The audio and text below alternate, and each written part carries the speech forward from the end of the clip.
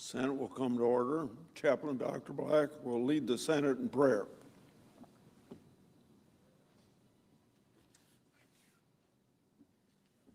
That's my job. Let us pray. Holy God, in whose presence the dark nights of challenge are dispelled by the dawn of your love. You know our needs before we express them. Bless our lawmakers with guidance, strength, and perseverance. Inspire them as instruments of your peace, bringing unity where there is division, light where there is darkness, and hope where there is despair. Lord, give them the wisdom to seek justice, courage, and humility. Help us all to treat one another with compassion, respect, and integrity, recognizing our shared humanity and our need for your grace.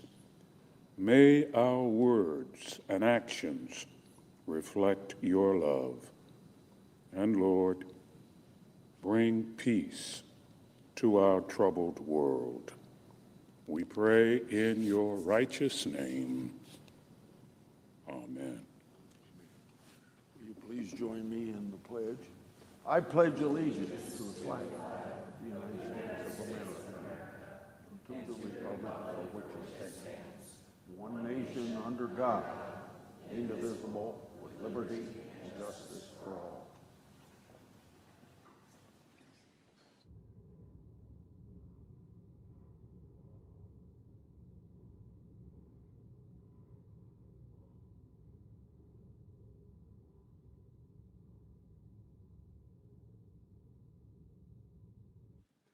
Under the previous order, the leadership time is reserved.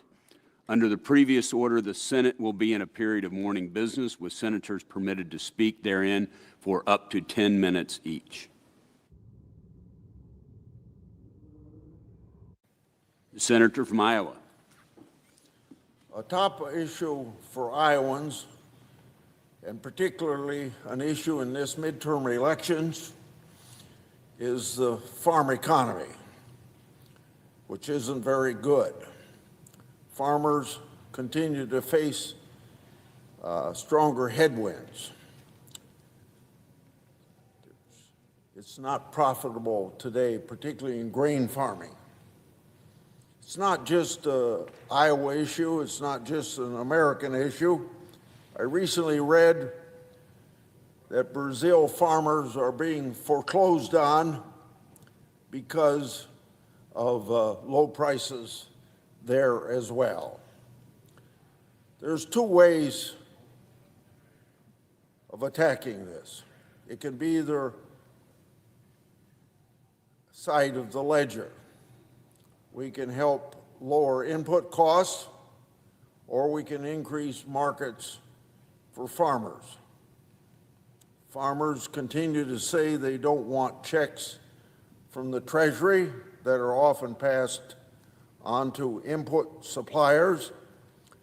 They want their prices from the marketplace. So I've got a solution about the marketplace, and I and other senators, both Republican and Democrat, have been talking about the ethanol issue of E15. We've been doing that for months now. I've been sharing that year-round E15 would create nearly $14 billion increase in demand for corn in the United States. Those figures come from economists and the Iowa Corn Growers Association. But this does not show the full picture. E15 would also add $25.8 billion to the national gross domestic product and 128,000 jobs.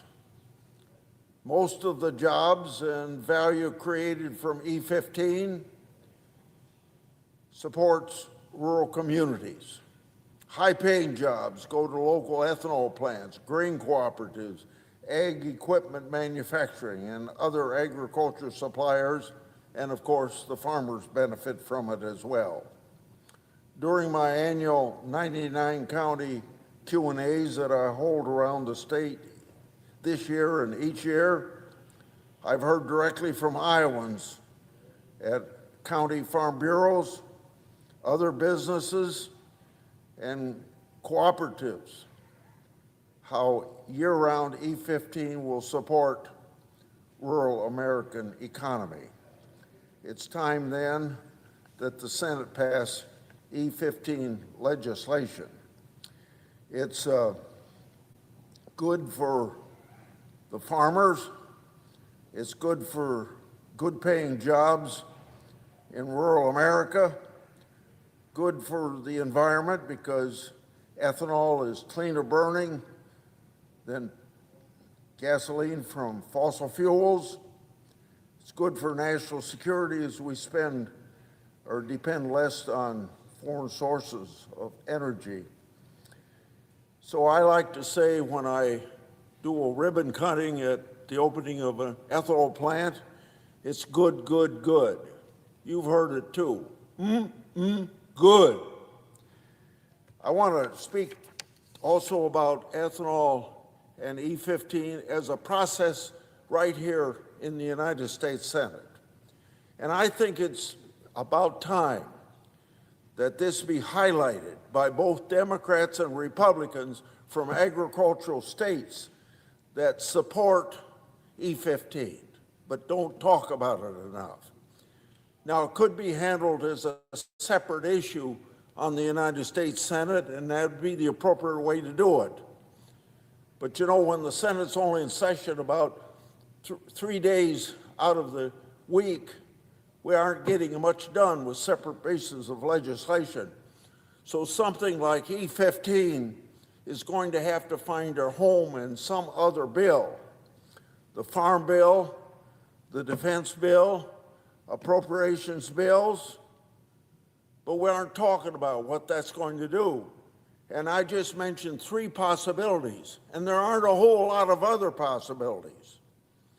And there's even talk around here that you don't hear or read in the press, but talk about maybe the government's going to shut down just before the election. Maybe Democrats want the government shut down just before the election. Then you know what you get into continuing resolutions. And continuing resolutions are usually what we call clean, nothing added to it. So let's say we get to October 1st and there's no appropriation bills. Then you have a continuing resolution until Thanksgiving. Then you don't pass appropriation bills and you have a continuing resolution until Christmas. And then Christmas comes and you have a continuing resolution that maybe takes you over into the new calendar year, middle of February. And if those are all clean appropriation bills, where are you going to put E15 if it's not on the Farm Bill or the Defense Bill or appropriation bills? Now, we got to start thinking about that, both Republicans and Democrats from farm states that support ethanol. We got to be thinking about what we're going to do if this isn't going to come up as a separate bill on the floor of the United States Senate. And I think we better put our heads together. That's probably at least 28 senators from grain-growing states in the United States where we grow. At least 14 states, 28 senators. Better put our heads together or we're going to lose the opportunity of getting E15. It's through the House of Representatives. It's further than it's ever been. And if we miss this opportunity, we may never get E15 and lose that $14 billion that the economists for the Iowa corn growers tell us that we're going to get increased price of grain. I yield the floor and suggest the absence of the floor. Clerk will call a roll. Ms. Also Brooks.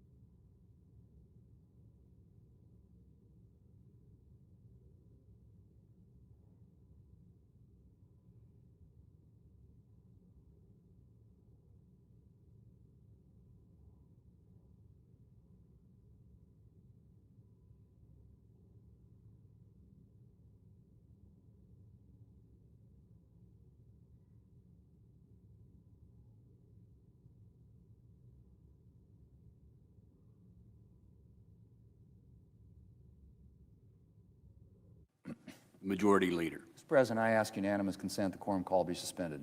Without objection.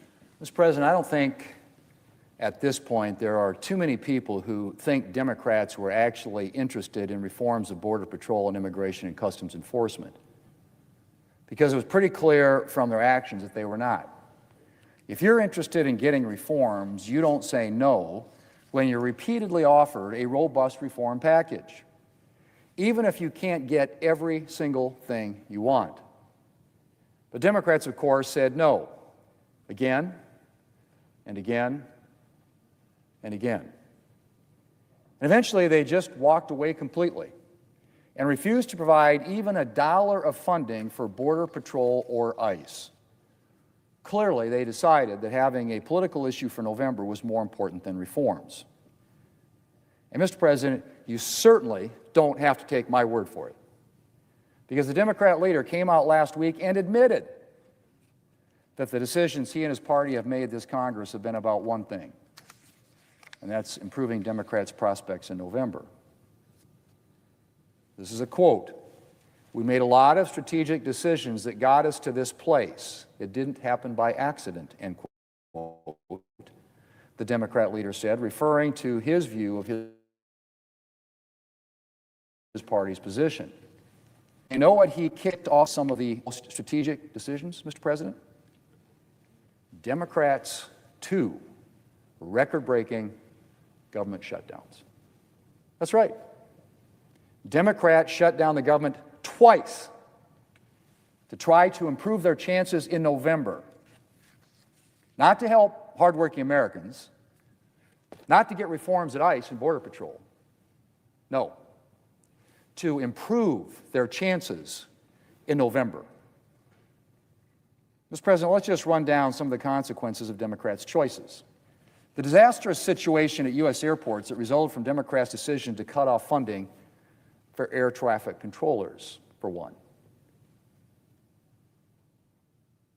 There are the incredible lines that Americans faced at TSA in the middle of that shutdown.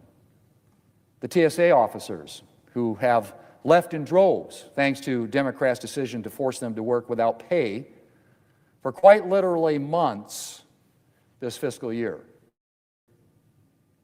There's the strain Democrats' actions placed on our national security agencies and the people entrusted with protecting our nation. And then there were the government workers lining up at food banks, charging necessary expenses on credit cards and wondering if they would be evicted from their homes because they couldn't afford to pay next month's rent. The damage Democrats have caused has been immense. And for what? For what, Mr. President?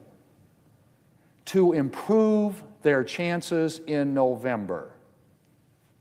Mr. President, Democrats would like you to believe they're the party of the little guy, of everyday American workers. But a better insight into their real attitude might be gained by the Democrat leader's statement earlier in Democrats' first government shutdown, when he said this, and I quote, "Every day gets better for us," end quote. The us, of course, being Democrats. Every day gets better for us. Mr. President, when the Democrat leader made this statement, military families were on the verge of missing pay. So were a lot of civilian government employees, like the Capitol police officers who stand on guard for us around this building. People were wondering how they'd cover their rent, their food, their commuting costs, their electric bills. None of that was on the Democrat leader's mind. All he could think about was whether the shutdown was good for Democrats' polling. And then there's the article that came out last week about what House Democrats' first bill would be should they take the majority in November. Democrat leadership, of course, has been trying to push the narrative that Democrats' big interest is in making life more affordable for everyday Americans. But as last week's article made clear, it turns out that House Democrats are by no means agreed that affordability should be at the top of their priority list. They're interested in other issues, like a reboot of their proposed federal election takeover or simply trying to undo anything President Trump has done, presumably simply because President Trump has done it. I wonder if they would try to undo the tax relief Republicans passed for working families, which every single Democrat voted against. Hard to know. But as a Democrat leader made clear last week, Mr. President, one thing's for sure. It's not the American people who are top of mind for Senate Democrats. It's their election prospects in November. Mr. President, I yield the floor, and I suggest the absence of a quorum. The clerk will call the roll. Mrs. Also Brooks.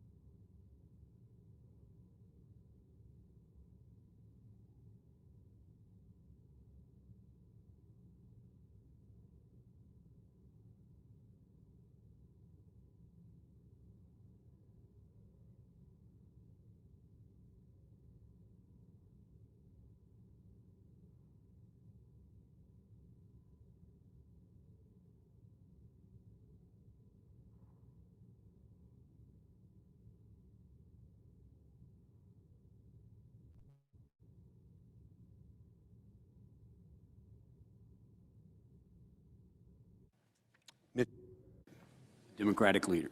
I ask unanimous consent the quorum be dispensed with. Without objection. Mr. President, for months, Senate Democrats and I have said that Trump's blunder of a war with Iran can't end soon enough. We've been told dozens of times that the war is over, and dozens of times we've been disappointed. Trump has given America reason to believe that this latest peace deal won't leave them disappointed again. It's been 2 days since Trump claimed he had reached a, quote, understanding with Iran, and he still hasn't released any details, an MOU, a memo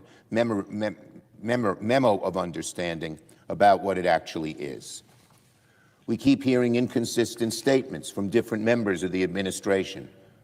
So I am asking three things. First, I am calling on Donald Trump to hold a classified Gang of Eight meeting to disclose this so-called MOU, this memo of understanding.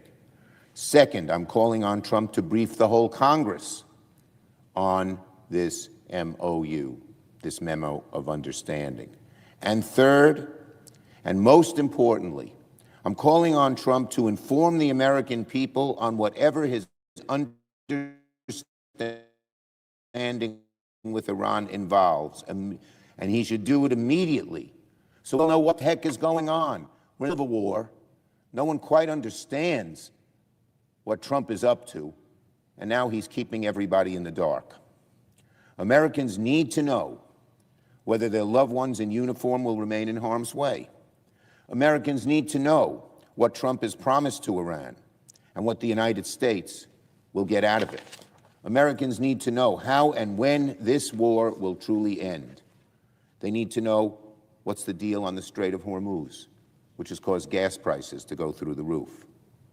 And we need to know what the projected end time is and what Iran will be doing with its nuclear capabilities. After more than 100 days of bloodshed, 13 Americans killed, hundreds more wounded, and tens of billions of dollars spent, the American people are rightfully wondering, what exactly did we get out of Trump's failed war? Trump's Iranian misadventure has left America worse off than when he started it, worse off by every measure. The Iranian regime is more extreme than before Trump launched this disastrous war. Iran has more control over the Strait of Hormuz than before Trump's disastrous war. Gas prices are dramatically higher than before Trump took us to war. And it's going to take months and months to go back to normal, given the destruction of the supply chains for oil and gas. Trump asks Americans to pay the immense cost, to shoulder the burden of a war they did not ask for, and gives them nothing in return. Democrats will soon force another vote on our War Powers Resolution to end Trump's war, because every minute this blunder goes on is another minute too long. Trump needs to reveal the deal and end this war once and for all. On the slush fund, the Trump slush fund, anyone who seriously thinks Trump has any intention of dropping his plans for a MAGA slush fund that would funnel billions of tax dollars to him and his cronies clearly hasn't been paying attention. Trump hasn't even pretended to promise that he's done with this slush fund. Instead, saying instead that the corrupt scheme is a beautiful thing. That's what Trump said. Republicans said he's going to end it, some of them. He says it's a beautiful thing. Who do you believe? Trump said, it's a beautiful thing. I love it. I think it's so important. That's what he said about the slush fund. So anyone who thinks Trump's ready to forego it is sadly mistaken. They're not listening to his words. They're not listening to who he is. The only way to ensure Trump's corrupt, taxpayer-funded slush fund never sees the light of day is to ban it permanently by law, and also ban Trump's sweetheart tax deal that gives Trump and his family a permission slip to commit tax fraud for a lifetime. That's why I will force Republicans to answer for Trump's slush fund and IRS sweet deal today, sweetheart deal today. I'm going to force the Republicans to answer for this Trump slush fund and the IRS sweetheart deal by asking to ban it by law on the floor.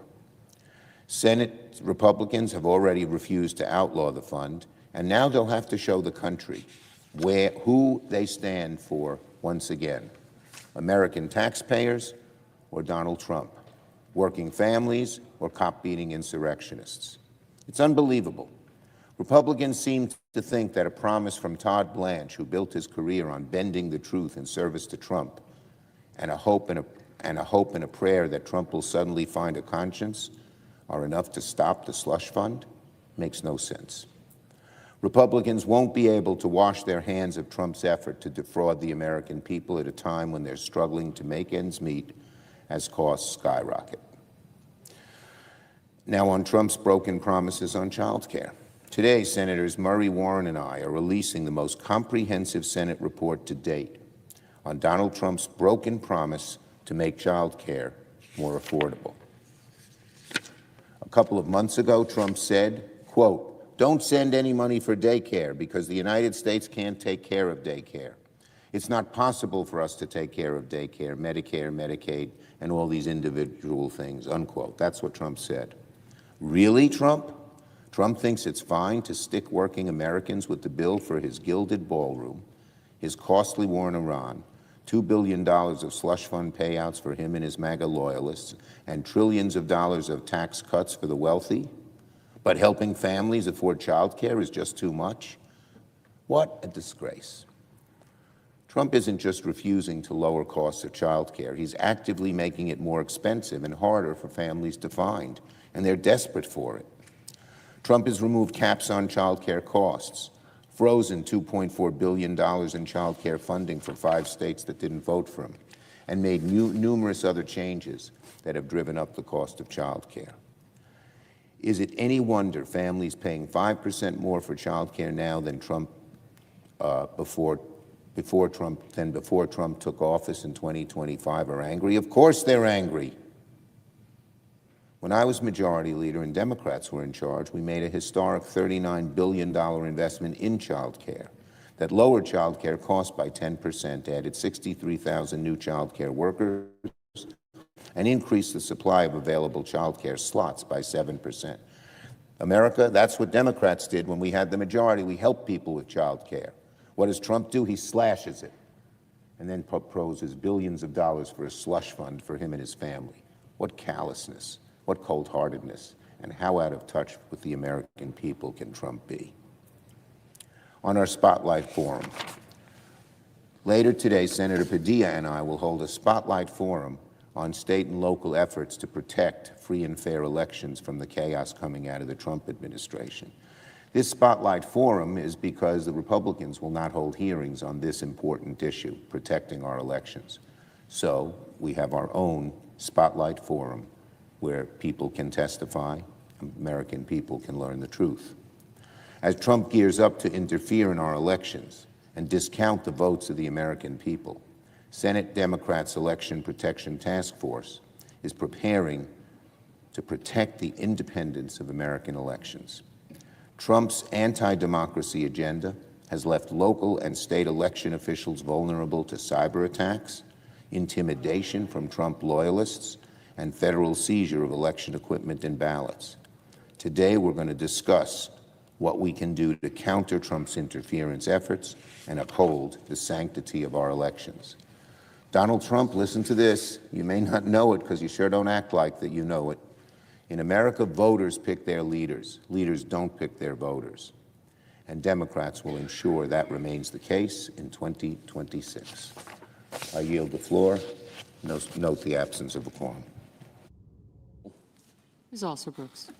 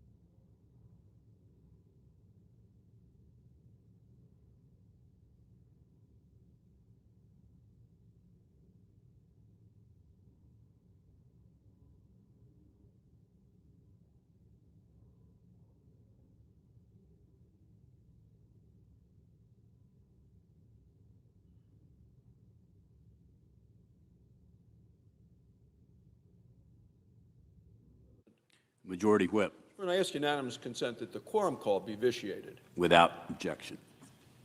Mr. President, criminals are actively stealing billions of dollars from hardworking taxpayers. They're doing it through fraud. The way to stop fraud is to punish those who commit it. And that's exactly what Republicans are doing. For 4 years, Joe Biden and the Democrats treated fraud as acceptable and inevitable. Criminals defrauded hardworking taxpayers by deception and deceit. Democrats knew about it. They looked the other way. Republicans are putting an end to it. We make fighting fraud a top priority.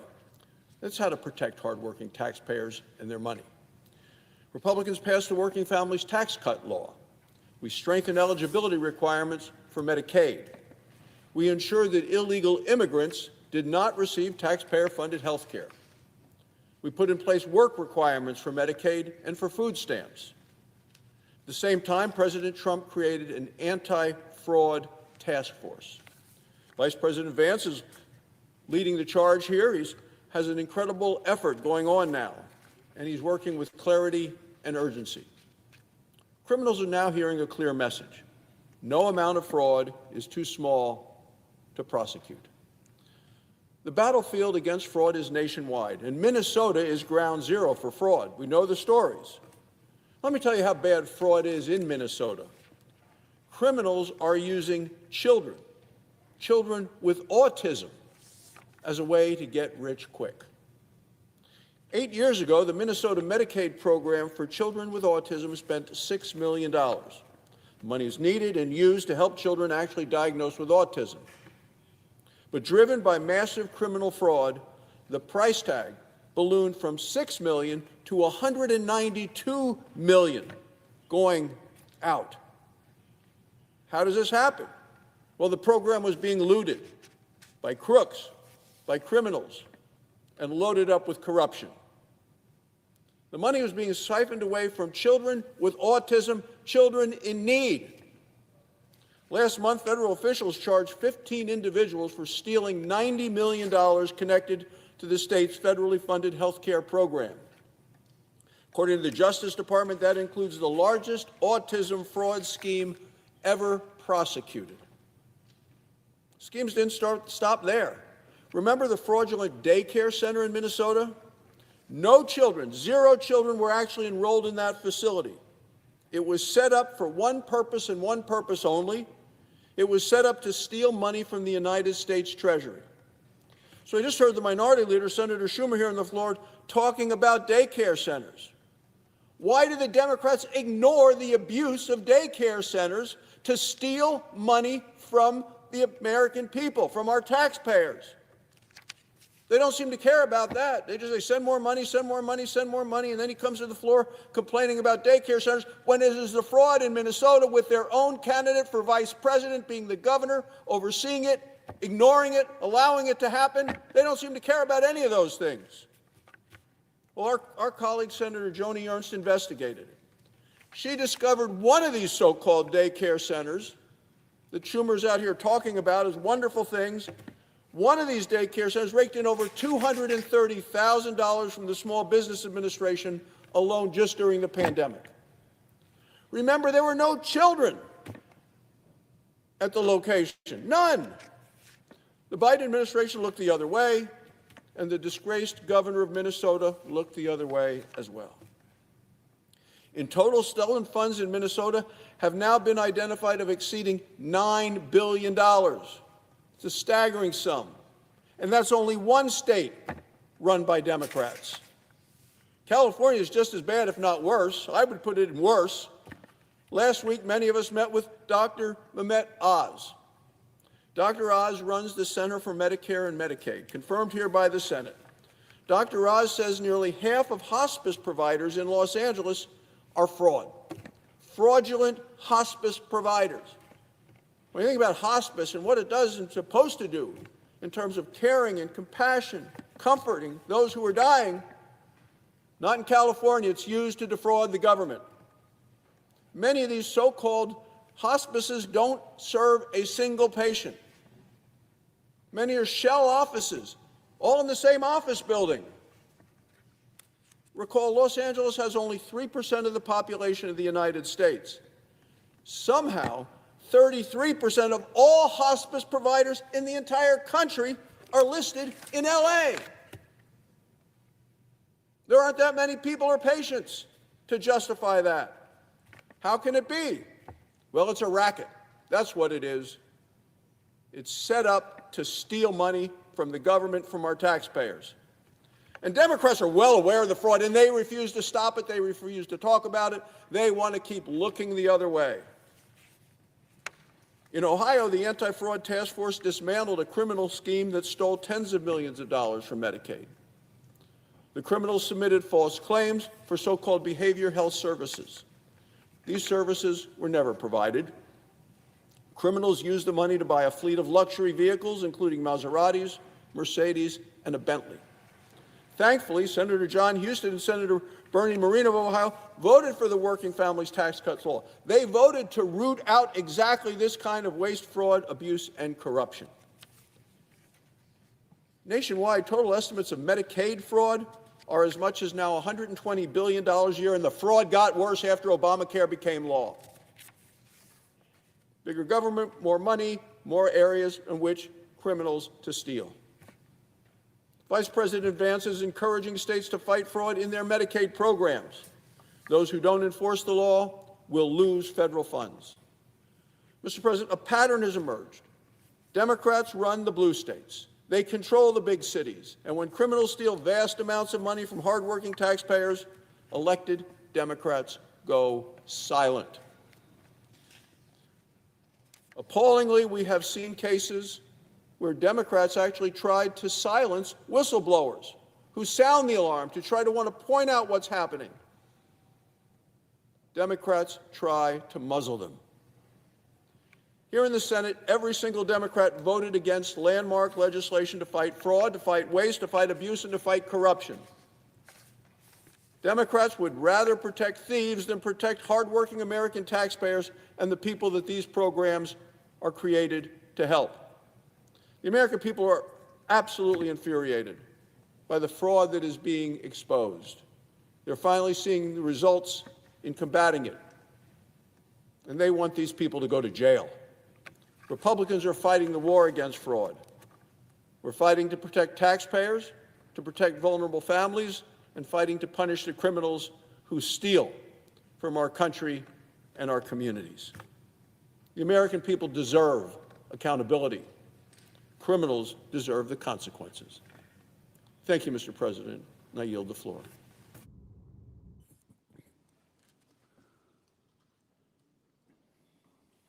Mr. President. Democratic Whip. Thank you, Mr. President. The President called it the big, beautiful bill. His budget, the big, beautiful bill. That big, beautiful bill did give tax breaks. There's no question about it. Primarily to the richest people in this country. Is that what you think is a priority for America? It's not what I think. It's one of the reasons I voted no.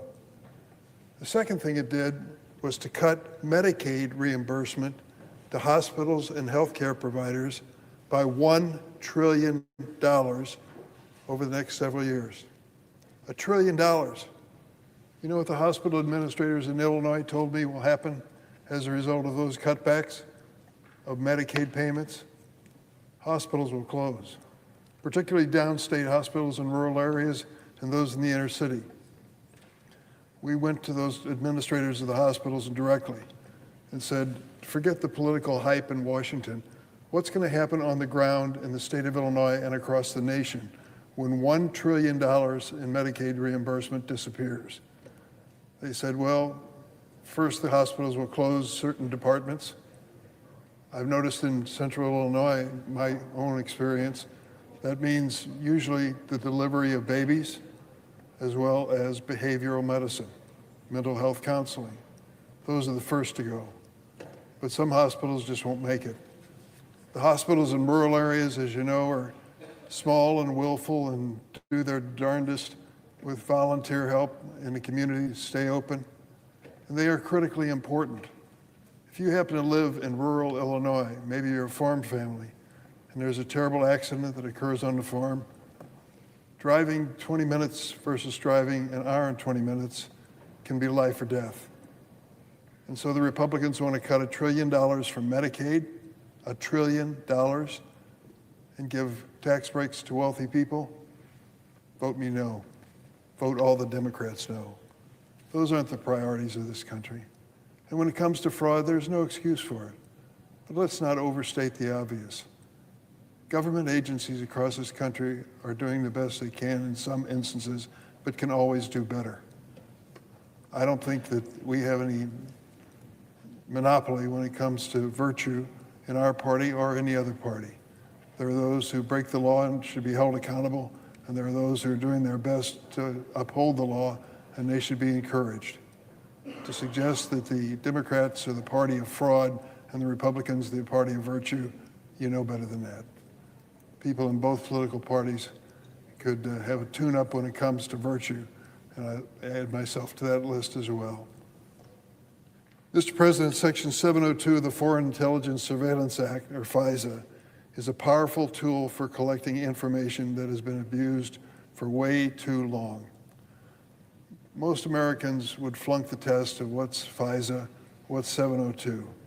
Here's what it boils down to. We approve under law 702 to allow our intelligence agencies to collect the private communications of foreigners overseas without a warrant. Why?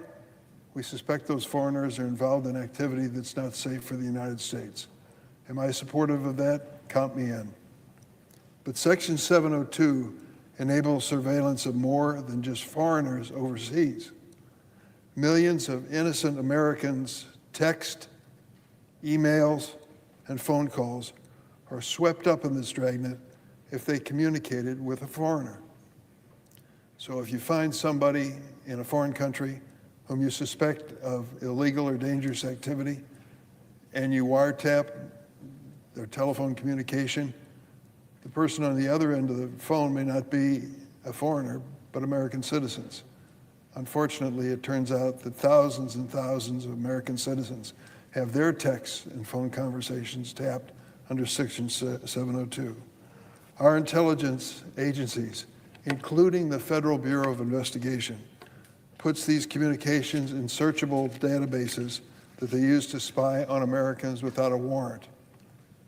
The Independent Privacy and Liberties Board and the FISA Court have documented shocking abuses of Section 702 by our own government intelligence agencies.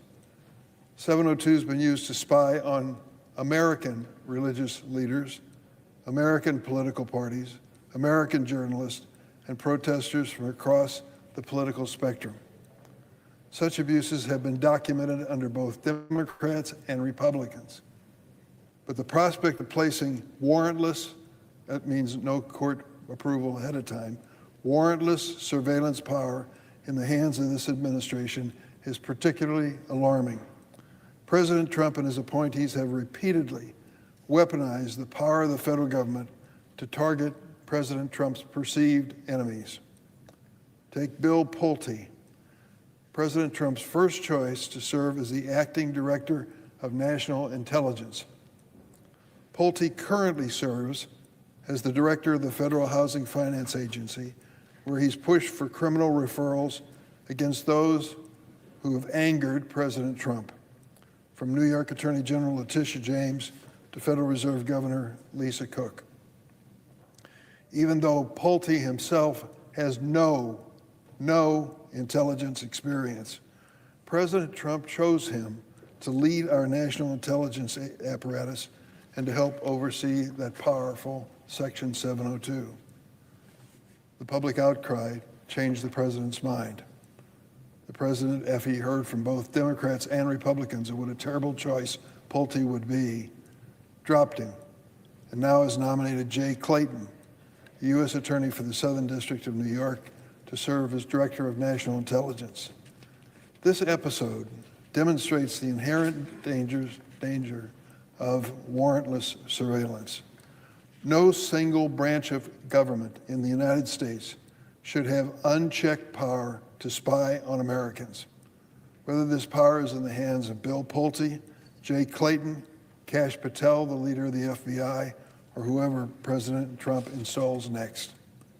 Repeated efforts to rein in the abuses of Section 702 with minimal reforms have failed time and time again.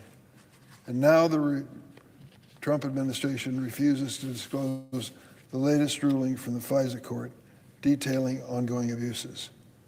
The long and ongoing history of abuse makes it clear that without checks from a separate branch of government, Section 702 will always be at risk of abuse.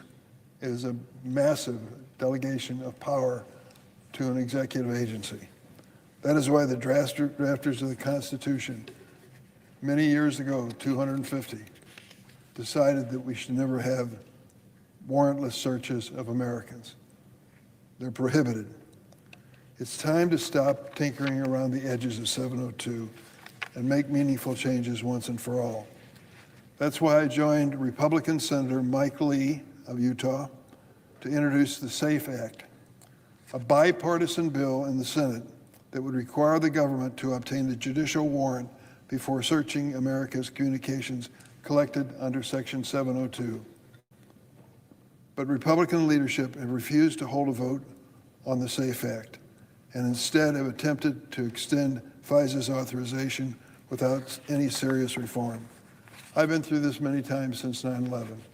I'm obviously skeptical of this power being given to the government, and I've watched when we find abuses, well-documented abuses, the limited reforms that are finally accepted, and they just don't do the job. Let me give you, from the Brennan Center for Justice report, some numbers that tell the story. Congress and FISA court have attempted to place some modest limit on the government use of backdoor searches, that's what they call it when Americans are swept up, intelligence agency, and the Federal Bureau of Investigation in particular. They've habitually violated any limits we've imposed. In 2022, the FISA court observed that the, quote, compliance problems with FBI querying of Section 702 information have proven to be persistent and widespread. Indeed, in March 2022, the government reported more than 278,000 non-compliant searches of information obtained through FISA. These non-compliant searches would include eavesdropping on Americans without government approval. 278,000. Moreover, from 2018 through 2024, the law required the FBI to obtain a warrant before conducting backdoor searches in a very small subcategory of cases involving certain criminal investigations. Despite conducting dozens of the searches during this time, the FBI never once obtained a warrant as required by our Constitution. The abuses continue, and there are those we know nothing about that are going on as of this day. There was an investigation of the use of FISA leading to a classified report, which I've seen myself in the Senate Intelligence SCIF. Members of the Senate can have access to it, but the Trump administration refuses to make it public for the rest of America. That is unfortunate. It makes the argument that I believe is compelling in this case. Republican leadership has refused to hold a vote on this reform measure that Senator Lee and I have introduced. They've argued this program is just too essential to allow for any delay in reauthorization or consideration of real reforms. But yet, just recently, President Trump said that before we reauthorize FISA, we've got to agree to add his elections reform measure, the one that requires ID requirements before you can vote. Now, there are certain IDs which are easy, but the original version of this bill that the president wants, driver's licenses, which we use all over the country, would not be acceptable. Congress has time to get this right. Section 702 surveillance operates under year-long certifications approved by the FISA court, and it has already been recertified through March of next year, 2027. This means intelligence collection under 702 will be able to continue until next March. even if the law technically expires this week or last week. But if my colleagues want to reauthorize Section 702 quickly, there's a simple solution. And my colleague, Senator Wyden of Oregon, made this point on the floor last week. We can bring reform to Section 702 and get larger numbers to support it in its reauthorization. Support these common sense bipartisan reforms, supported by a majority of Americans, incidentally, to prevent 702 from being used to violate basic constitutional rights. Unfortunately, our demands for reform have received no help from the president. He's more concerned with pushing the Save America Act, the change in every election, his bill to make it harder for Americans to vote. Over the weekend, President Trump announced that he opposes any FISA reauthorization that does not include Save America, as I mentioned. This act would slap undue burdens and excessive costs on Americans seeking to exercise their most fundamental right, the right to vote. So why would the president support adding this measure to critical 702 reauthorization? Because he's afraid of the next election. That's what it comes down to. He's afraid his party's going to lose in November. You saw when he went to Texas and argued that the Republicans in control there should redraw all the congressional maps for the November election on the chance that the Republicans will pick up more seats. We'll see what happens. Section 702 must not be linked to President Trump's efforts to suppress the vote. Instead, Congress should reauthorize it with reasonable reforms, bipartisan reforms that protect our national security and safeguard America's constitutional rights. Trump's campaign of retribution and attacks on America's ability to vote make this mission all the more important. We cannot allow a president consumed by vengeance to monitor Americans' private communications with no external checks or limits. Our nation's founders understood this well, which is why they created the Fourth Amendment to safeguard Americans from government outreach into their lives, overreach into their lives. For too long, Section 702 has jeopardized these protections, but we have a chance to end that abuse now. Let's not wait any longer. Congress should reauthorize Section 702 with sensible reforms and finally put an end to the unconstitutional surveillance of innocent American citizens. Mr. President, I yield the floor.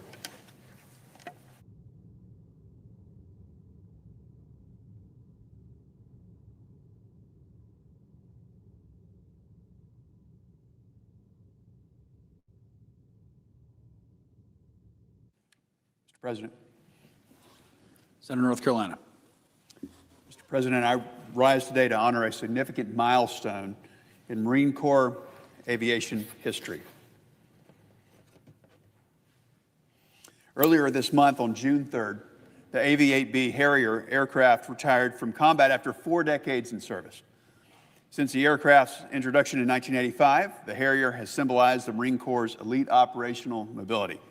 Its vertical and short takeoff, combined with its landing capabilities, have enabled Marines to operate from remote locations and ships around the world. From supporting missions in diverse environments, including Afghanistan and the Persian Gulf, the jump jet has proven itself to be a reliable aircraft time and time again. Marine Corps Air Station Cherry Point in Havelock, North Carolina. It's home to the 2nd Marine Aircraft Wing, and it's served as the center of the Harrier community for over 40 years. Under the command of Lieutenant Colonel John Cumbie at VMA 223, the final Harrier Squadron, all pilot training and daily operations have taken place in Havelock, making the Harrier a familiar presence. Earlier this year, I had the opportunity to fly over eastern North Carolina in a Harrier jet with Major Lucas Pumphrey, Major Eric Scheibing, and Brigadier General Shannon Brown.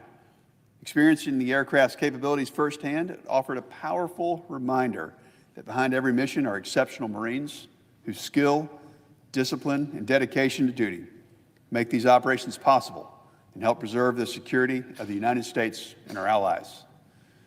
The AV-8B Harrier has retired from service, but it will be preserved at Starbase STEM Education Center at Cherry Point, where it will be on display for the public. This transition from a warfighting aircraft to a prominent piece of military history will continue to inspire generations to come. Mr. President, please join me in honoring the Harrier, its storied history at Marine Corps Air Station Cherry Point, and the brave Marines who flew the AV-8B.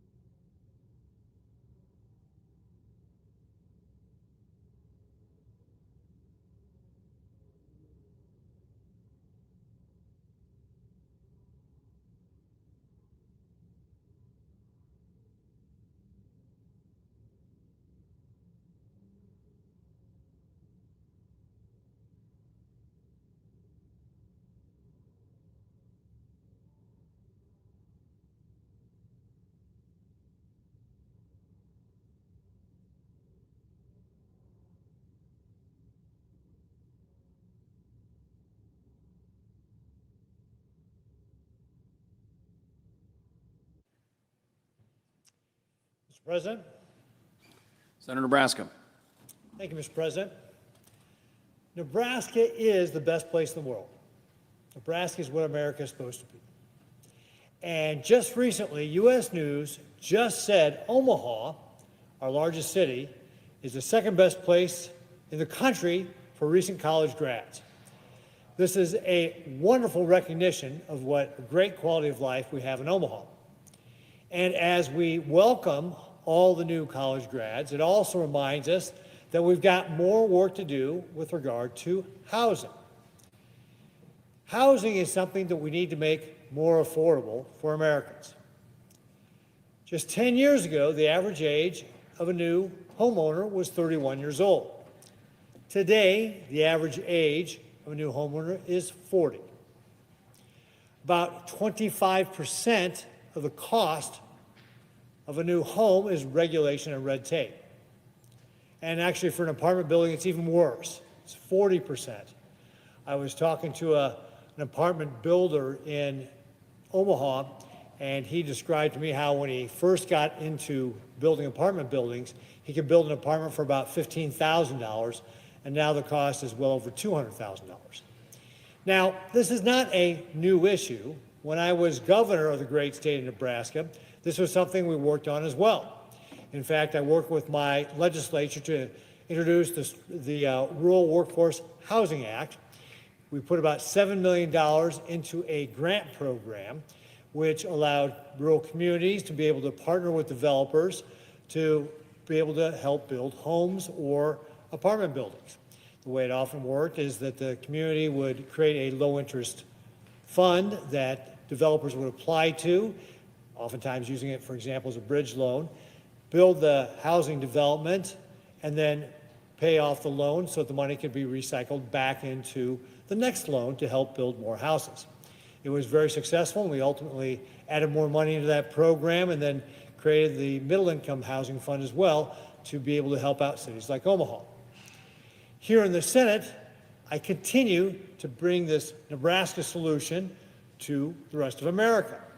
We are working on our Road to the 21st Century Housing Act. In fact, this is something that has passed both the Senate Banking Committee and on the House side as well. And I want to commend Chairman Scott for the great work he has done working with both sides of the aisle to receive their input to create the Road to the 21st Century Housing Act. This is a bill that will help cut that regulatory red tape I was describing about earlier. It includes several of the bills that I have introduced, including the Streamlined Rural Housing Act. So this bill in particular, what it does is requires Housing and Urban Development and USDA to work together. Both these agencies will have grant money to help build homes. And a home will be able to take money from both of those, but what happens is they both have their own permitting and review process, which often will be done in serial, and creates more regulatory red tape and bureaucracy. What my bill does is require them to work together to streamline that process to be able to make it faster. And this is something that, again, is part of the theme of many of the bills that we put together into this Road to 21st Century Housing to be able to make the process easier. If we can build more homes faster and there's more homes available, that will help bring down the cost of housing. It's a pretty simple concept. In addition to the Streamlining Rural Housing Act, I've got a number of bills that are also included in the Road to the 21st Century Housing Act, including Rural Housing Regulatory Relief Act. This is one that Mike Flood, who's the 1st District Congressman for Nebraska, brought up in the House. Also, Improving Housing Access Act, Housing for America's Middle Class Act, Rural Housing Service Reform Act, which I'm a co-sponsor of. All of these are included here to be able to help us cut the regulatory red tape, make housing more affordable, and be able to help reduce the costs for Nebraskans and Americans across the country. We have passed this out of our side. The House has passed their side. Right now, we're working to take the best of both those bills to be able to get something that we will, again, both vote on and then send to the President's desk. This is, again, how we are working in the Senate to be able to reduce the costs of living for people across the country. I'm very proud to be able to work with my colleagues on the Road to 21st Century Housing Act and look forward to being able to get this to the President's desk for signature. Mr. President, thank you very much for giving me the time here today, and I yield back. Senator Virginia.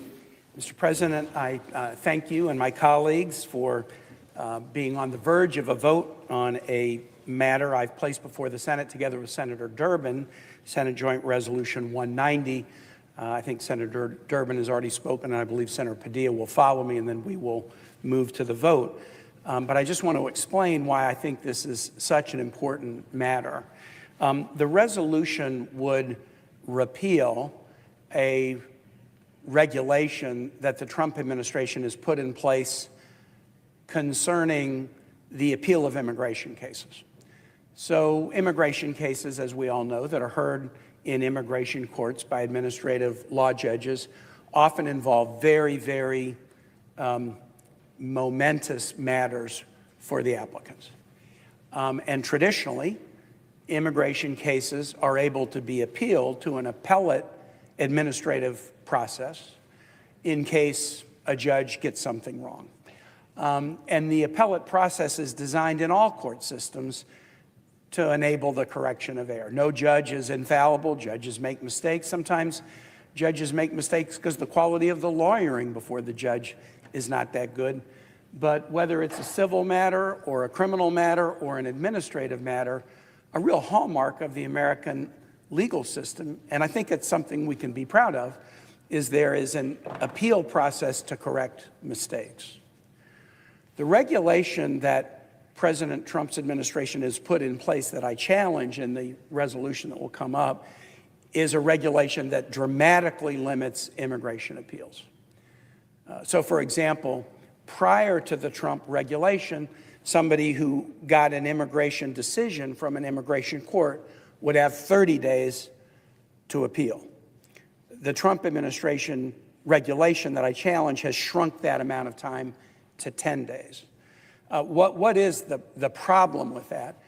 Oftentimes, the immigration judge signals a ruling but hasn't even done a written opinion within 10 days, that an individual or lawyer could know whether there is a basis for appeal or not.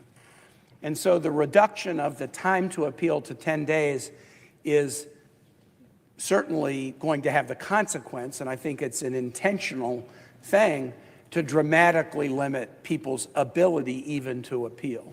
The absence of a record, the absence of a written decision would severely challenge somebody's ability to appeal. In some ways, Mr. President, the more serious concern I have about the regulation is it also gives the immigration judges a massive ability to summarily dismiss appeals without any hearing whatsoever. So even if you file your appeal within the 10 days, the new regulation allows the immigration court to summarily dismiss those appeals 10 days later, unless a majority of the appellate body wants to hear the case. And so there's almost a default that the appeals will be summarily dismissed. And again, if you look at the time deadline, 10 days to file the appeal, and then you can summarily dismiss within 10 days, a total of 20 days. Again, you may not even have a transcribed court record from the immigration hearing or a written opinion from the immigration judge by the end of that 20-day period. And so this is an effort to essentially make the appeals process meaningless by imposing such tight time deadlines on the filing of appeal and encouraging the dismissal of appeals on a summary basis as to render the appeals process completely unworkable.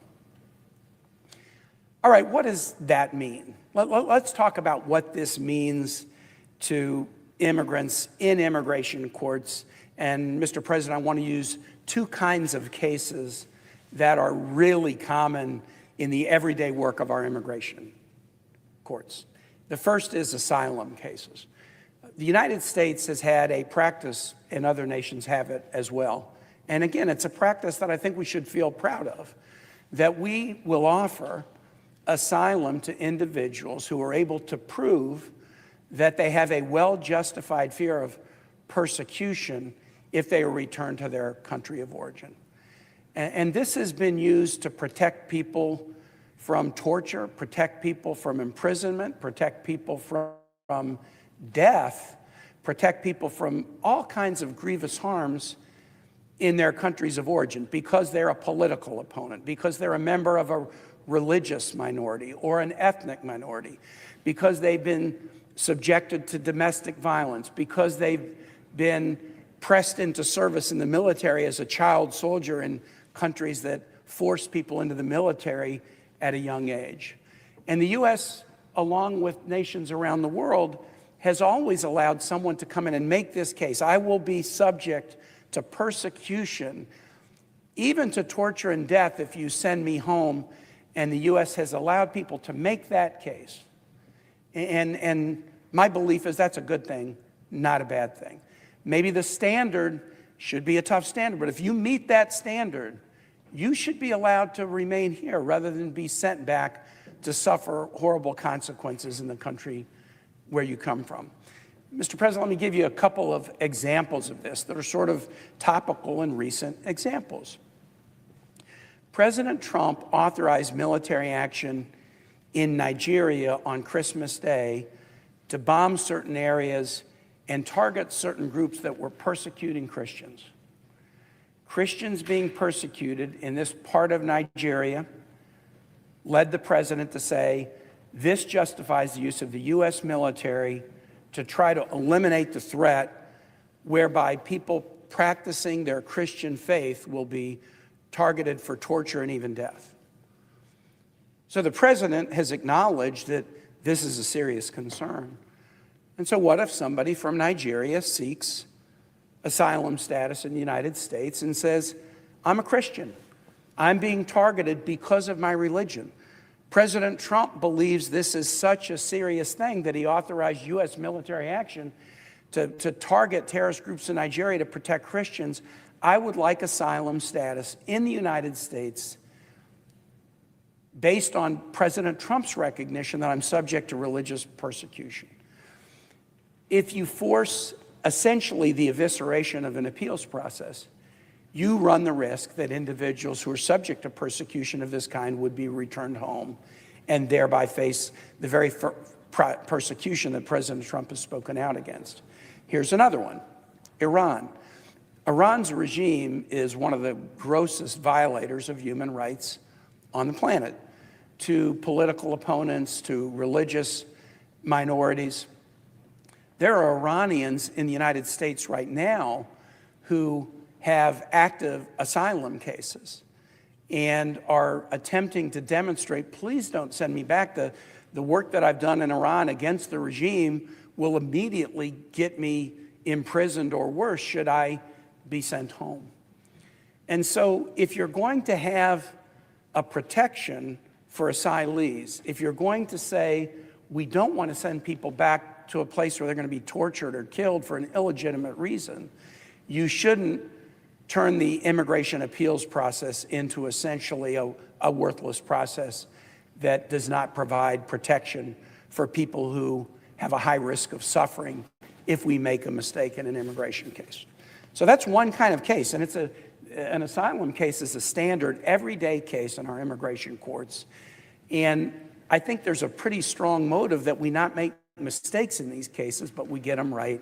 And an appeals process that is substantive and significant increases the chance that we'll make the right decision, and eliminating the appeals process or dramatically reducing it increases the chance that we'll make a mistake.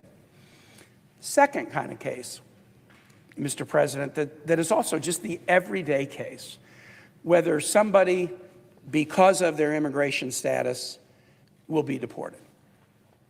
Those cases are happening as we're speaking right now in immigration courts all over the country. Now, the cases tend to turn on, a legal question about somebody's immigration status and whether they're subject to deportation because of their status. But Mr. President, at the base of this case, there's a legal issue, but most of these cases, the real issue is family separation. Will we separate children who were born in the United States from parents who came here in an undocumented status?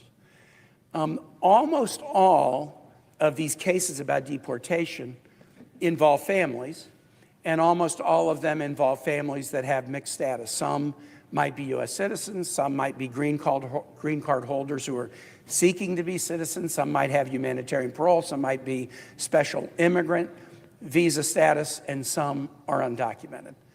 And so while a case in an immigration court might seem like it's about a code provision, the human issue in the case is whether we maintain a family together or whether we force a family to separate.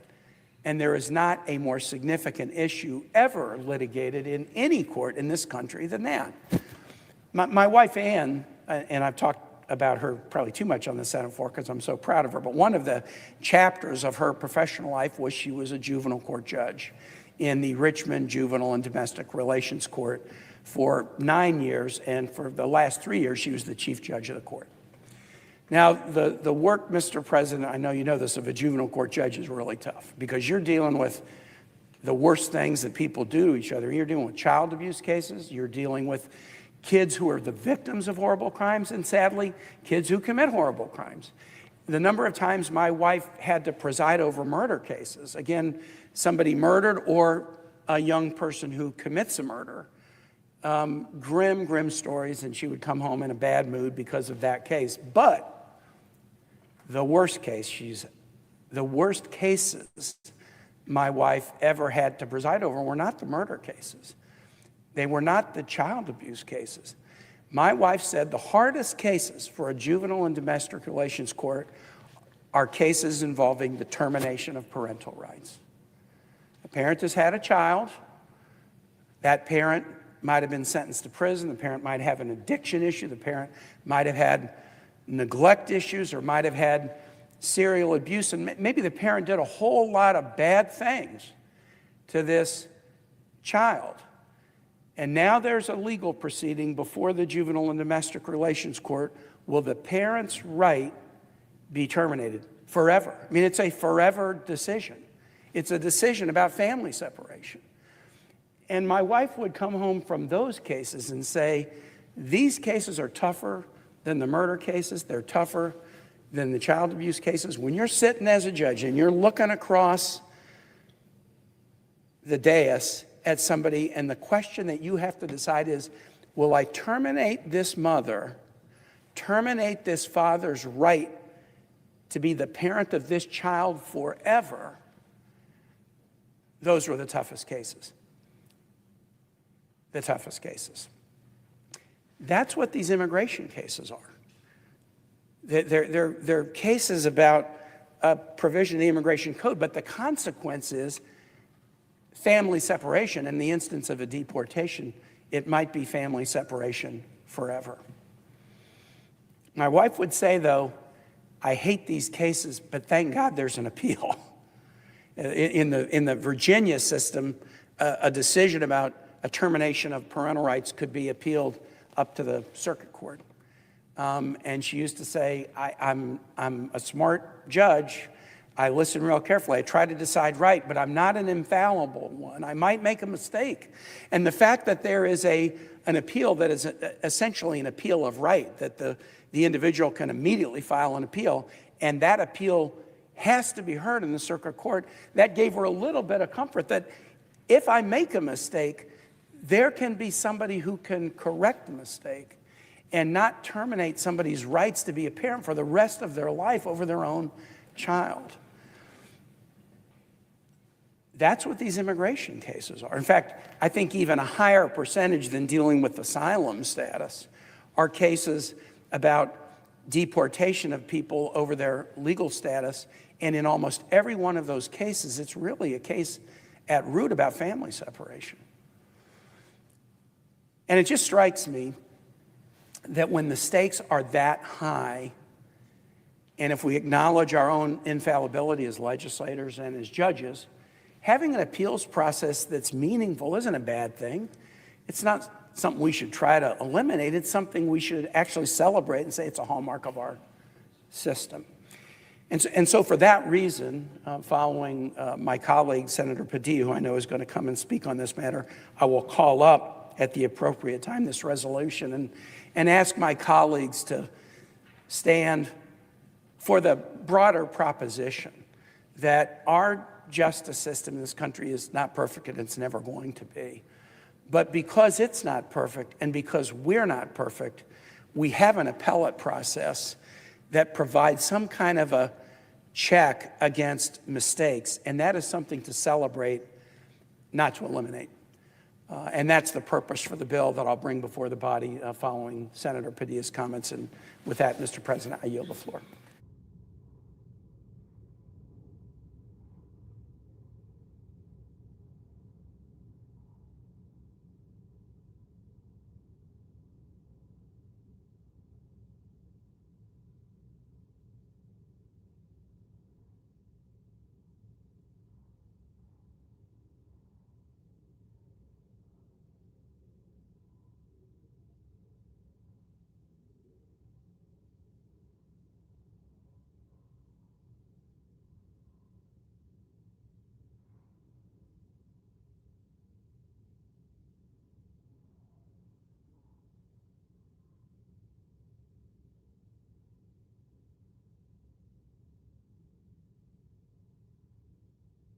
Mr. President, Senator of Illinois.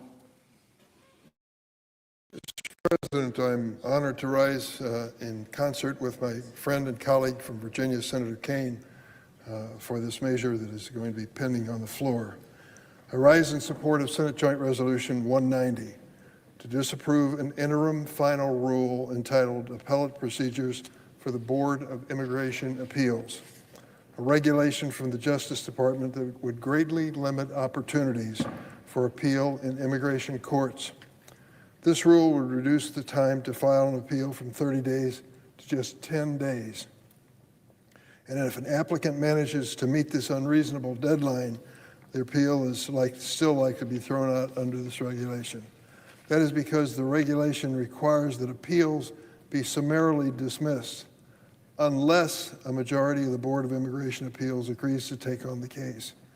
This new regulation is just the latest in a series of actions by the Trump administration to end judicial independence in our immigration court system. Last year, the Trump administration fired hundreds of immigration judges. There is a huge multi-thousand backload that needs to be decided by our immigration courts.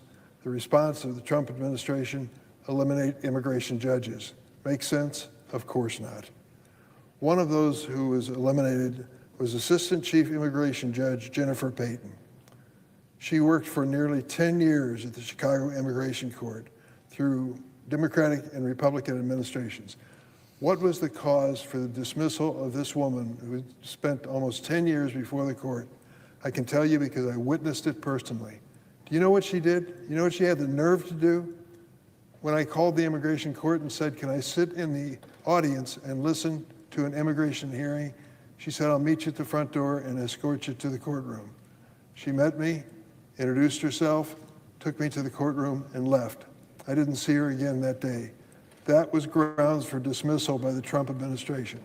The fact that she would communicate with a member of Congress, actually shake hands with a member of Congress, actually escort a member of Congress into her courtroom, into what was supposed to be a public setting, grounds for dismissal. Gone. The end of her career. Why would the Trump administration want to fire an experienced non-political judge like Judge Payton? Well, I explained it to you. She was dismissed and fired without any stated cause whatsoever. The administration is taking the same approach with the Board of Immigration Appeals, firing 13 judges appointed during the Biden administration and decreasing the number of board judges from 28 to 15. These firings pave the way for the administration to hire what they're calling, quote, deportation judges. The name says it all. These changes are not about efficiency. They're about finality, the end of the road for people who've been following the law every step of the way. They're finished. They're about dismantling due process and destroying any means by which an immigrant might have a fair chance at making their case. Make no mistake, this policy has Steve Miller written all over it. He may be the president's closest advisor, but I also tell you he is relentless in his war against immigrants. Whether they're here legally or illegal makes no difference to him. He wants them gone. Just take the Board of Immigration's Appeals' recent decision in matter of Santiago. It confirmed what we already knew. Even though DACA is supposed to protect dreamers from immigration enforcement, this administration wants to find a way to deport dreamers. Well, of course, they're going after the worst of the worst, the rapists, the murderers, the terrorists, the criminally insane, the child predators. They snuck across the border and now they have to go. But wait a minute, that's not DACA. DACA is about kids, children, infants brought to the United States, living their whole life in the United States, who go through a background check, which includes serious efforts to determine whether there's any criminal activity in their background. Then they pay a $600 filing fee. Then they are protected for 2 years to work in the United States without fear of deportation. Does that sound like the worst of the worst criminals? They're teachers, they're nurses, they're doctors, they're police, they're members of our military. But they've got to be gone in the world of Steve Miller. They might have an accent or something, or maybe look like they're Hispanic, which turns to be, for Mr. Miller, just enough to deport them. And that's what we're up against. This decision paved the way for immigration judges to issue deportation orders to DACA recipients who grew up in this country and are legally protected from deportation. But even that is not enough for the Trump administration. I urge my colleagues to reject the attempt to gut due process in our immigration court system and vote in support of this resolution. How many times have I heard my Republican colleagues say, oh, well, I'm not against immigration. I'm just against illegal immigration. Really? If you eliminate the legal process where an individual who is seeking a status in America can assert their rights under the law, it seems to me you've already prejudged the case. Happy to join with Senator Kaine in supporting this measure on the floor. Thank you. Mr. President, Senator Virginia. I appreciate my colleague from Illinois so much, who's been such a great champion on these issues. And I now move to proceed to calendar item 425, SJ Res 190. Clerk will report. Motion to proceed to calendar number 425, SJ Res 190, providing for congressional disapproval under Chapter 8 of Title 5, United States Code of the rules submitted by the Executive Office for Immigration Review relating to appellate procedures for the Board of Immigration Appeals. Mr. President, I ask for the yeas and nays. Is there a sufficient second? There appears to be. Clerk, call the roll. Ms. Also Brooks.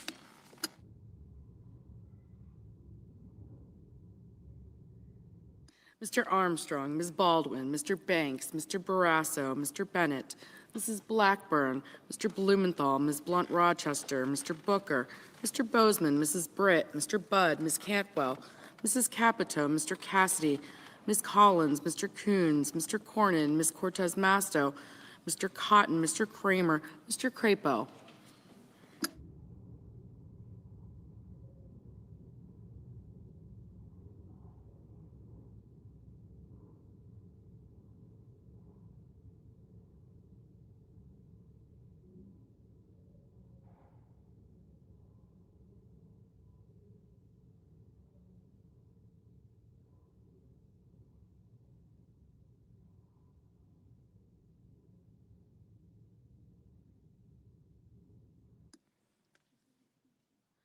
Mr. Cruz.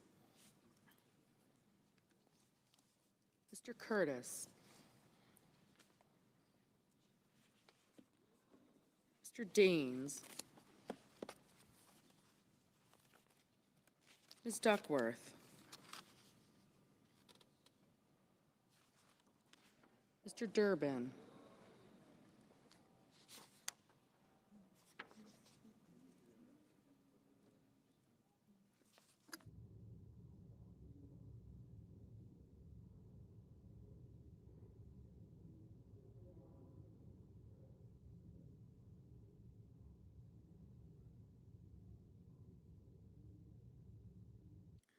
Mr. Durbin, Ms. Ernst, Mr. Fetterman, Mrs. Fisher, Mr. Gallego, Mrs. Gillibrand, Mr. Graham, Mr. Grassley,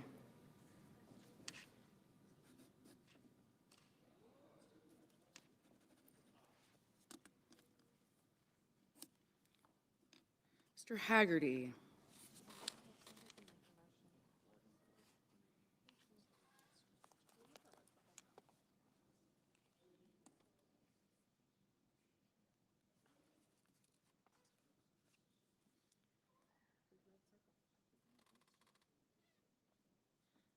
Ms. Hassan, Mr. Hawley, Mr. Heinrich,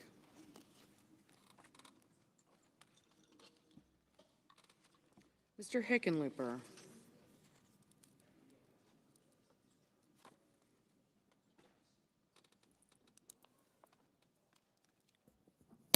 Ms. Hirono,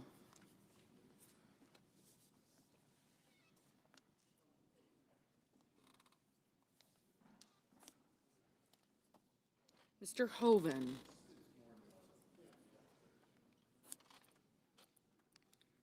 Mr. Husted, Mrs. Hyde-Smith, Mr. Johnson, Mr. Justice, Mr. Kane,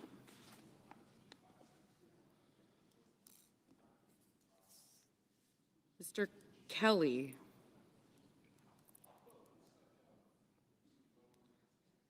Mr. Kennedy,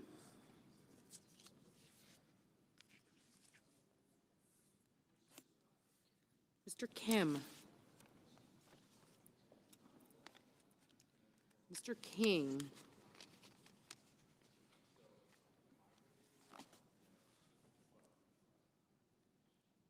Ms. Klobuchar,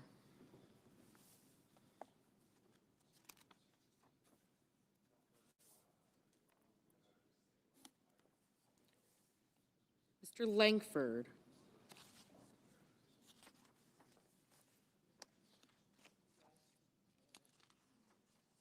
Mr. Lee,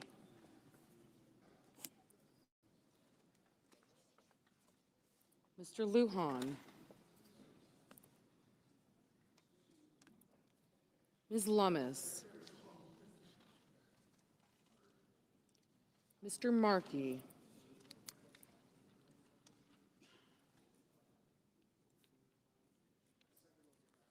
Mr. Marshall, Mr. McConnell,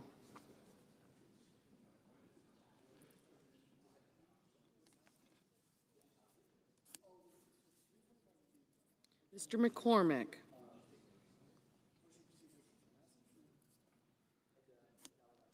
Mr. Merkley,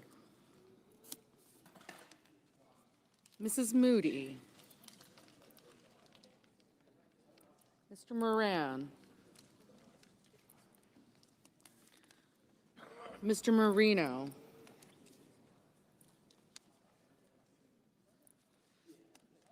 Ms. Murkowski,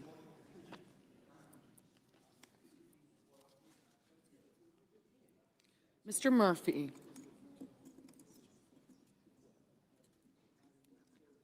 Mrs. Murray.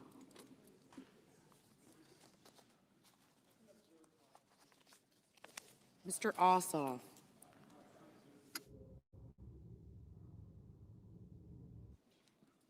Mr. Padilla.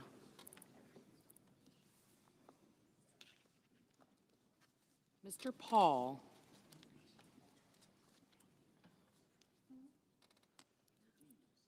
Mr. Peters.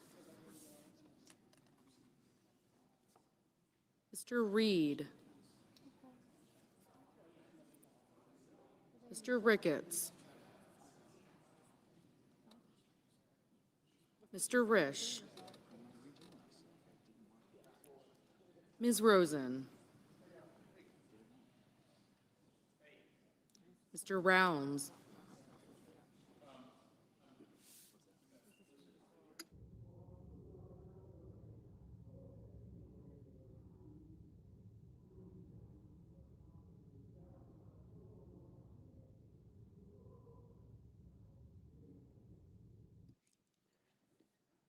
Mr. Sanders, Mr. Schatz, Mr. Schiff, Mr. Schmidt, Mr. Schumer, Mr. Scott of Florida, Mr. Scott of South Carolina, Mrs. Shaheen, Mr. Sheehy, Ms. Slotkin, Ms. Smith, Mr. Sullivan,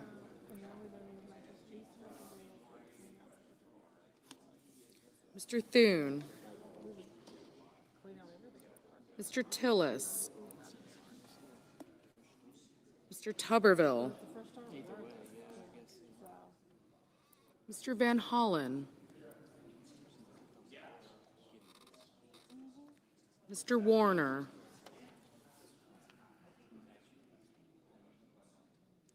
Mr. Warnock,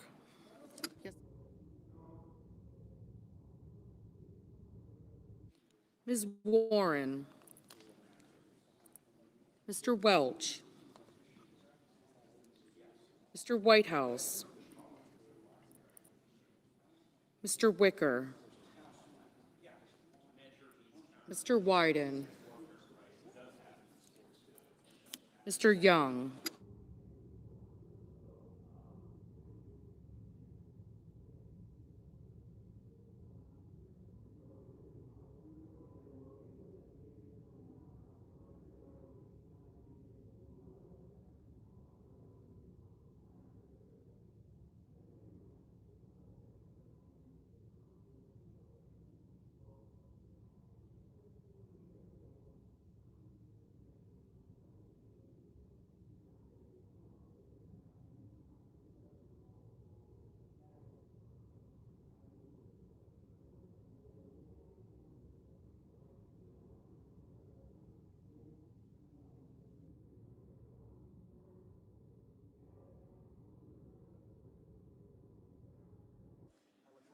Senators voting in the affirmative: Durbin, Gallego, Heinrich, Kane, Merkley, Ossoff, Peters, Schatz, Warner, and Welch.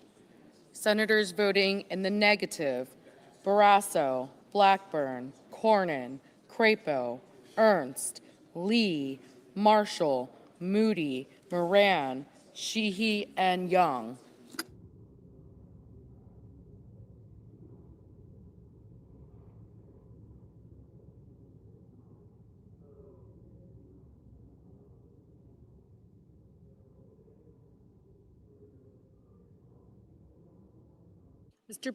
Mr. Padilla, aye.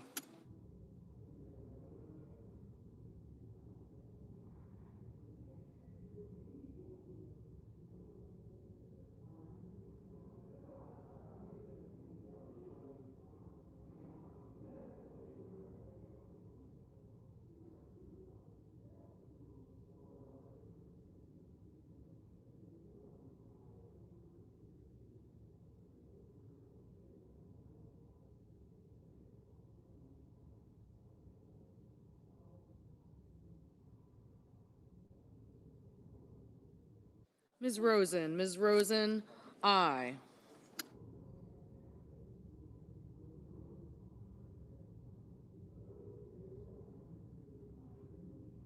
Ms. Slotkin, aye.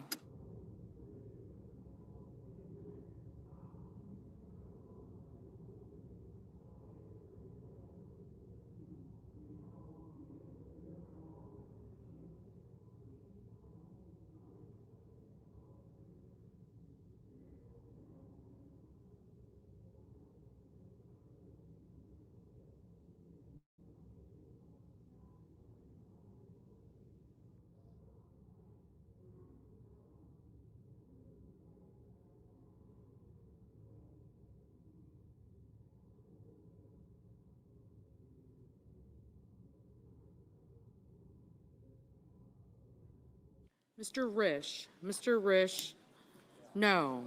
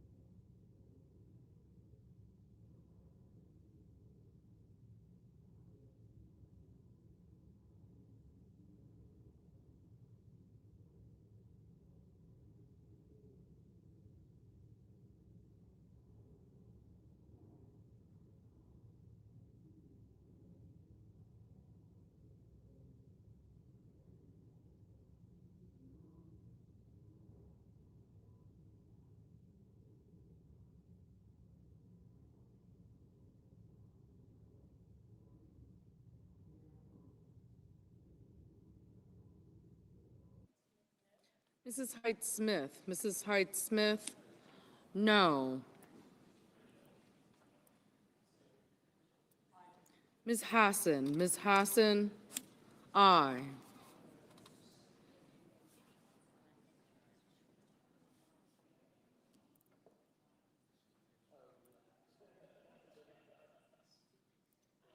Mrs. Shaheen, aye.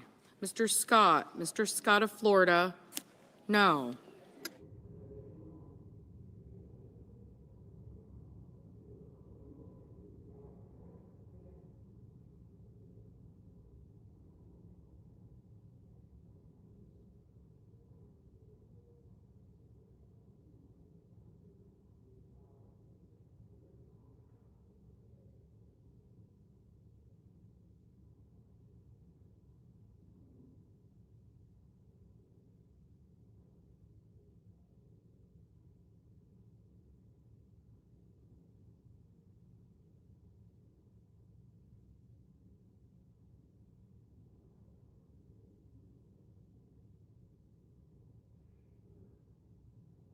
Mr. Marino, no.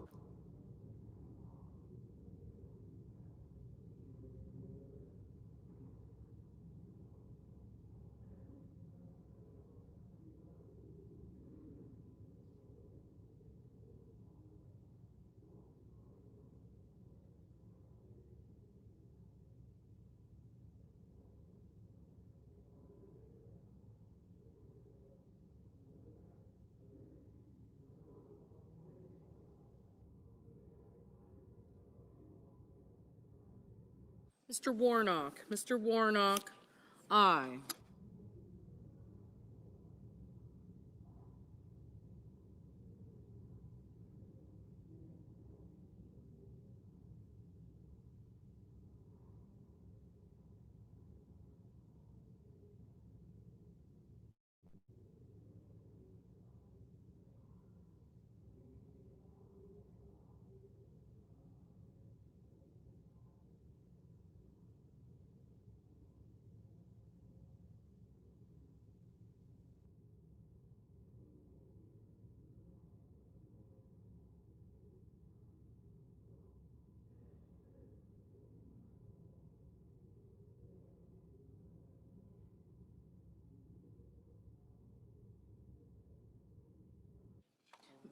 Mr. Sullivan, no. Mr. Reed, aye. Ms. Murkowski, aye.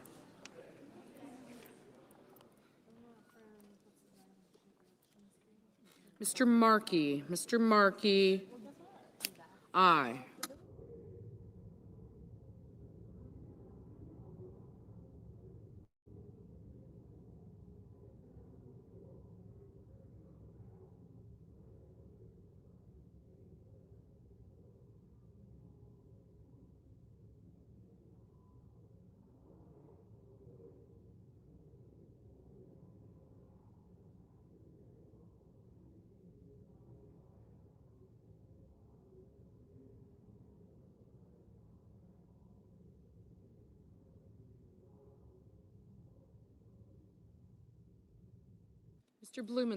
Mr. Blumenthal, aye.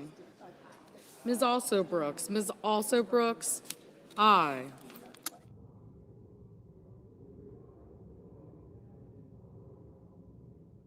Mrs. Capito, no.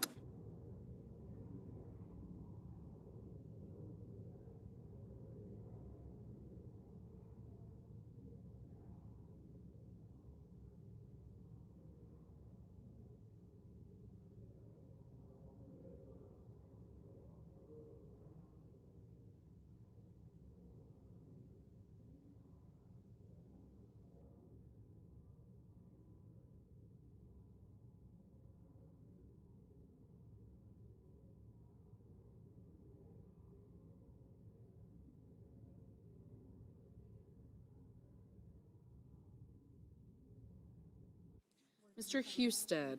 Husted, no.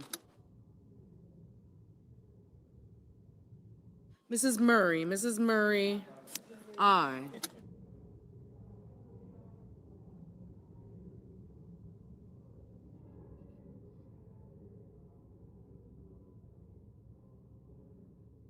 Mr. Coons, aye.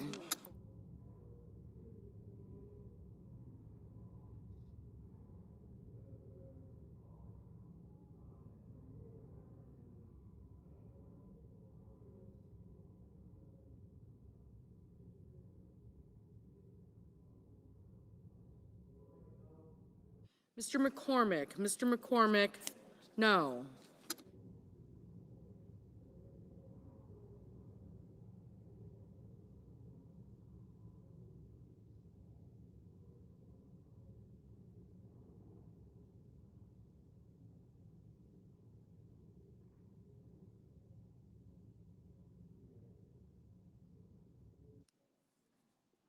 Mr. Kelly, aye. Mr. Rounds, no. Mr. Wyden, aye.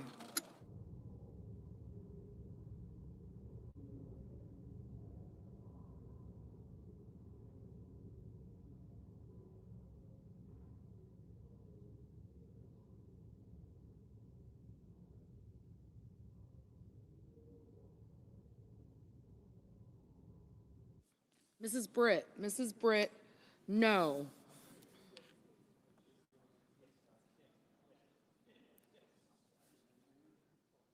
Mr. Whitehouse, aye.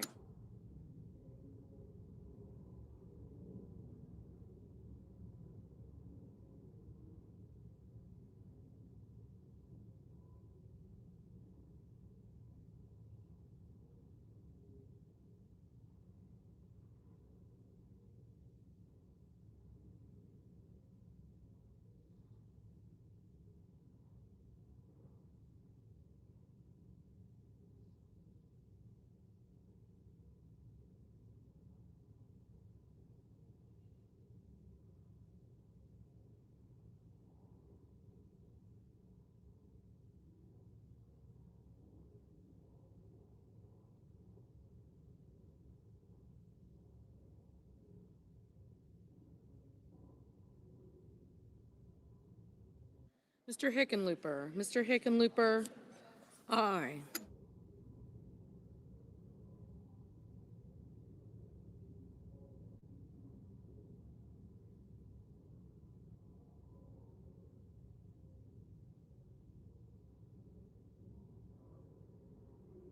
Mr. King, aye.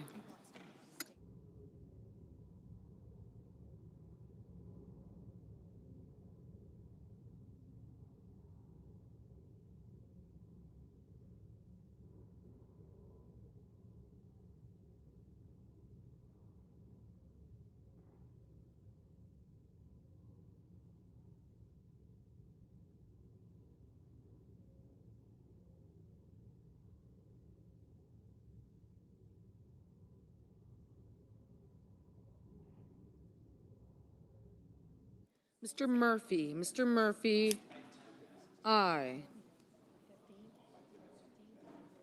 Mr. Budd, no. Mr. Fetterman, no. Mr. Armstrong, no.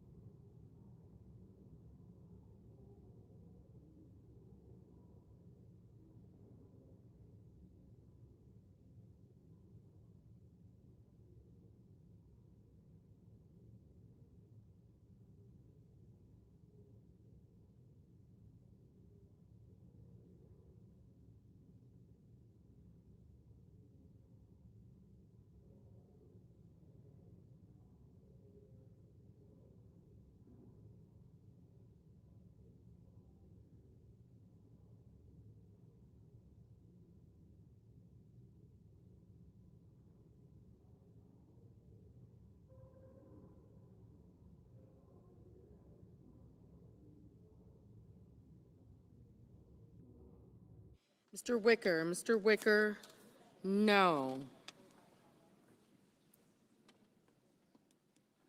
Ms. Klobuchar, aye.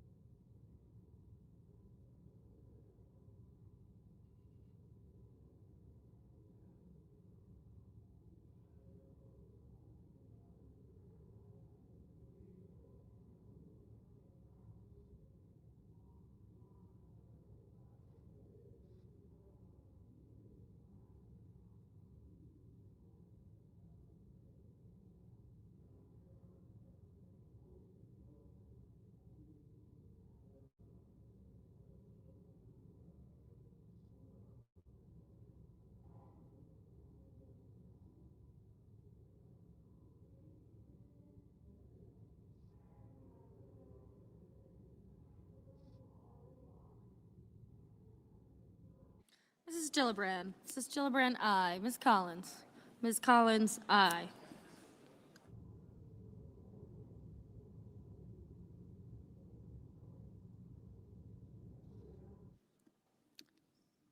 Mr. Fetterman. Mr. Fetterman, aye. Mr. Tillis. Mr. Tillis, no.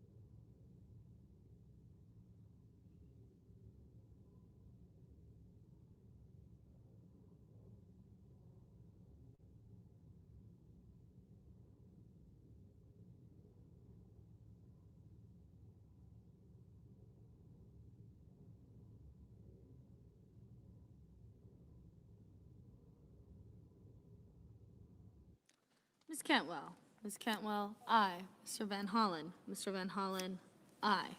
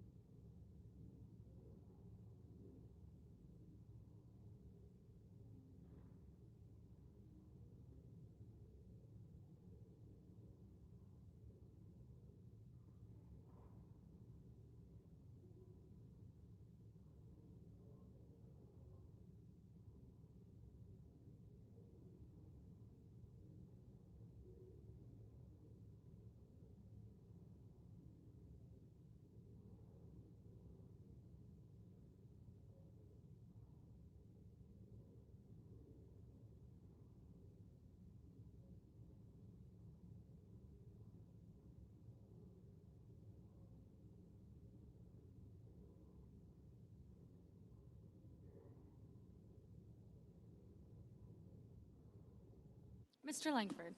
Mr. Langford, no.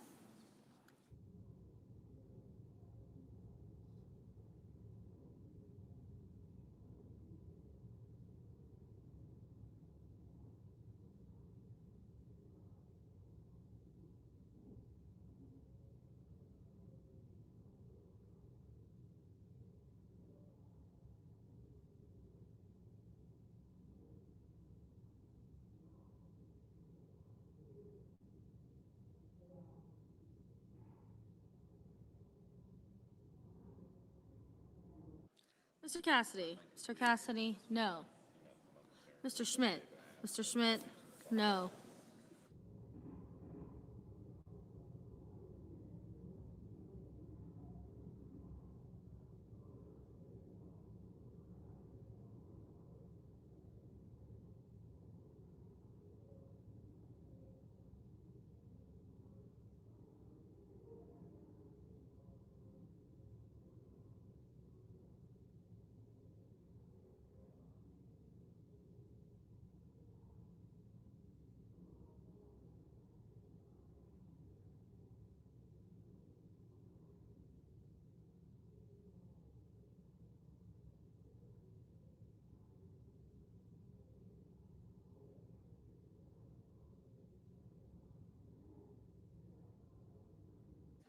Ms. Warren. Ms. Warren, aye.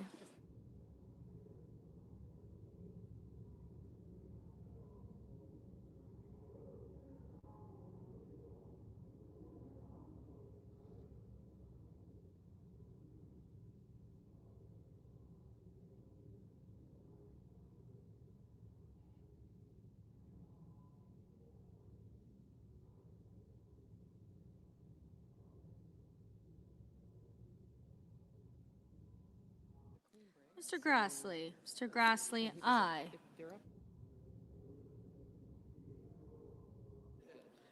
Mr. Grassley.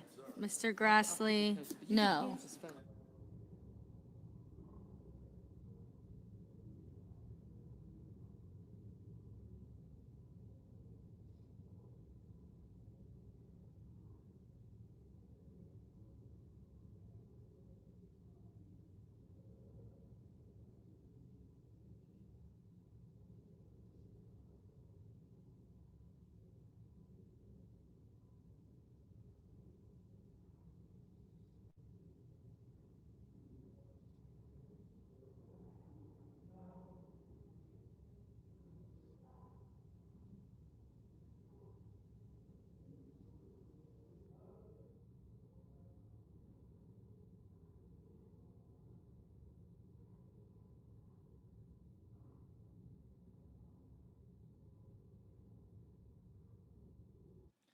Mr. Kennedy. Mr. Kennedy, no. Mr. Johnson. Mr. Johnson, no. Mr. Thune. Mr. Thune, no.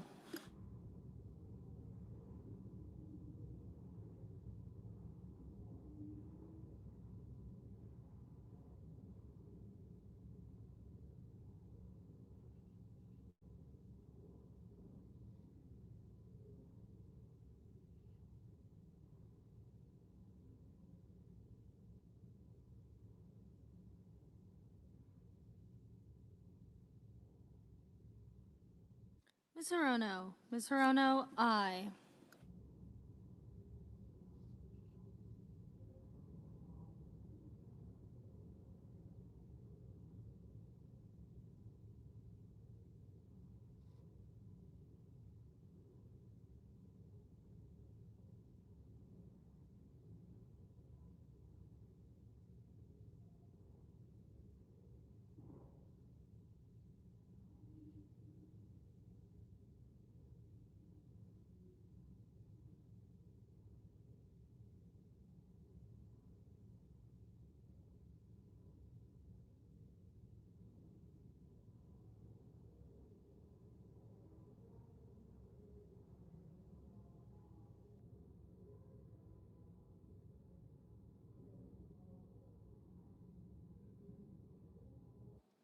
Mr. Hoven. Mr. Hoven, no. Mr. Kim. Mr. Kim, aye. Ms. Smith. Ms. Smith, aye. Mr. Daines. Mr. Daines, no.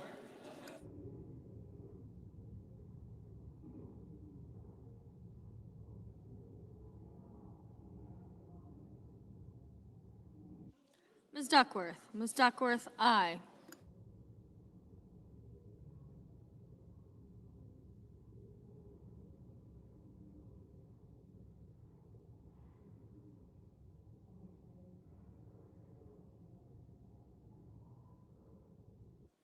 Mr. Bozeman.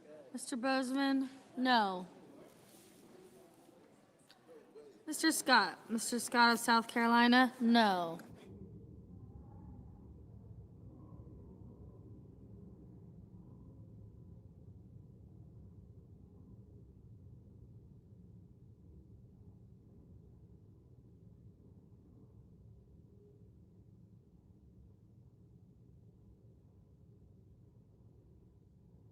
Mr. Lujan. Mr. Lujan, no.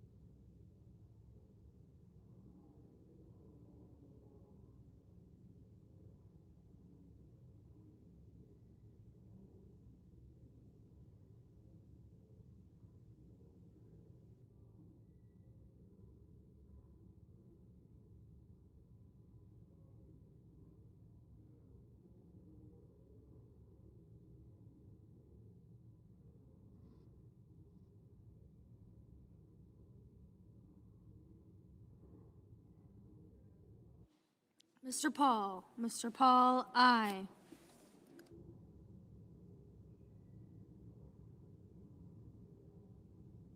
Mr. Kramer. Mr. Kramer, no. Mr. Banks. Mr. Banks, no.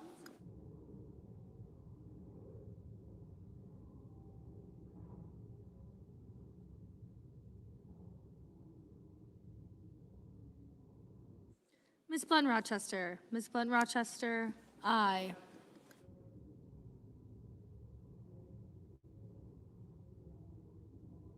Mr. Cotton. Mr. Cotton, no.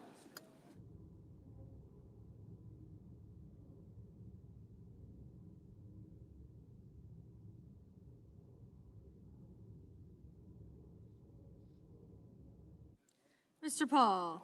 Mr. Paul, no.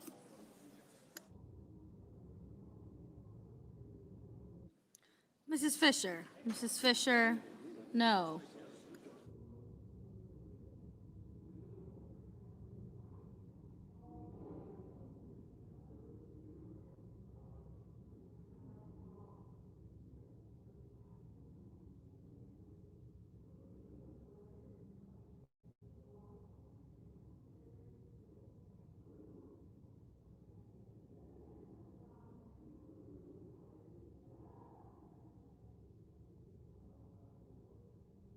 Mr. Lujan.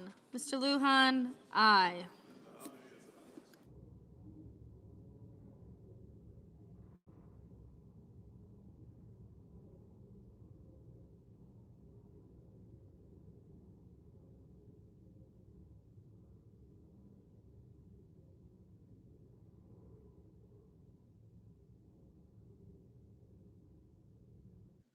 Ms. Baldwin. Ms. Baldwin, aye.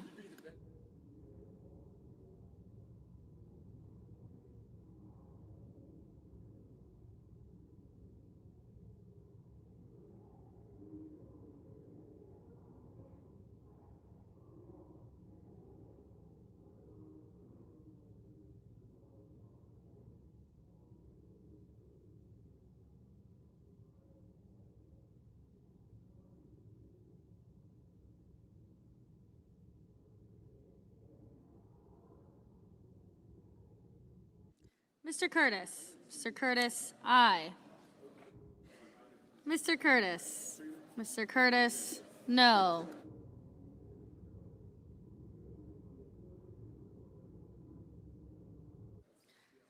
Mr. Ricketts. Mr. Ricketts, no.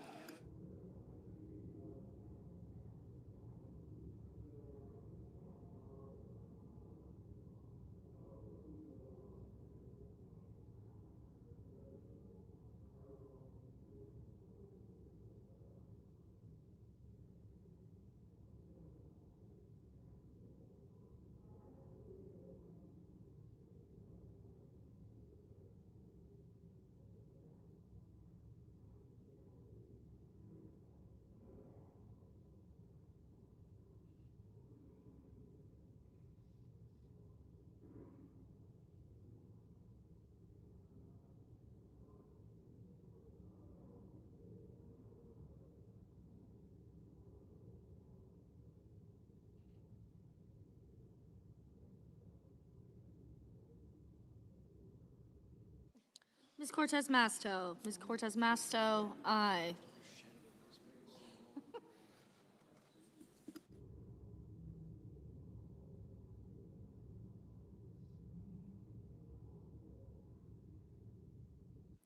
Mr. Schiff. Mr. Schiff, aye.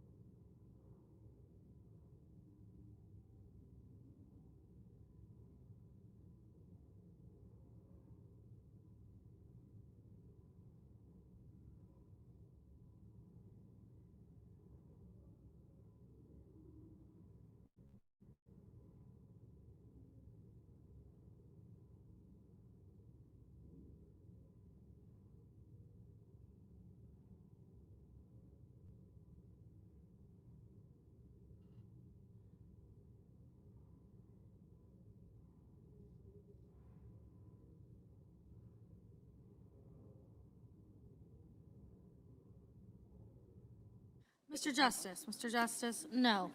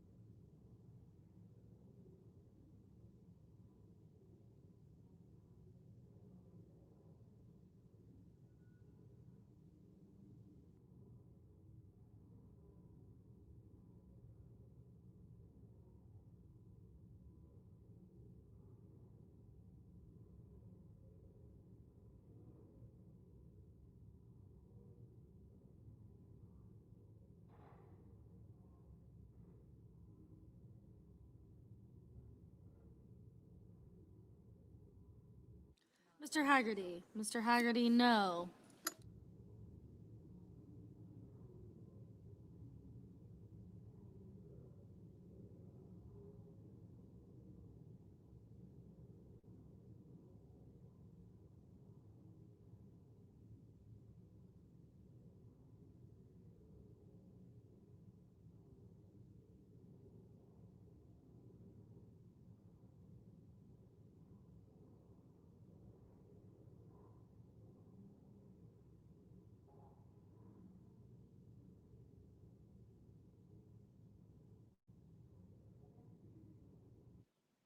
Mr. Graham, no.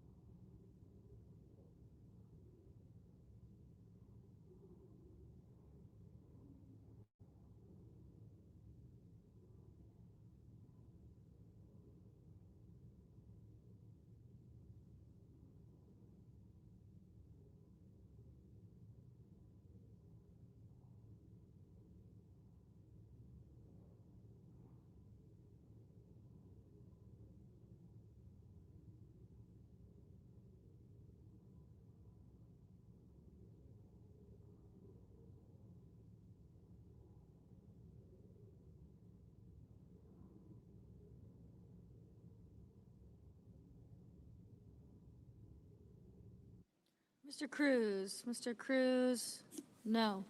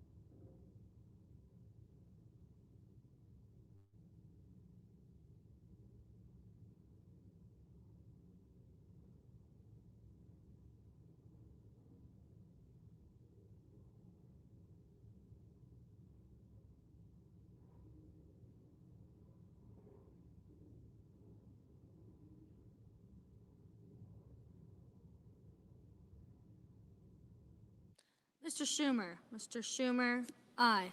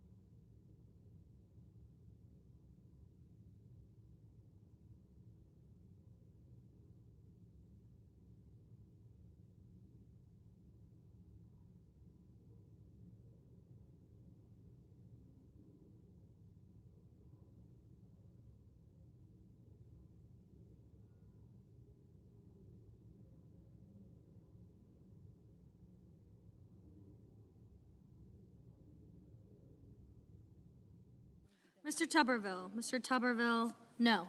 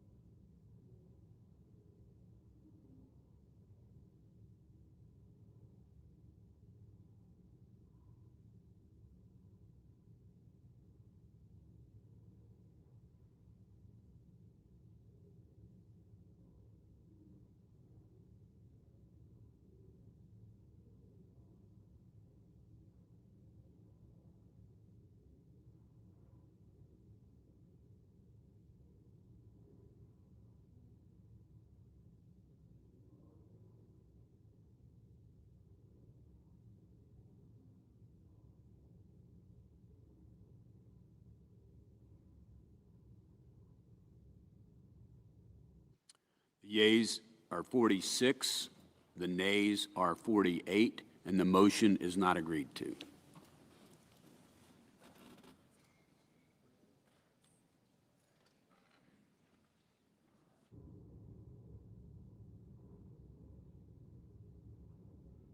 President, Democratic leader. Mr. President, I ask unanimous consent that Senator Padilla and I be permitted to speak prior to the scheduled recess.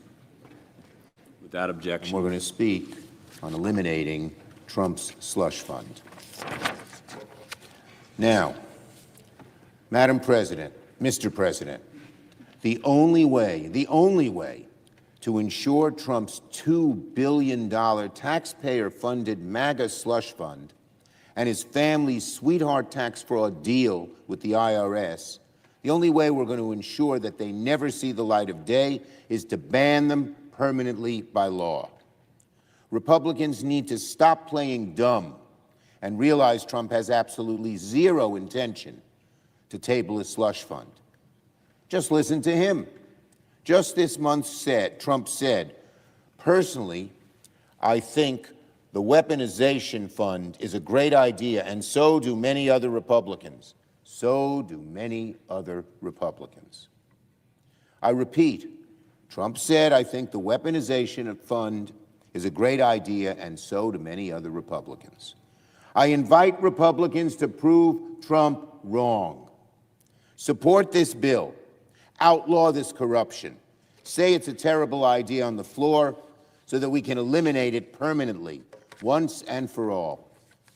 Republicans have passed up opportunity after opportunity to ban these corrupt cash handouts for Trump, his billionaire friends, and his cop-beating January 6th insurrectionists. That's what he wants to do, Americans.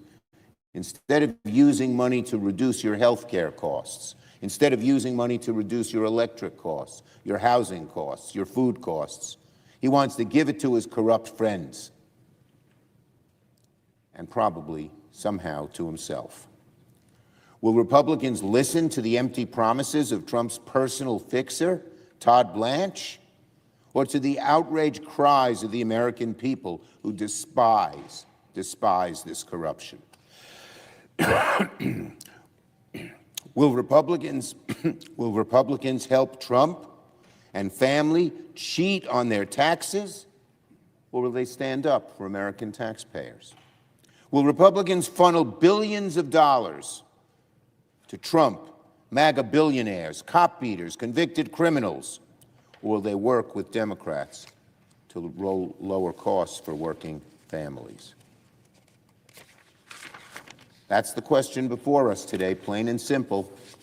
Trump's slush fund, his permission slip for tax fraud, and his nonstop grifting are a running tally of corruption's costs and proof that Trump hasn't drained the swamp, he's just slapped a pool liner on it.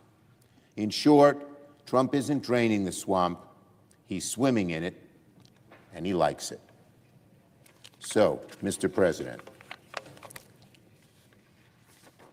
I ask unanimous consent that the Senate proceed to the immediate consideration of S-4791 submitted earlier today. Further, I ask unanimous consent the bill be considered read 3 times and passed, and that the motions to reconsider be considered, made, and laid upon the table. Is there an objection? Yes, there is.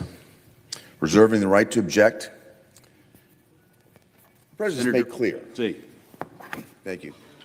The President made clear that he'd not seek any compensation from the Anti-Weaponization Fund. And for my own part, I've made it clear that I won't seek any compensation from the Anti-Weaponization Fund. Acting Attorney General Todd Blanche, under oath, has said, and I quote, "We're not moving forward with a fund, period." Why is that not enough for my colleagues from across the aisle? Because they have a deeper and much darker motive. They want to erase the Biden Justice Department's unprecedented weaponization by abolishing every means of holding it accountable. I'm not going to stand for it.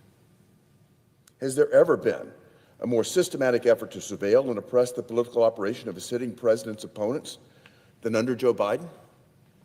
We all know the answer. In fact, my esteemed colleague from Iowa, Chairman Grassley, has called it arguably worse than Watergate. The Biden DOJ's Arctic Frost operation involved a taxpayer-funded army of lawyers obtaining financial information on over 400 individuals and groups that happened to support President Trump in the 2020 election. Yet despite serious internal concerns and objections that were raised within the DOJ that this wasn't a proper basis for a search, President Trump's home was raided at Mar-a-Lago in a made-for-TV operation. This witch hunt extended even to the halls of the United States Senate. By now, everyone is familiar with how the Biden DOJ subpoenaed the records of 8 Republican senators, myself included, specifically because of conversations that we had in anticipation of a vote that was coming up on this matter. That's a serious affront to congressional privileges, and it was a clear violation of the Constitution's speech or debate clause. Did the Constitution matter to the Biden DOJ or to their allies at Verizon? It seems not. The Biden DOJ and Verizon violated the constitutional rights of numerous Republican senators. Several of my staff were among those with the temerity to serve in the Trump administration. Without any reason to think they were involved in any wrongdoing, members of my staff were subpoenaed, they were forced to hire counsel, they were subjected to depositions. The cost can be ruinous. And as my staff was tortured, I saw firsthand how the process was the punishment. Think about it. If you could ruin someone's financial future, there's no need to prove them guilty. If you can set an example that working in a Republican administration will get you put on a do not hire list by left-leaning law firms, or make you the target of taxpayer-funded investigations by a Democrat-controlled and weaponized DOJ, then you achieve another chilling objective. That's suppression. Democrats in the last administration weren't satisfied with targeting Republican officials and staffers.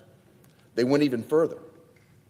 To take just one example, the DOJ under President Biden brought its enormous power to bear on the groups it hates the most. In my home state, that was pro-life demonstrators. Yes, that's right. When violent crime had skyrocketed in American cities across the nation, the Biden DOJ devoted precious resources to criminally prosecute peaceful pro-life demonstrators in my home state of Nashville, Tennessee. They were letting go criminal illegal aliens who would strike again just so they could prosecute those whose politics they disagreed with. What a disgrace. My colleagues across the aisle are simply trying to cover up and sweep under the rug the fact that the Department of Justice under President Biden became a tool to destroy his political opponents. Just so there's no mistake, this is far from the first political controversy involving the DOJ's settlement authority. I won't recount all of the instances in which the Biden and Obama administration used DOJ settlement funds to funnel billions of dollars to their pet projects. Needless to say, my Democrat colleagues apparently saw no problem with that. Indeed, not a single Democrat ever co-sponsored the Stop Settlement Slush Funds Act in the 114th Congress, in the 115th Congress, nor in the 117th or the 118th Congress. Yet now, when any victim of the Biden DOJ's weaponization might actually receive some recompense, well, now they've found religion. And even that's an overstatement. Today's bill is different in the worst way from Republicans' previous efforts to constrain the DOJ settlement authority. This proposal by the minority leader isn't an even-handed proposal that would constrain presidents of both parties moving forward. It would solely invalidate a single settlement agreement involving specific parties. This treads dangerously close to the Constitution's prohibitions against ex post facto laws and retroactive legislation, and I have serious concerns that it violates the Fifth Amendment's due process clause. And because I can't stand for this unconstitutional, hypocritical bill, therefore, I object. Mr. President. Objection is heard. Democratic My leader. colleague from Tennessee talked about things being swept under the rug. Nothing sweeps under the rug the statement of Donald Trump. Personally, I think the weaponization fund is a great idea, and so do many other Republicans. He's going to do it unless we stop it. The objection is so unfortunate it allows Trump to continue with his slush fund. I yield the floor to my colleague from California. Mr. President. Senator from California. Mr. President, this past January 6th, I introduced a bill we titled the No Rewards for January 6th Rioters Act. Because, as we knew, as we saw just last year, one of the very first things that Donald Trump did when he came back into office was to issue pardons for every person convicted of crimes connected to the January 6th insurrection. People convicted in a court of law by a jury of their peers for trying to not just subvert an election and the peaceful transfer of power, but by assaulting Congress itself, assaulting Capitol Police officers, threatening to hang the then Vice President of the United States. But we know that abuse of power, these pardons, were just the beginning. Since then, there's been an active campaign to raid taxpayer funds to reward those who stormed and ransacked the Capitol. So I, for one, was not surprised when Acting Attorney General Todd Blanche announced a corrupt settlement to create a $1.8 billion slush fund for Donald Trump to reward the perpetrators of the January 6th attacks. And I hope you all noticed, because it doesn't happen very often, the outrage, the pushback on this fund was bipartisan. Many in Congress on both sides of the aisle viewed it as an unacceptable abuse of power. And as a result, Mr. Blanche has testified to Congress that the fund is, quote, dead. But in the court proceedings, he, the department, the president, refused to put it in writing. No one has been willing to confirm under penalty of perjury that the fund will never go forward. Why? What are they holding back on? Now, making matters worse, the president is still using this corrupt settlement to shield himself and his family business from review by the IRS permanently. That's right, the President of the United States sued his own government, led by an attorney general who happened to be his personal lawyer, and they reached a settlement to bar the IRS from ever reviewing his tax returns. Not just for himself, for his family, for his trusts, and his affiliated companies. So it's obvious to the American people that Congress needs to act to rein in this corrupt behavior. That should underscore a point here, because on the one hand, there's been these measures to block the creation of the fund. There's other ways for payments to go out from the Department of Justice. So it's not just the creation of the fund that needs to be blocked. Payments to those convicted of violence on January 6th needs to be explicitly clear. Now, I'm a little surprised, but not shocked at what I've seen in the last couple of weeks, because now we see Republicans reverse quickly. Just a couple of weeks ago, many of them were very concerned about this proposal, yet simultaneously they would come to the floor to block my bill to prohibit the payouts to January 6th insurrectionists. And now today, they've objected to Senator Schumer's bill to fix this once again. So, Mr. President, let me be clear, this fight is not over. The American people cannot and will not bear the cost of corruption that this administration has created. And while the slush fund is apparently dead for now, we have our eye on the many financial claims that were filed by January 6th insurrectionists that are still pending at the Department of Justice, given other programs and pots of funding. which is why, colleagues, unless we pass my legislation, there is nothing to stop the DOJ from handing taxpayer money, hardworking American taxpayer money, out the door to January 6th rioters. And until we pass Senator Schumer's legislation, President Trump will continue to seek lifetime immunity from tax audits. If our Republican colleagues will not join Democrats to address this, I guarantee you the American people will. Thank you, Mr. President. I yield the floor.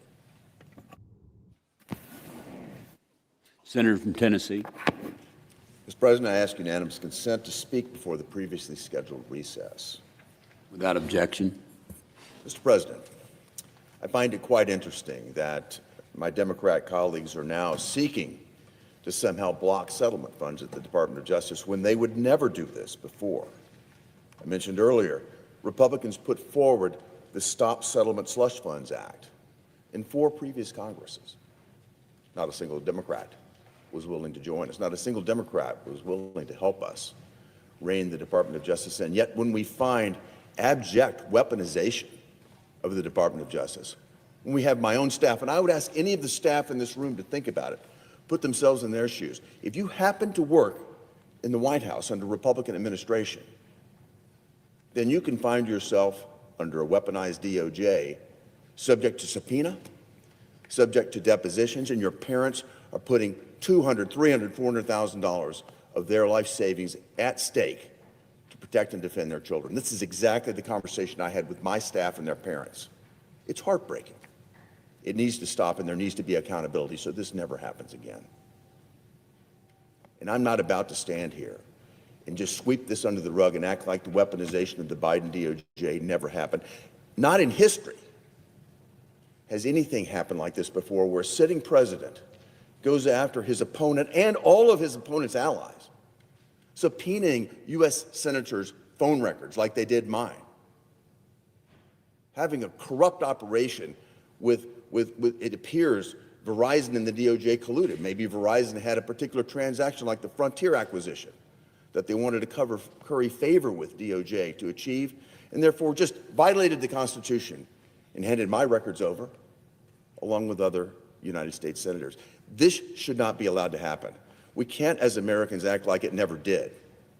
And to accept Senator Schumer and my colleague Senator Badia's recommendation would somehow give credence that nothing ever did happen. And indeed, the worst weaponization of government that we have ever seen in our lifetimes did happen under the Biden administration. I'll not stand for it. Thank you, Mr. President.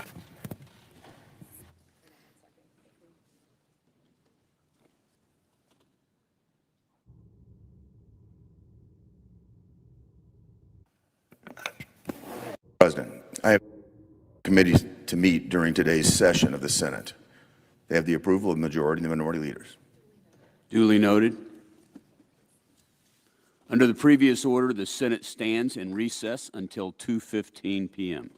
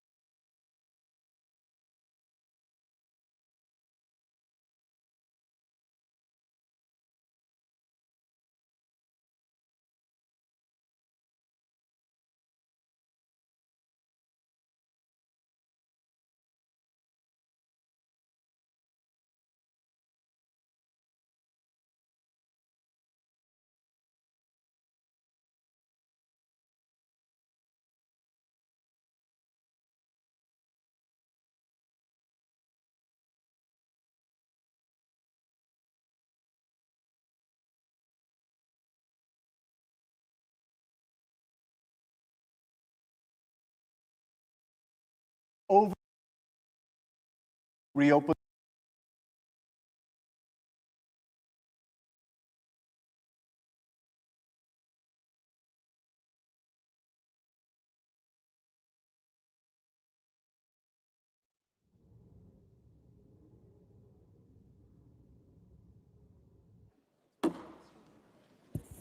The Senate will come to order.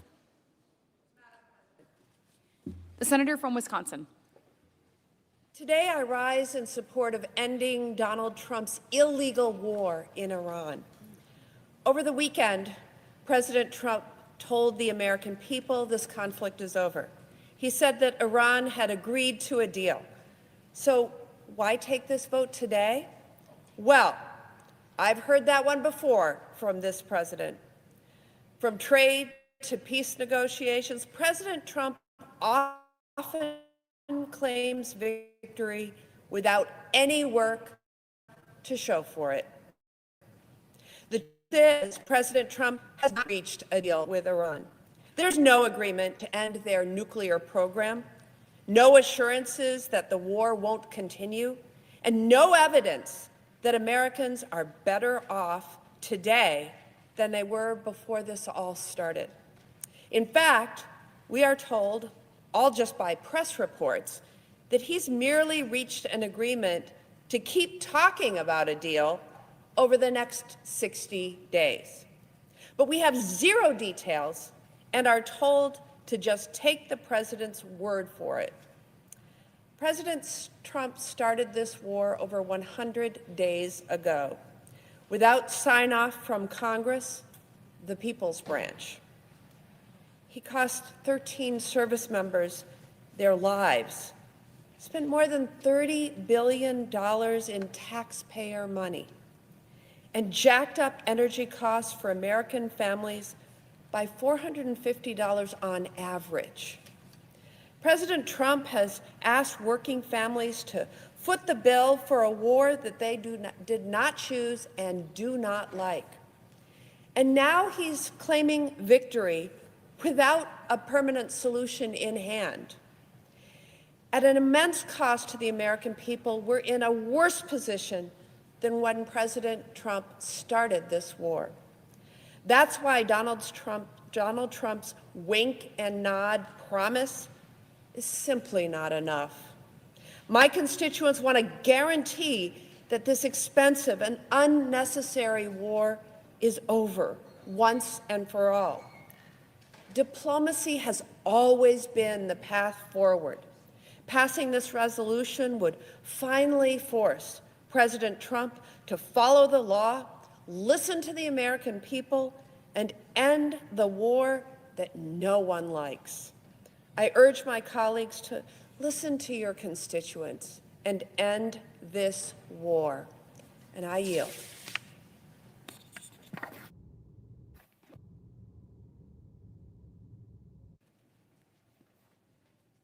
Madam President. Senator from California. Madam President, 3 weeks ago, this body voted to have a debate over the president's war in Iran.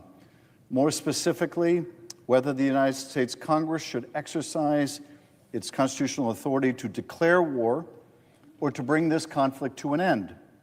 Since that time, the administration has announced that it has reached a deal with Iran to reopen the strait, with an agreement to reach an agreement later over Iran's nuclear weapons.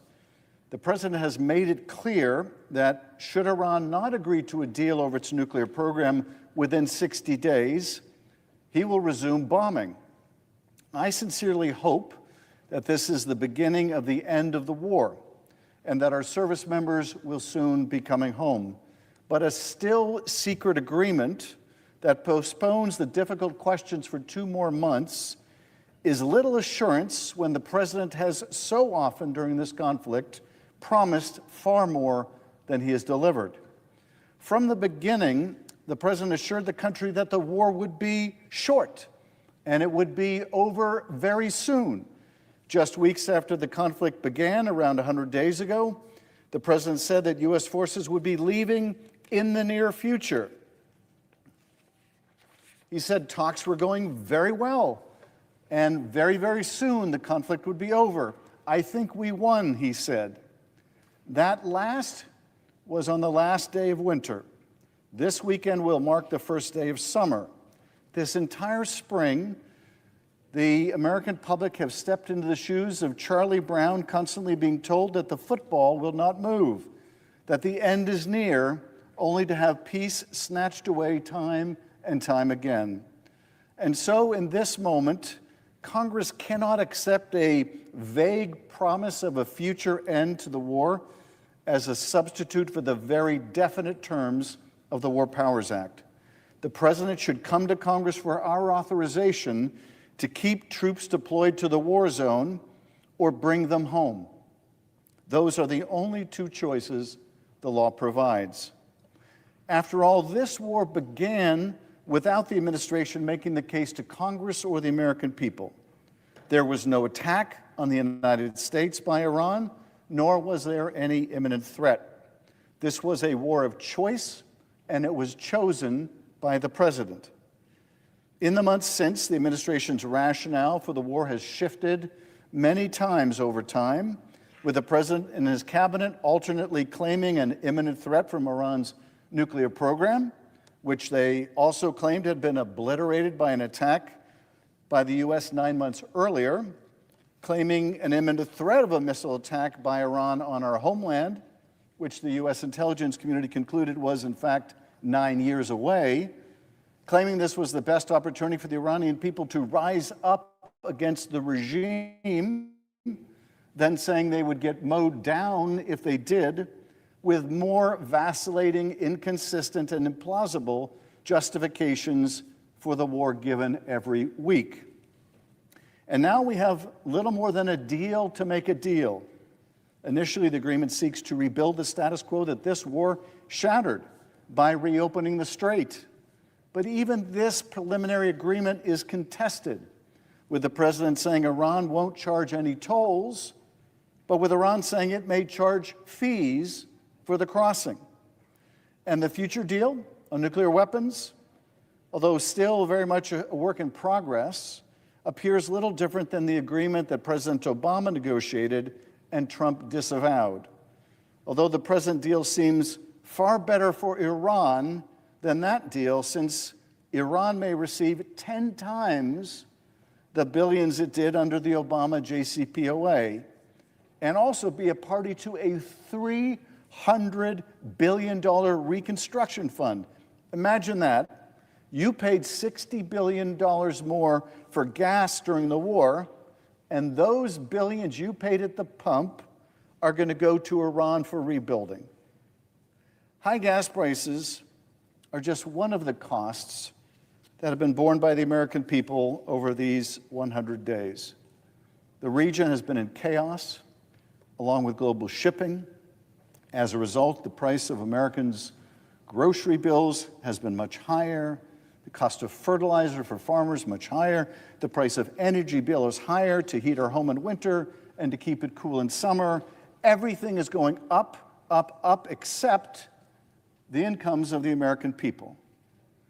And most significantly, American service members' lives have been lost. That has been the most terrible price of this war. Americans wanted a president who would bring down their cost of living, lighten their economic load, deliver a better future for their children, address their rising rents, their inability to afford childcare, their difficulty getting a health plan or a good education without breaking the bank, to address their anxiety when the fridge runs empty or the gas light comes on. But this president did the exact opposite. And now we are told that Iran, not the U.S. taxpayers who footed the bill for all of this, may be set to receive $24 billion in sanctions relief and another $300 billion in reconstruction, reparations, or investment. This war of choice was brought to America by a president who promised no more foreign wars, no more Middle East wars, no more regime change wars.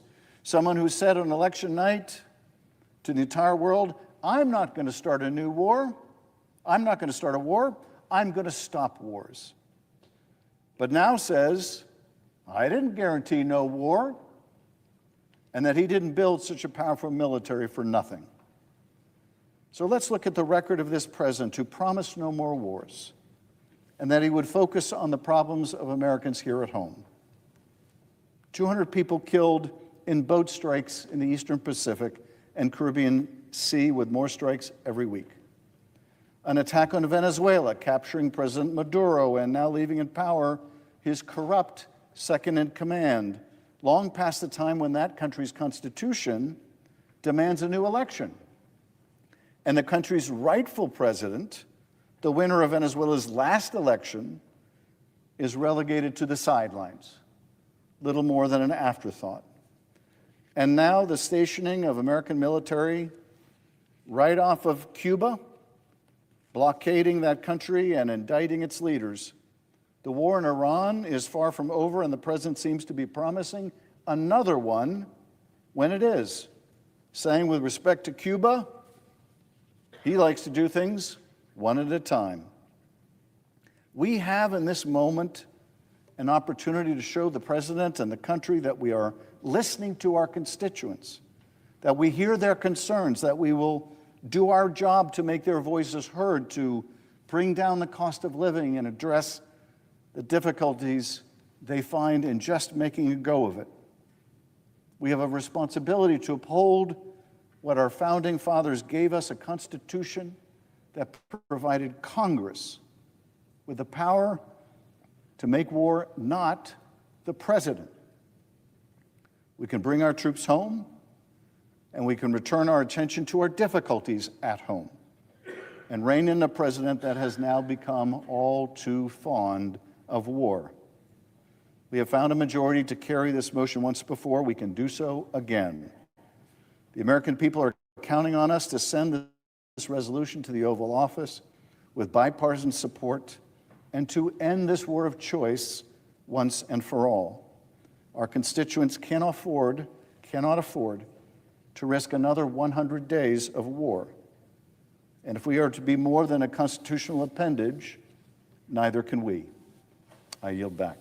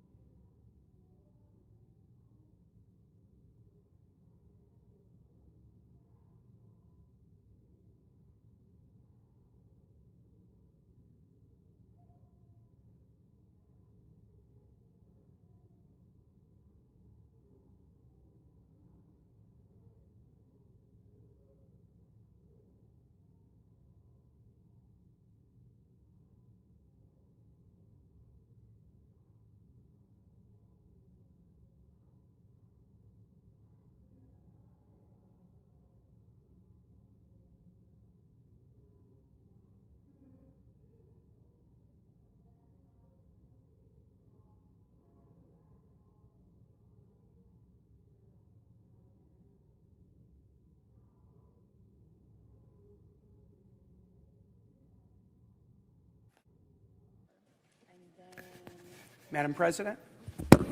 The senator from Virginia. Madam President, I rise to speak along with my colleagues on the War Powers Resolution filed by Senator Warnock that will be called up soon. May I inquire if we're in a quorum call? Thank you.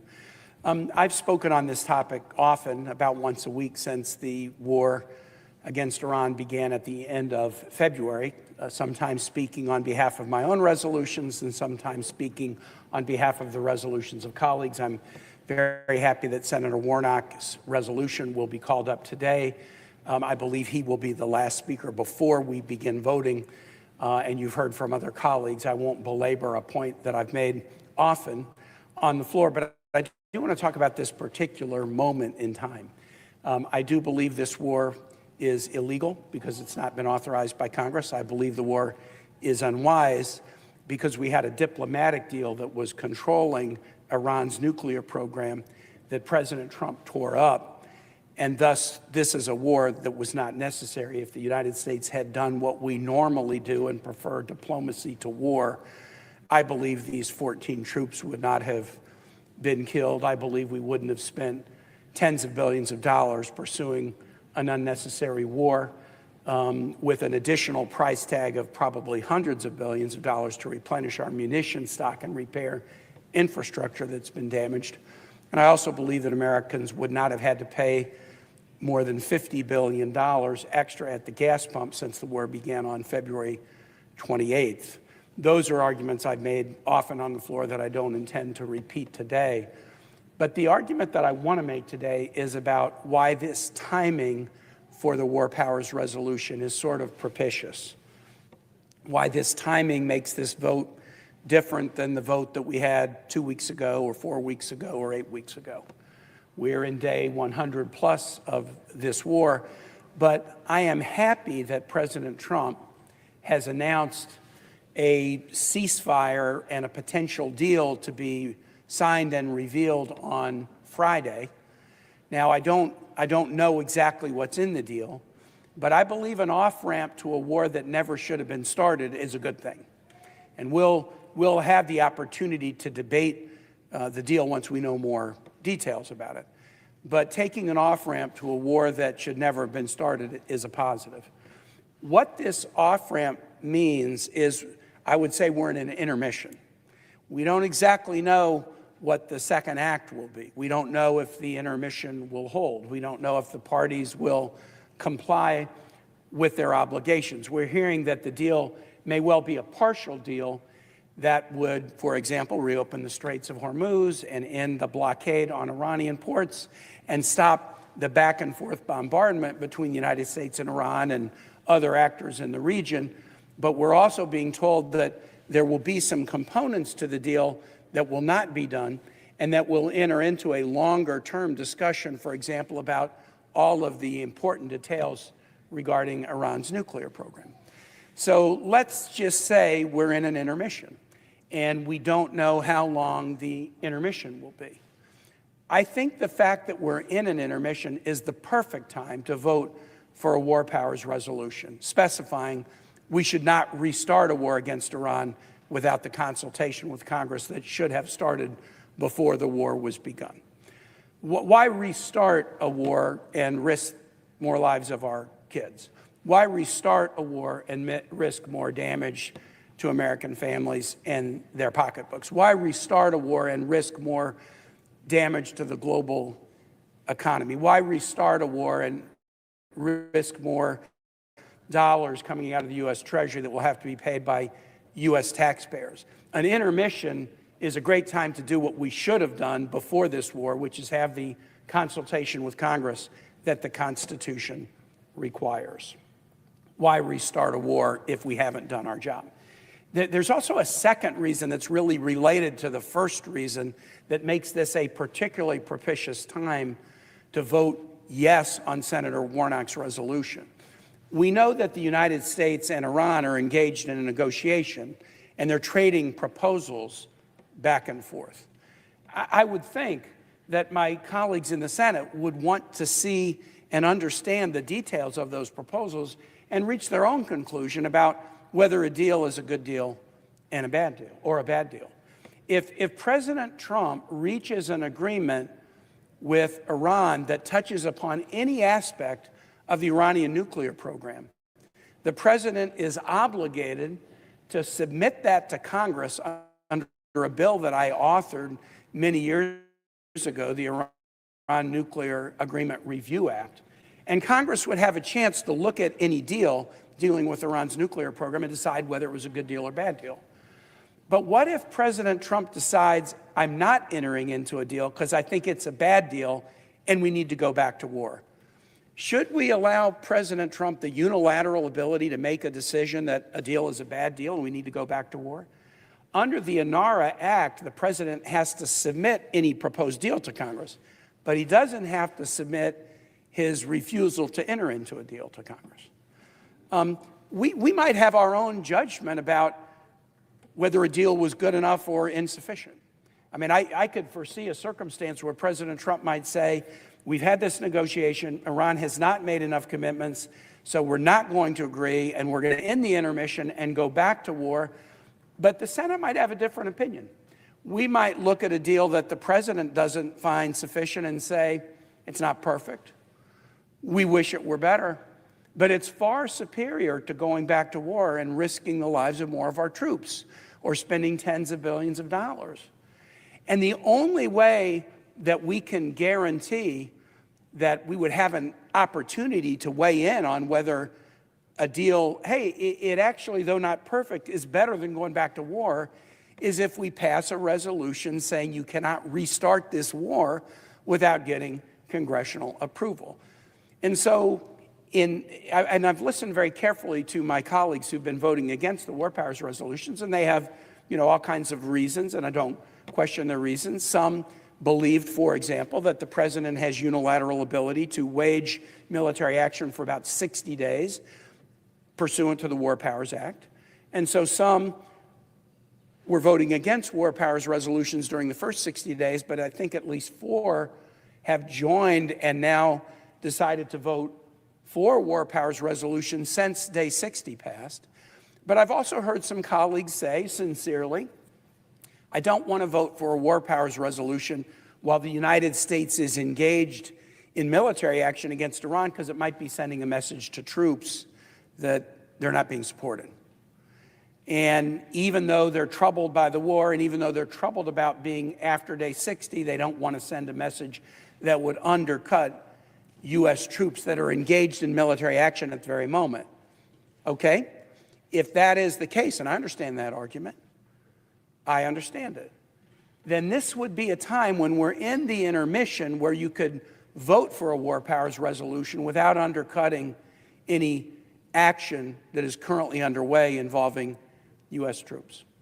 So my hope is that my colleagues will take advantage of the fact that we are in this intermission, an intermission of undetermined length, to do what the Constitution demands that we do and insist that we not restart a damaging war against Iran without Congress weighing in and voting on it. And for that reason, I'll support Senator Warnock's resolution and encourage my colleagues to do the same. Thank you, and I yield back, Madam President.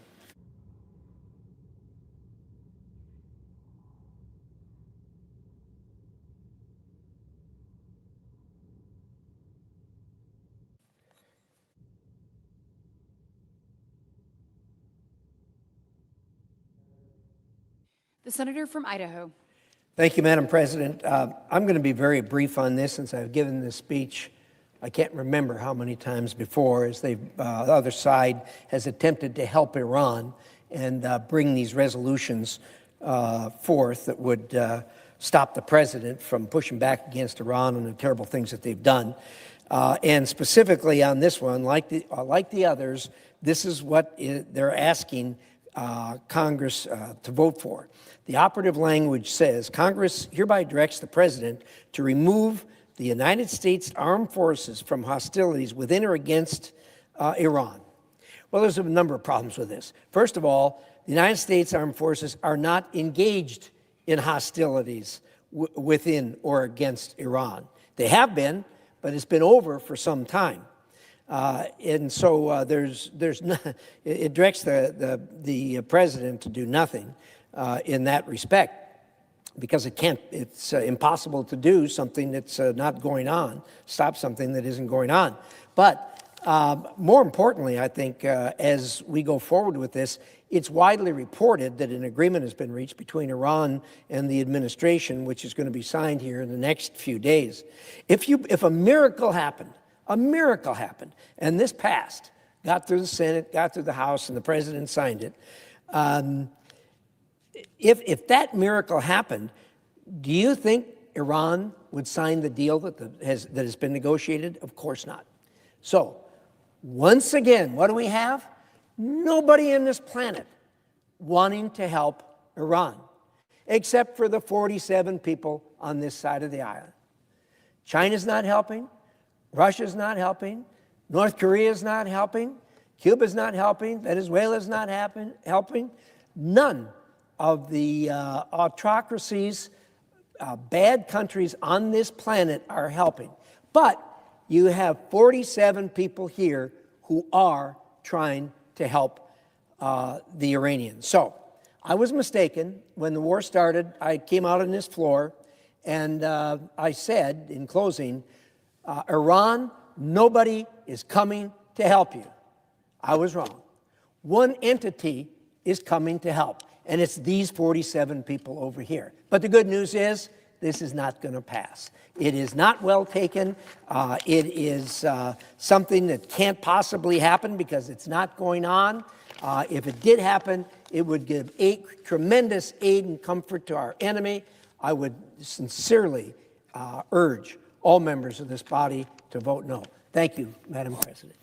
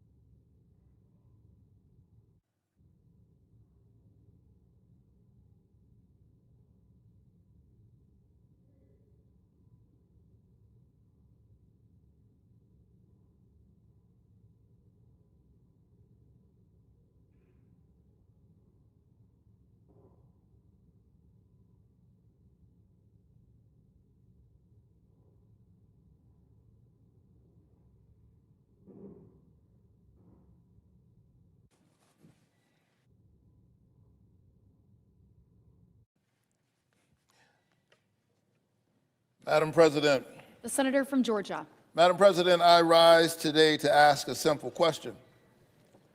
After 109 days of a failed war, and now a fragile, temporary, but welcome truce, will my Republican colleagues choose today to finally stand up to this president? Will my colleagues say enough is enough to the president who ran as a candidate promising no new wars? After 109 days of contradictory messaging, rampant and rank corruption, with people literally cashing in on news about this war, and devastating news stories from the Middle East, will this be the vote when my colleagues finally stand up for their constituents rather than simply standing up for Donald Trump? Here we are, tens of billions, if not hundreds of billions of American taxpayer dollars spent. Gas prices are well over $4 a gallon.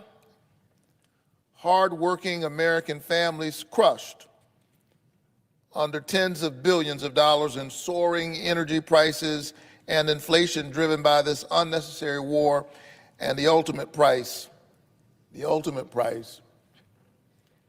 13 service members tragically killed.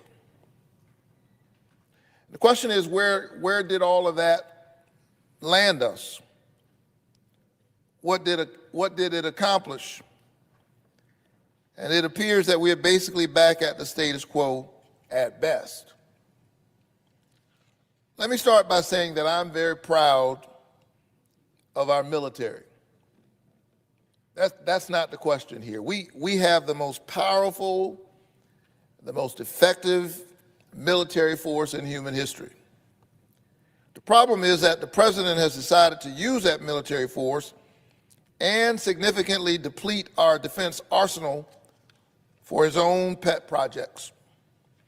He decided to launch an attack on Iran to decapitate the brutal leadership of an awful regime, but he had no plans for what he would do the next day. The next day. And so today the regime is still in place with younger and potentially more hard-lined and radical leadership.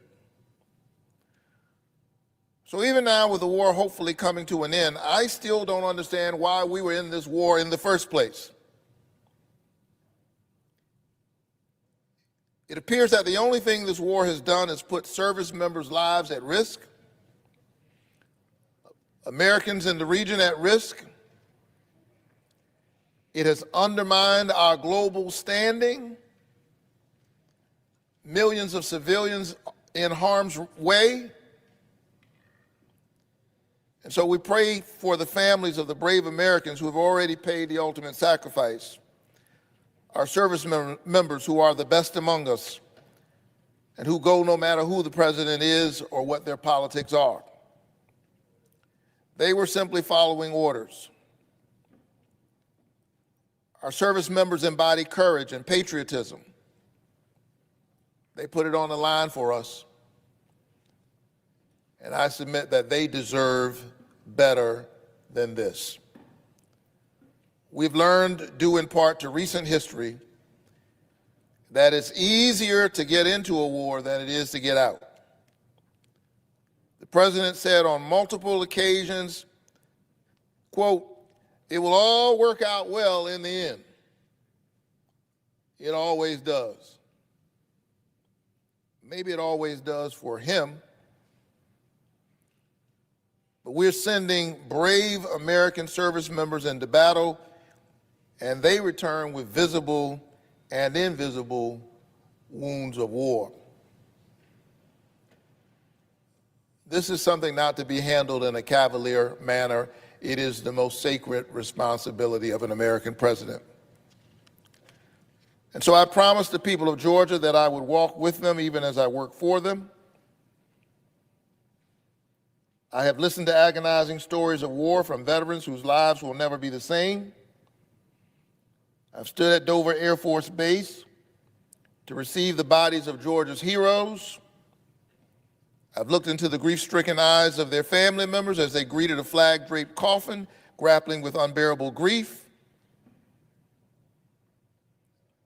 It is gut-wrenching, and it is something that I think about whenever we consider the consequences of sending our service members into harm's way. The question is, did the president think about it? Did he think about those families?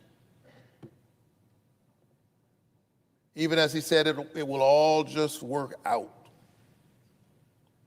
It always does. I'm hopeful that this war may come to an end beginning this week. But let's be clear. This temporary truce agreement with Iran brings us back to the status quo at best. Let's not forget that the President of the United States, in deciding to launch this war, created a situation in which we lost our service members. We continue to grieve the dozens of fathers in Iran who will be without their school-aged daughters on Father's Day. As an elementary school in Manab was attacked on the first day, or a bomb was dropped on that school the first day, a horrific mistake with huge human consequences. And this was on day one of the war. Young children who didn't get a chance to grow up. Hundreds of dreams that will never be realized. Those Iranian babies are human beings. They too are children of God. And so this kind of consequential action requires much more thought, a much more serious-minded administration than what we have seen over the last year and a half. And so I hope that we are seeing the beginning of the end of this war. But we've paid a huge cost. And I'm not so sure what we're getting for that.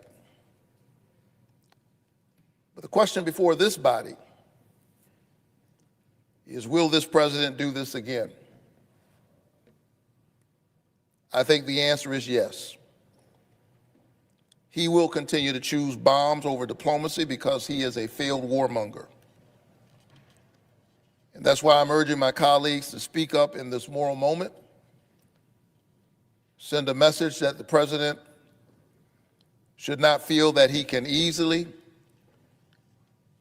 and so cavalierly use American might while Congress stands idly by. The time is always right to do what's right. I urge my colleagues to do what your constituents are begging you to do and join me in putting a check on this president's lawless warmongering.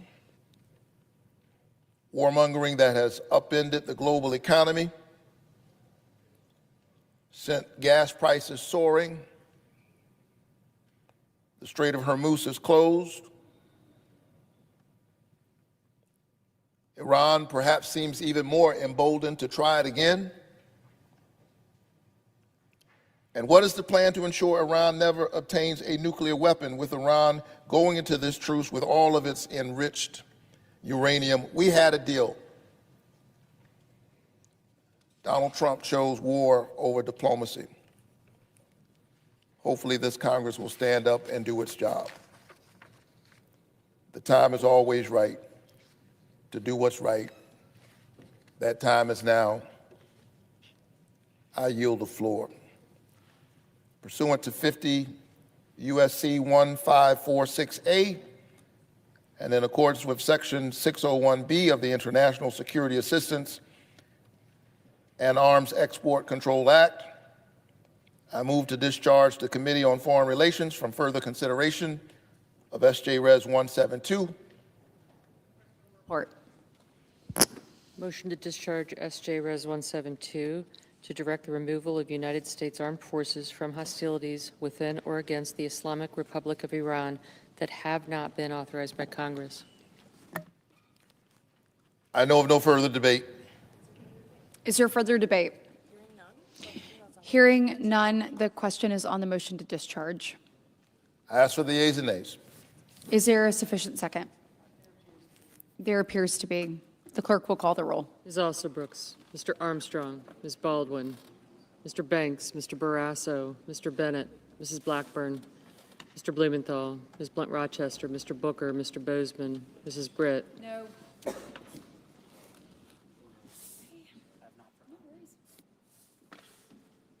Mr. Budd.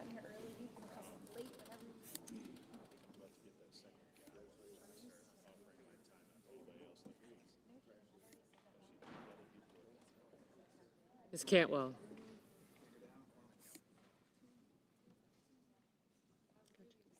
Mrs. Capito. Mr. Cassidy. You did. Ms. Collins. Mr. Coons. Mr. Cornyn. Ms. Cortez Masto. Mr. Cotton. Mr. Kramer. Mr. Crapo. Mr. Cruz. Mr. Curtis. Mr. Daines. Ms. Duckworth.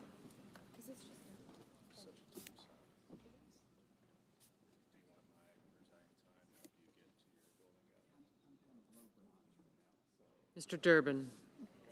Ms. Ernst. Mr. Fetterman. Mrs. Fisher. Mr. Gallego. Mrs. Gillibrand. Mr. Graham. Mr. Grassley. Mr. Haggerty.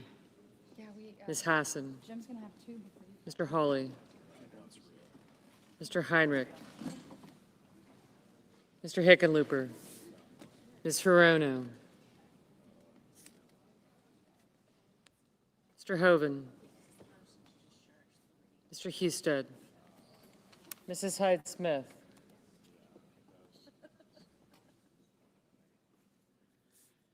Mr. Johnson. Mr. Justice.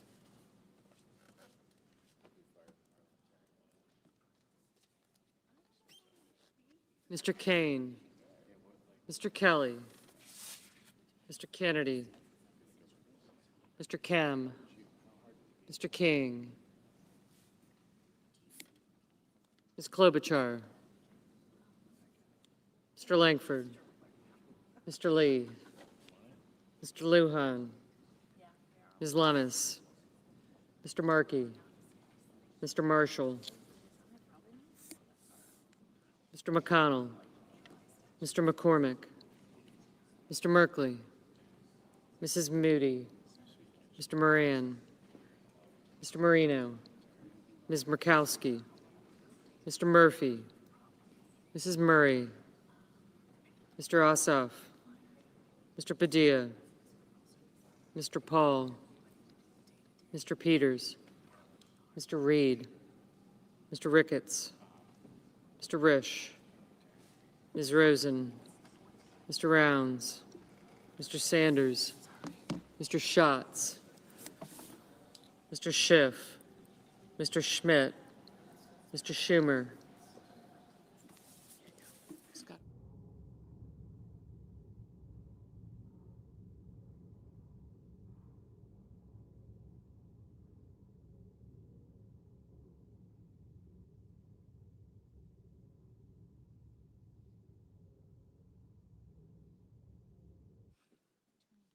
Mr. Scott of Florida. Mr. Scott of South Carolina. Mrs. Shaheen.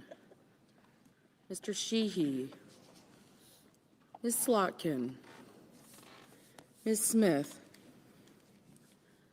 Mr. Sullivan. Mr. Thune. Mr. Tillis. Mr. Tuberville,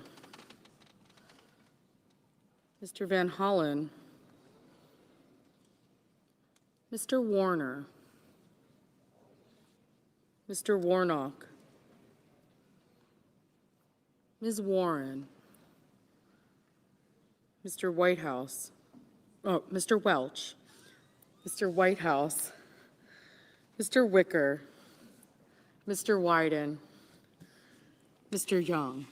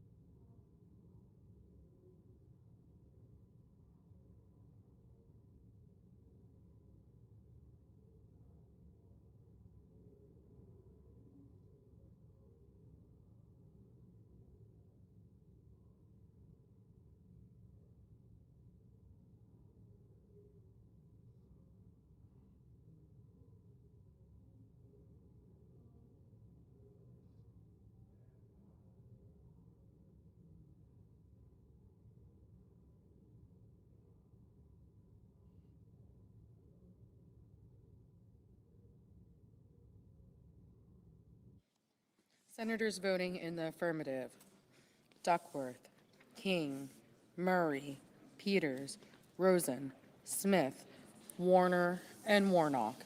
Senators voting in the negative: Banks, Britt, Budd, Cotton, Cruz, Grassley, Johnson, Lummis, McCormick, and Schmidt.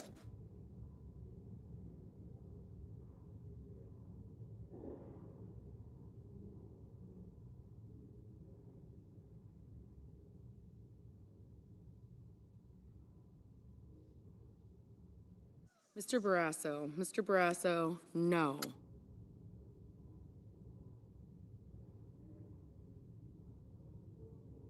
Mr. Langford, no.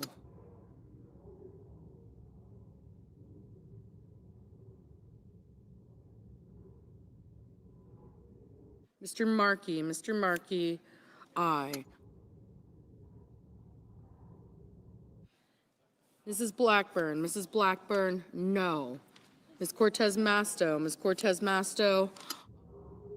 Mr. Ossoff, aye. Ms. Ernst, no.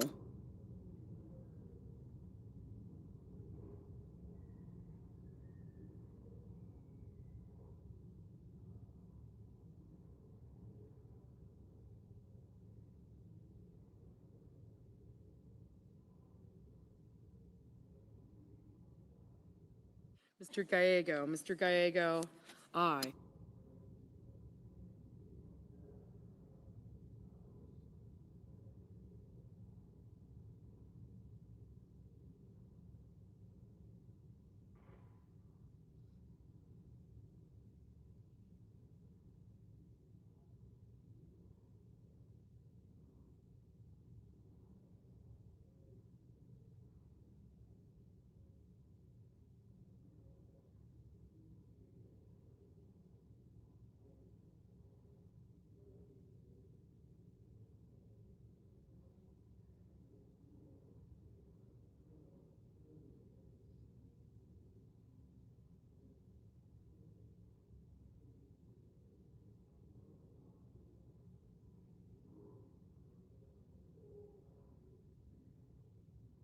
Mr. Cornyn, no.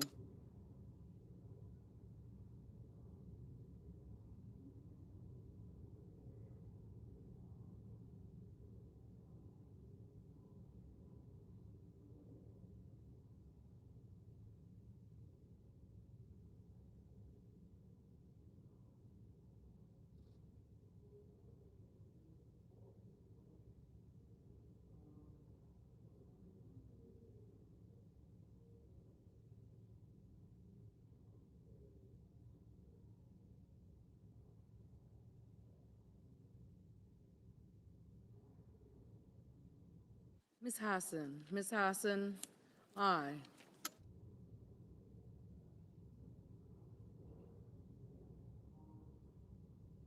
Mr. Schatz, aye. Mr. Rounds, no.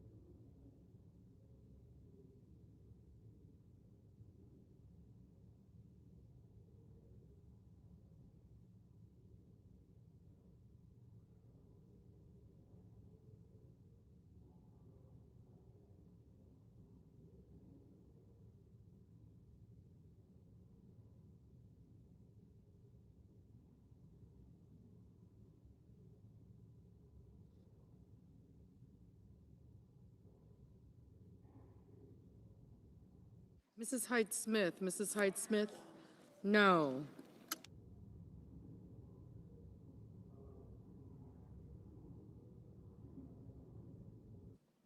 Mr. Heinrich, aye.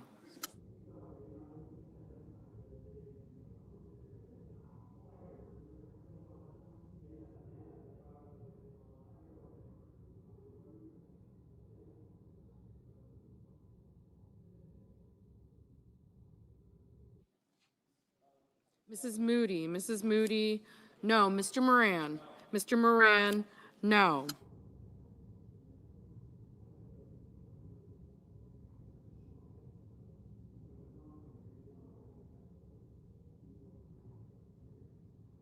Mr. Ricketts, no.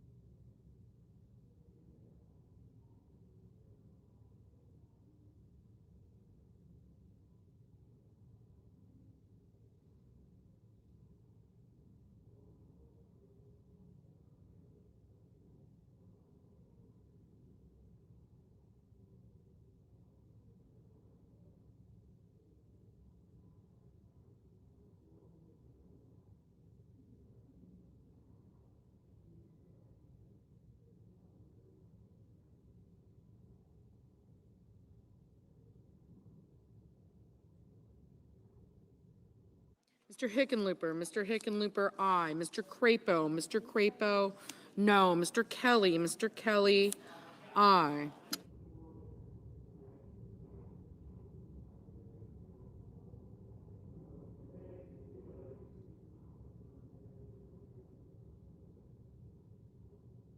Mr.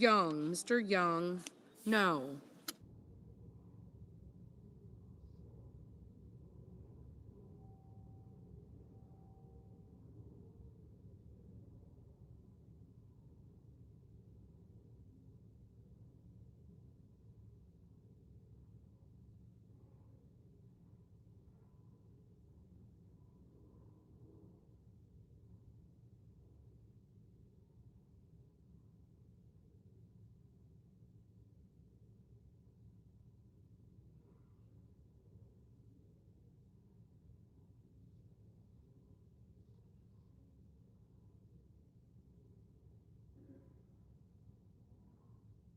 Mrs. Gillibrand, Mrs. Gillibrand, aye.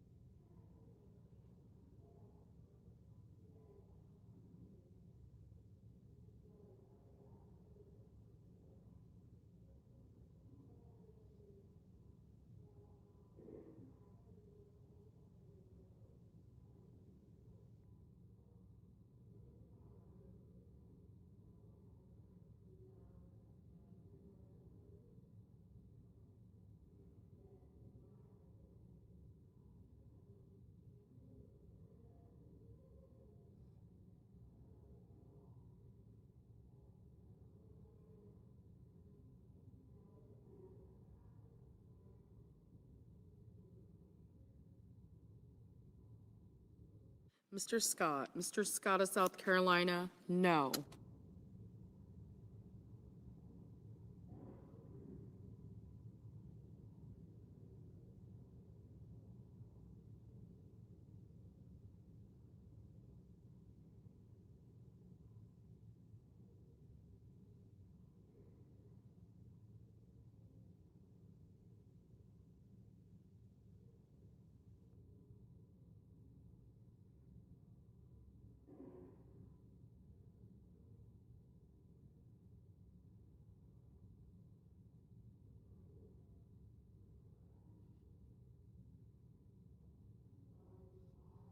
Mr. Wyden, aye.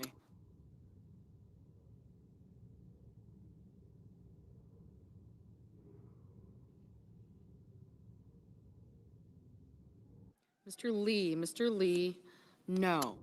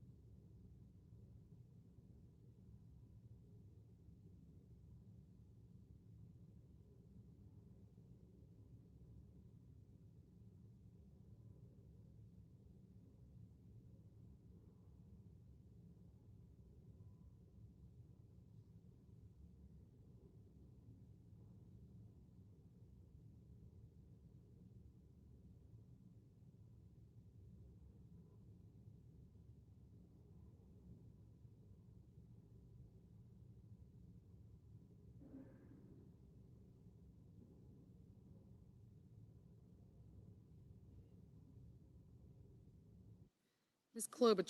Klobuchar, aye.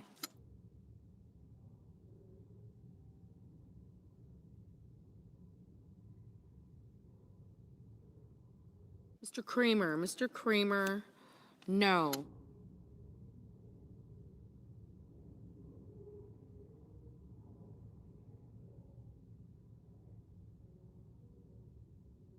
Ms. Hirono, aye.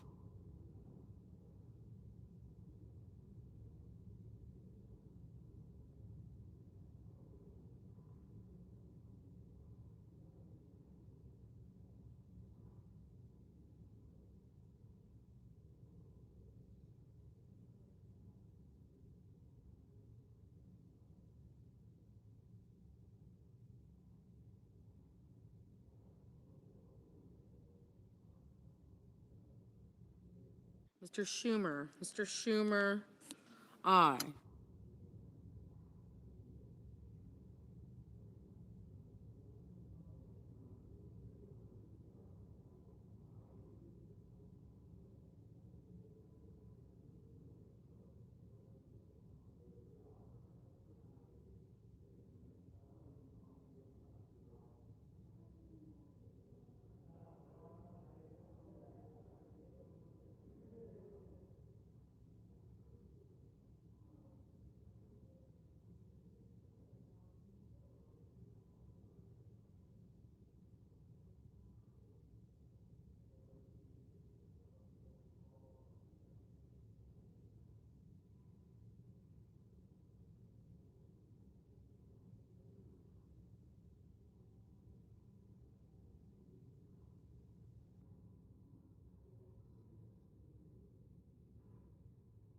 Ms. Collins.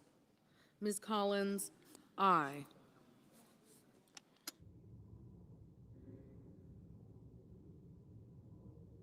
Mr. Kane. Mr. Kane, aye.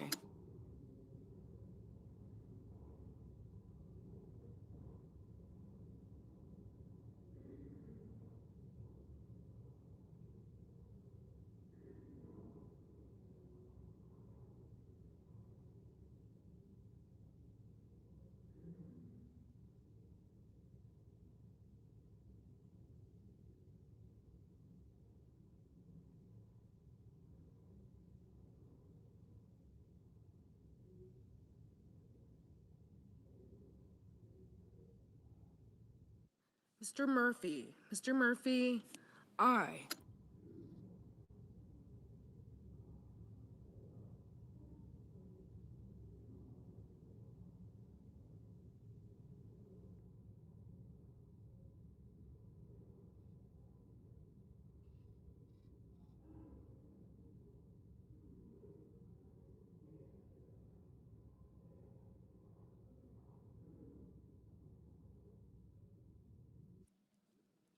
Mr. Reed. Mr. Reed, aye.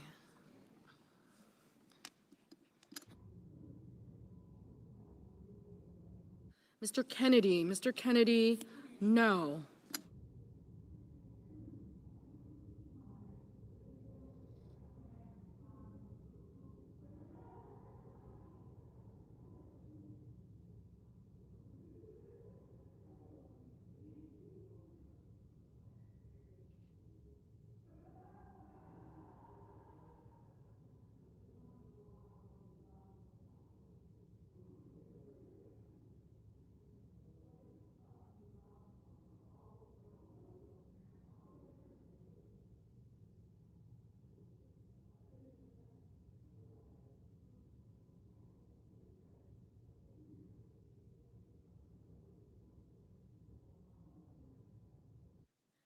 Mr. Cassidy. Mr. Cassidy, aye.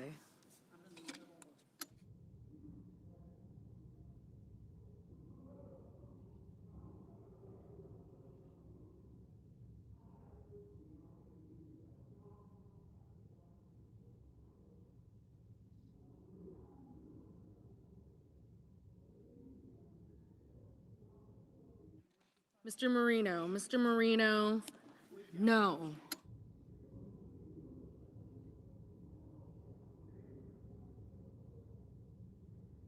Mr. Wicker. Mr. Wicker, no.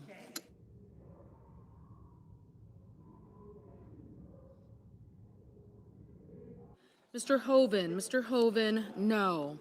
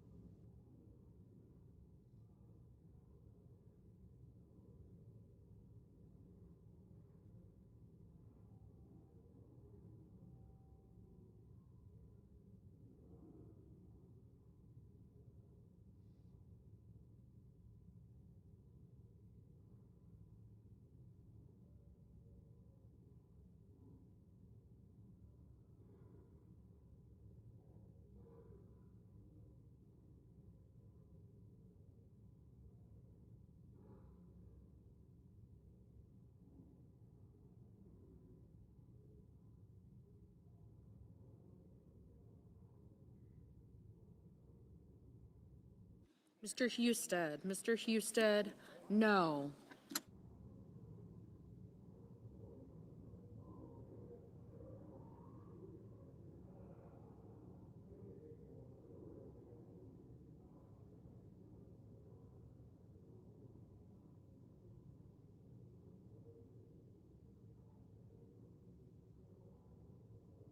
Mr. Marshall. Mr. Marshall, no. Mr. Blumenthal. Mr. Blumenthal, aye.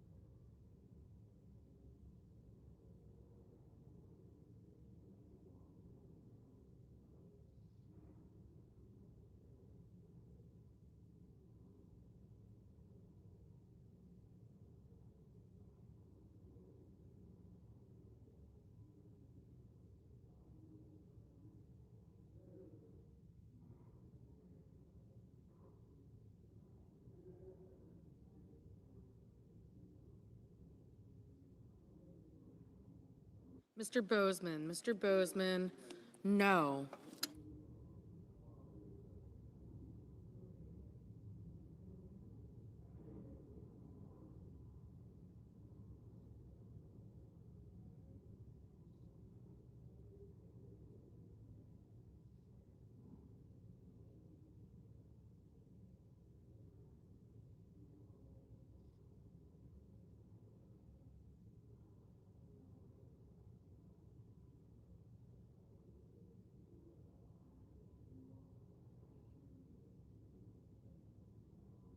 Mr. Paul, aye.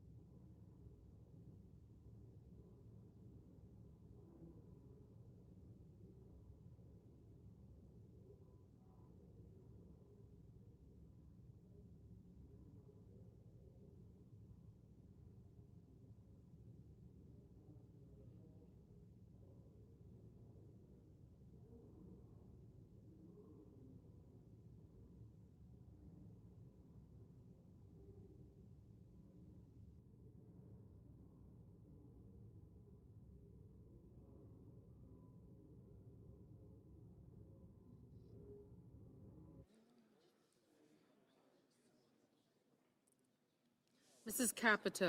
Capito, no.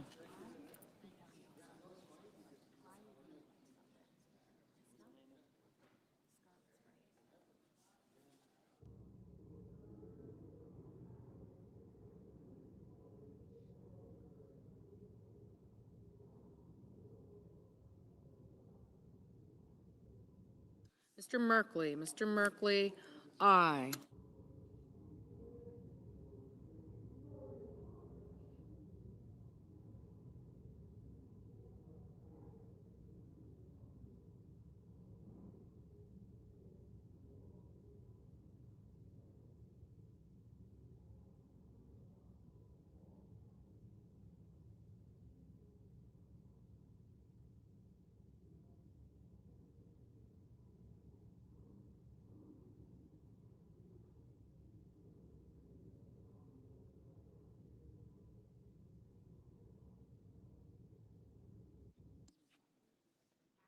Mrs. Shaheen, aye.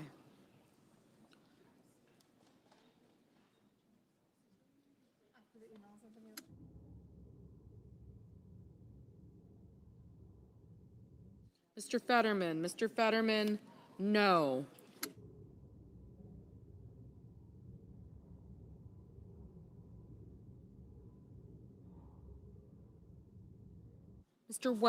Mr. Welch, aye.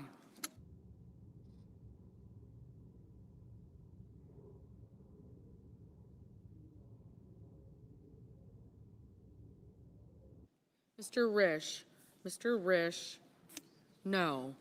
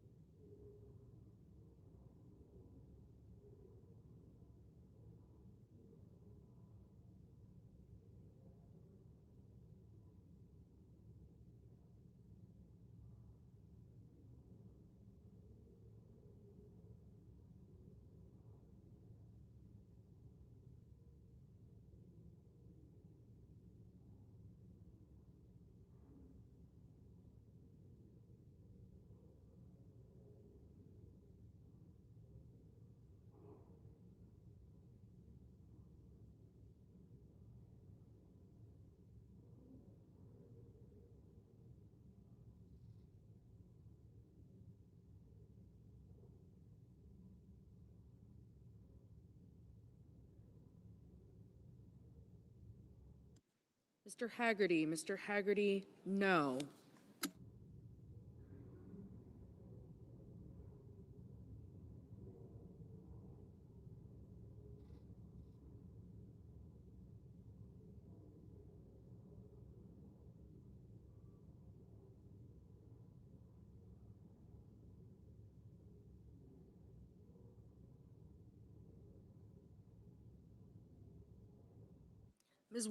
Ms. Warren, aye.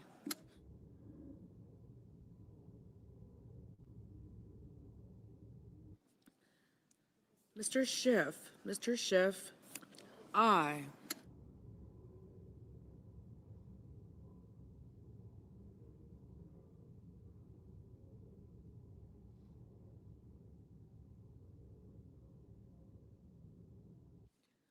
Mr. Curtis, no. Mr. Coons, aye. Mr. Thune, no.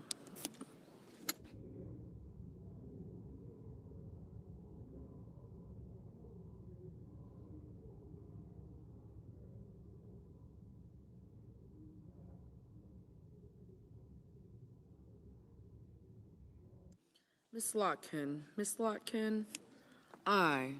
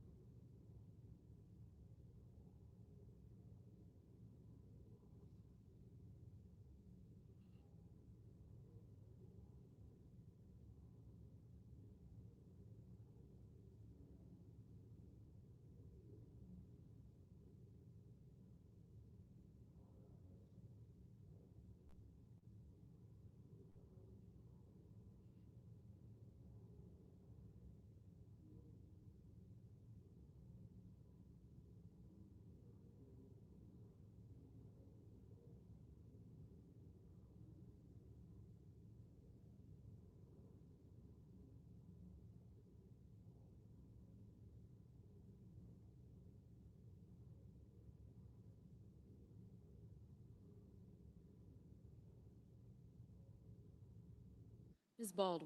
Baldwin, aye.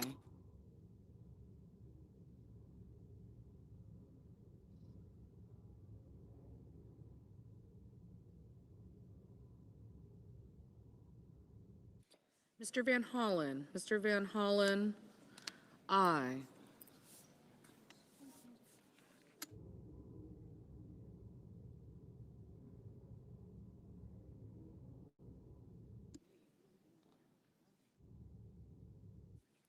Ms. Blunt Rochester, aye.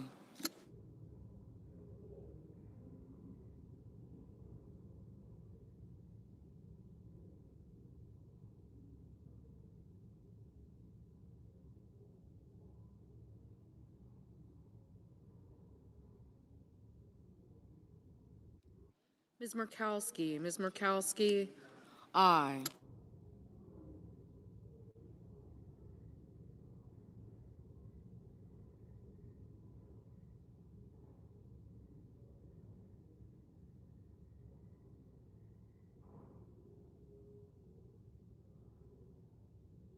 Ms. Cantwell, aye.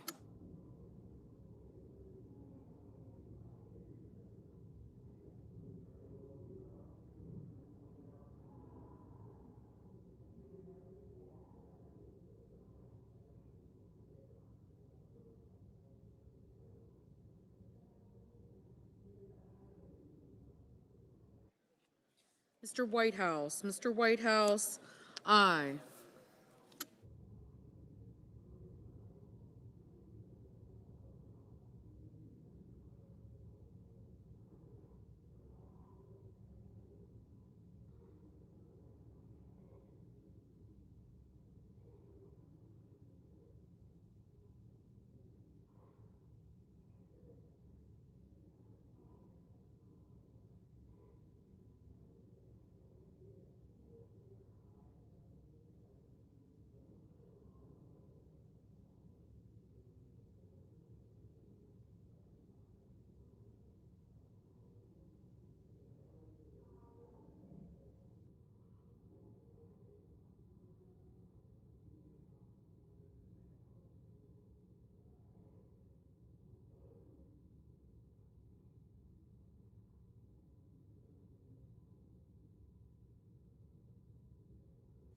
Mr.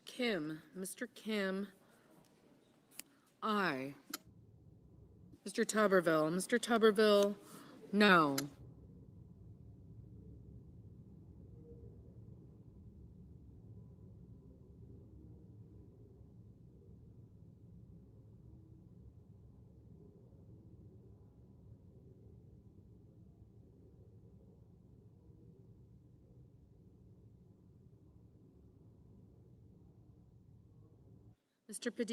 Mr. Padilla, aye.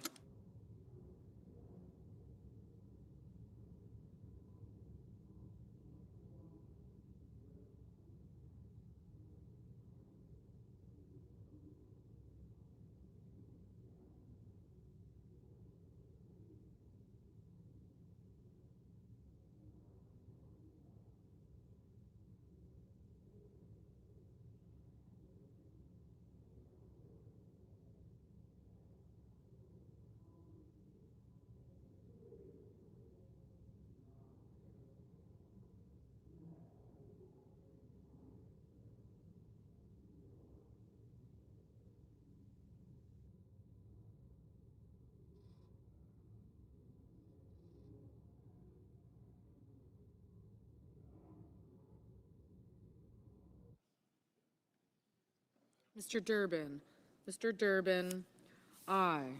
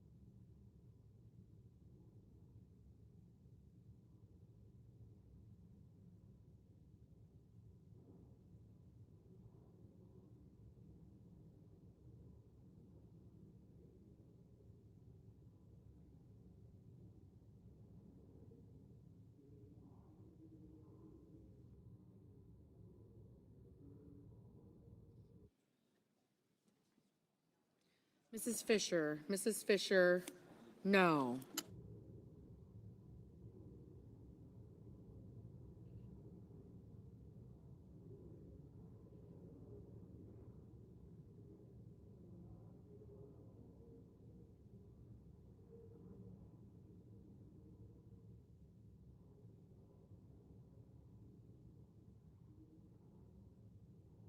Mr. Armstrong, no.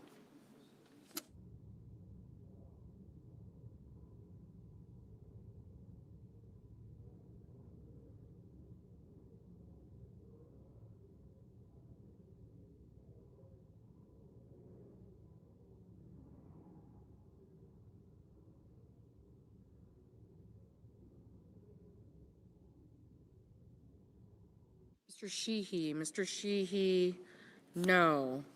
Mr. Lujan, aye.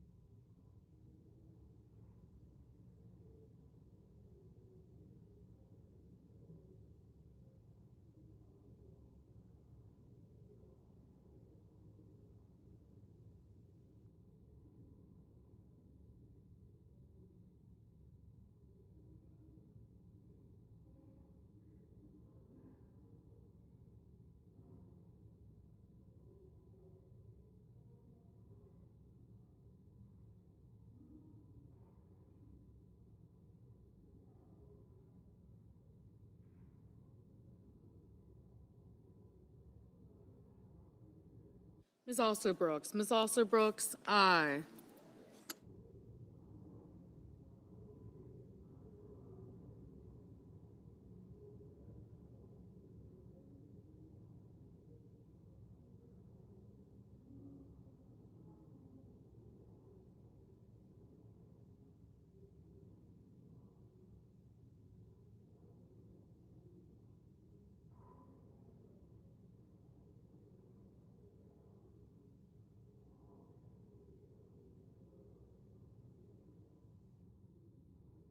Mr. Graham. Mr. Graham, no.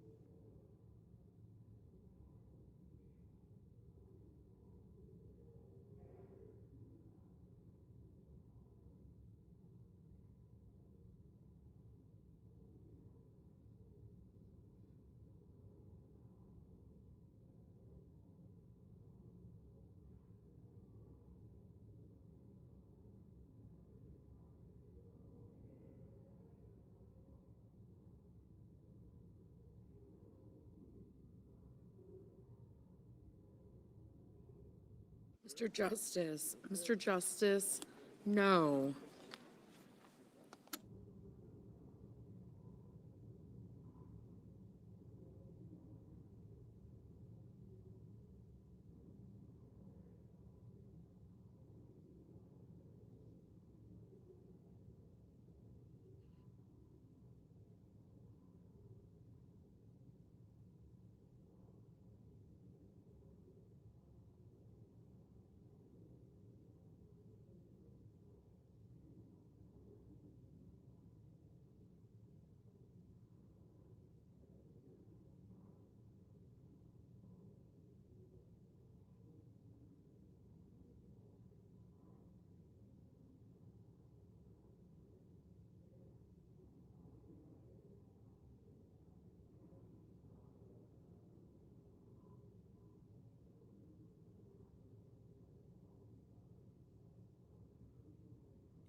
Mr. Tillis. Mr. Tillis, no. Mr. Scott. Mr. Scott of Florida, no.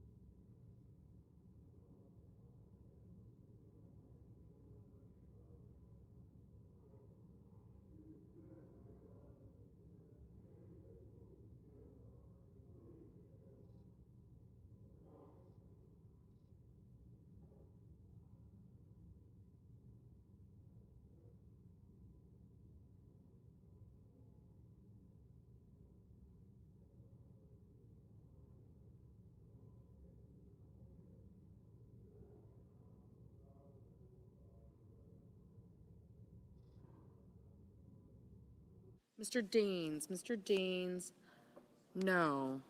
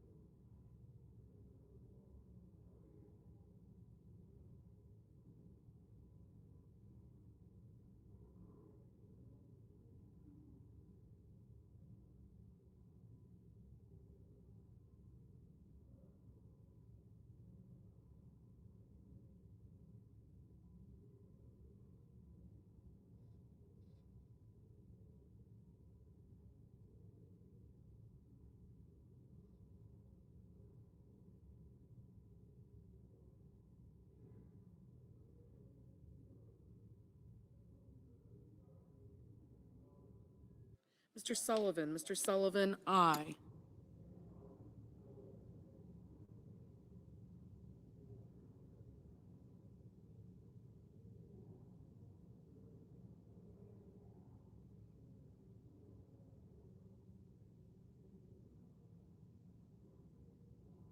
Mr.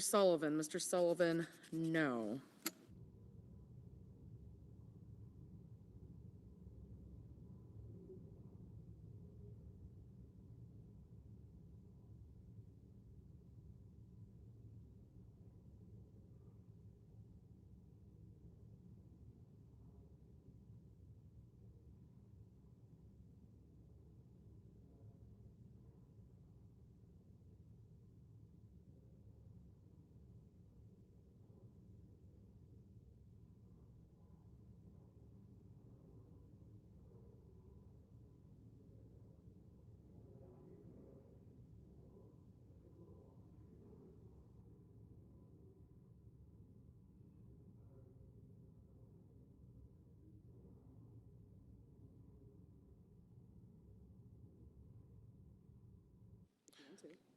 On this motion, the ayes are 47, the nays are 48. The motion is not agreed to. The senator from Florida. Mr. President, I rise today to ask the Senate to pass my resolution, Senate Resolution 444, a resolution condemning the dictator and general secretary of the Chinese Communist Party, Xi Jinping. There is no greater threat to America's way of life, peace, and prosperity in the world than Xi Jinping and the CCP. Xi Jinping hates us. Communist China wants to destroy us. He is not a partner. He is not a competitor. He is a brutal dictator, leading a criminal organization that lies, cheats, steals, exploits slave labor, and commits genocide and crimes against humanity on an industrial scale. Don't take my word for it. Let's look what he's done. He and his Communist Party lied about the origins of COVID, and they keep lying about it. They used the World Health Organization to spread lies while over 1 million Americans died. And their incompetent, malicious response to COVID isn't the only way Communist China killed Americans. Their unwillingness for years to completely curb the export of fentanyl precursors is directly responsible for the deaths of tens of thousands of our fellow citizens. Where Communist China hasn't killed, they've cheated. For decades, they've cheated on trade, causing millions of Americans to lose their jobs. Communist China's currency manipulation continues to threaten our economy and destabilizes the world global order, as well as their hundreds of billions of dollars worth of intellectual property theft. They don't treat other countries any better. In one case last year in the African nation of Zimbabwe, or Zambia, Communist China dumped toxic waste into Zambia's main river, poisoning the drinking water of 5 million innocent people. It destroyed the livelihoods of up to 12 million people. It was intentional. They knew what would happen, and they did it anyway because they don't care. I've not seen a peep of outrage from the international community. Rather than help Communist China coerce the Zambians into signing non-disclosure agreements, offering them next to nothing in cash in exchange for never talking about it. That story of how Communist China literally destroyed the entire country overnight should tell everyone exactly who we're dealing with. As the Zambian government hopefully learned, with friends like Communist China, who needs enemies? It's clear that Beijing doesn't care about the damage they inflict on others. And of course, we know that Xi Jinping and his goons couldn't care less about their own people either. In Xinjiang, Xi's Communist China is committing a horrific genocide against the Uyghur people, putting over 1 million innocent Uyghurs in camps and forcing women to share beds with Han Chinese men sent by the state. They harvest organs from political dissidents, including the Falun Gong. And in one case mentioned in the State Department's 2022 country report on Tibet, the CCP literally beat a Tibetan man to death for the crime of delivering food to a home for the elderly. Communist China apparently saw a basic act of charity as an attack on the state's inability to take care of its own people, a task they repeatedly fail at. But Xi isn't about physically attacking and beating his own people. Just look at what happened in Hong Kong in the summer of 2020. 6 years later, they continue to unjustly imprison my friend Jimmy Lai. We will never stop fighting for his release. The CCP doesn't care about cooperation or respect. They constantly attack anyone they don't agree with, including our allies in the Philippines and Taiwan. They fly thousands of their military jets in Taiwan's airspace, utilize slave labor in their distant water fleet, and prop up terrorists and dictators from North Korea to Iran to the Taliban. The CCP, especially under Xi Jinping's tyranny, has a particular brand of evil. They seek to control the world. And in their mind, that means destroying anyone who stands in their way, whether it's their own people or not. We cannot be afraid to stand up to our enemies and hold the line for the next generation of Americans. The numerous policy mistakes we made in the last few decades, including the idea that if only every Chinese citizen could get an F-150 and a Coke, they'd eventually abandon their communist system and become more like us. Instead, the opposite has happened, where we have literally subsidized the CCP's military modernization, economic development, genocide, and crimes against humanity. Despite everything Communist China has done to our nation and to the world, we continue to invest over $1 trillion into Chinese companies listed on our exchanges, to include newly designated Chinese military companies like Alibaba. I hope that no one who cares about human rights and confronting our nation's foremost enemy would prevent this resolution's passage. We cannot afford to abandon our responsibility to our people and to the world to denounce the evil agenda of the Chinese Communist Party. I hope my colleagues will join me in that effort.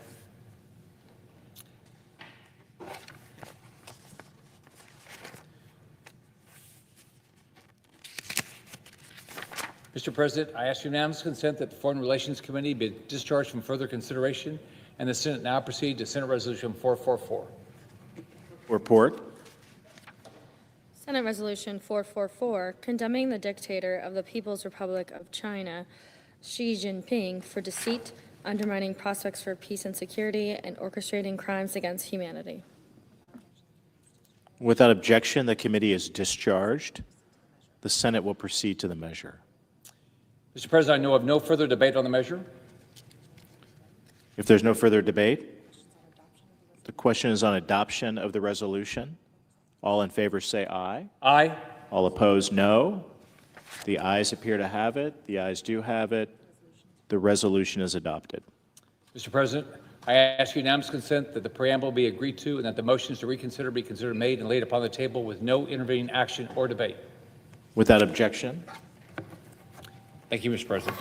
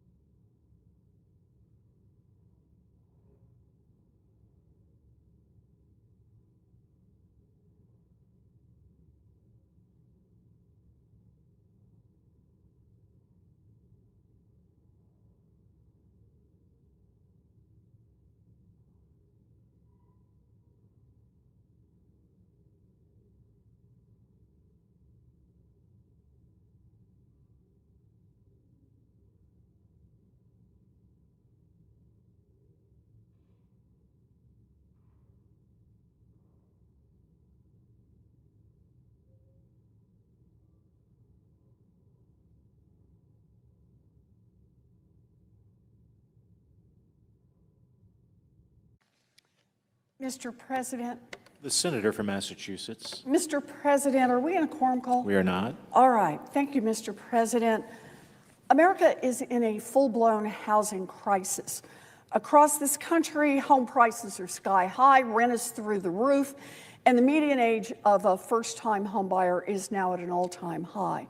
But for too long, the federal government has been asleep at the switch, and that changes today. I stand here in support of the historic 21st Century Road to Housing Act. This landmark bill will boost housing supply, bring down costs, and for the first time ever, stop private equity from buying up single-family homes. Yes, we are about to do it. Pass the biggest housing bill in more than 30 years. This bill has more than 45 total housing provisions designed to help increase housing supply and bring down costs. Here are just a few of the things that this housing bill will do. It removes regulatory barriers and streamlines environmental reviews to speed up affordable housing development and to speed up the construction process. It rewards communities that build more housing, and it prods those that are not building to step up and build more. It makes it easier and cheaper to build new manufactured housing by removing outdated chassis requirements and brings down the cost of a new unit by up to $10,000. It creates an innovation fund, something I've been proposing for years, to help reward communities that are successfully building more housing with new funds for community infrastructure or to build even more housing. It will make long-needed improvements to rural housing programs to preserve affordable housing for 400,000 rural families. It strengthens the Community Development Block Grant, CDBG, and the home programs to get more affordable housing built. And it finally authorizes the CDBG Disaster Recovery Program to get money out to disaster-stricken communities faster. It offers new and streamlined funding opportunities for cities and towns to bolster local infrastructure and to convert abandoned buildings into new housing, for homeowners and landlords to make structural home repairs, and for home builders to finance new manufactured and modular housing. And there is so much more. This bill supports more housing opportunities for veterans. It takes action to reduce homelessness, and it helps end appraisal bias. And finally, for the first time ever, Congress is acting to stop private equity's housing grab. I've been calling for this for years, and even 6 months ago, nobody thought this was possible. With this bill, we will get single-family homes back into the hands of American families, not corporations. An overwhelming majority of Americans across party lines want to stop private equity from snapping up single-family homes, and this bill does exactly that. This bill also makes sure that corporate landlords who don't follow the law pay up, and it invests any money they pay in fines to build more housing and to help first-time homebuyers with direct assistance for down payments, with closing costs and with interest rate buy-downs. There is so much in this bill.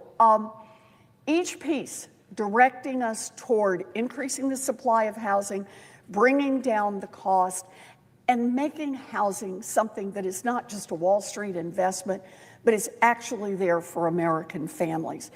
I want to say a very special thank you to Senator Tim Scott for his partnership on this historic bill in leading the Senate Banking Committee.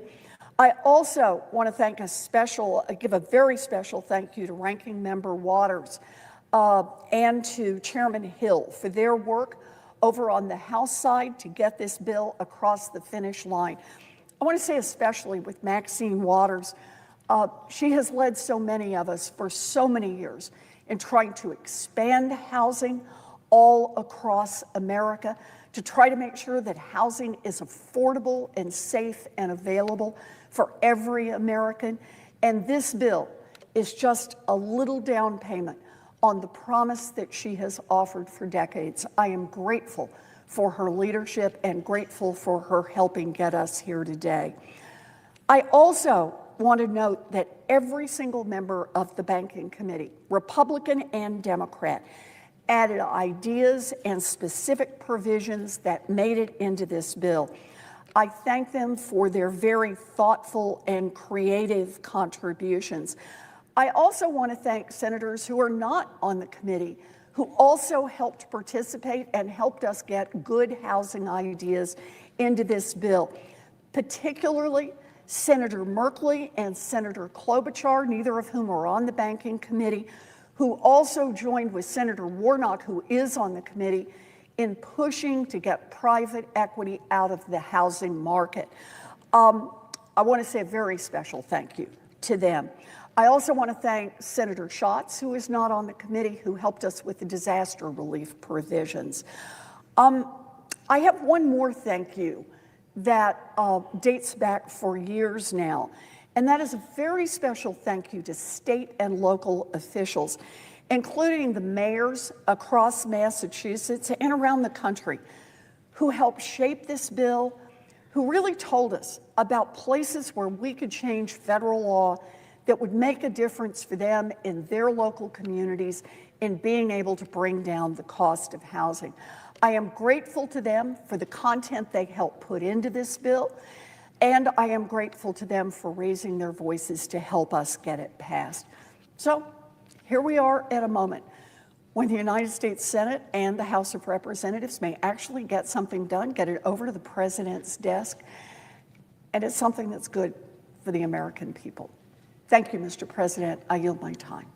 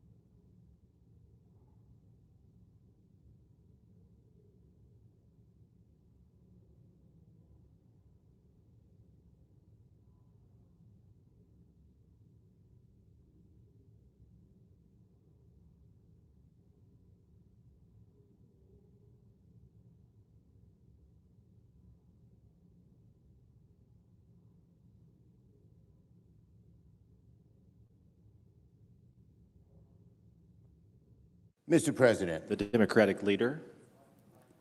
Mr. President, I've come to address our Road to Housing bill, which we'll vote on in a few minutes.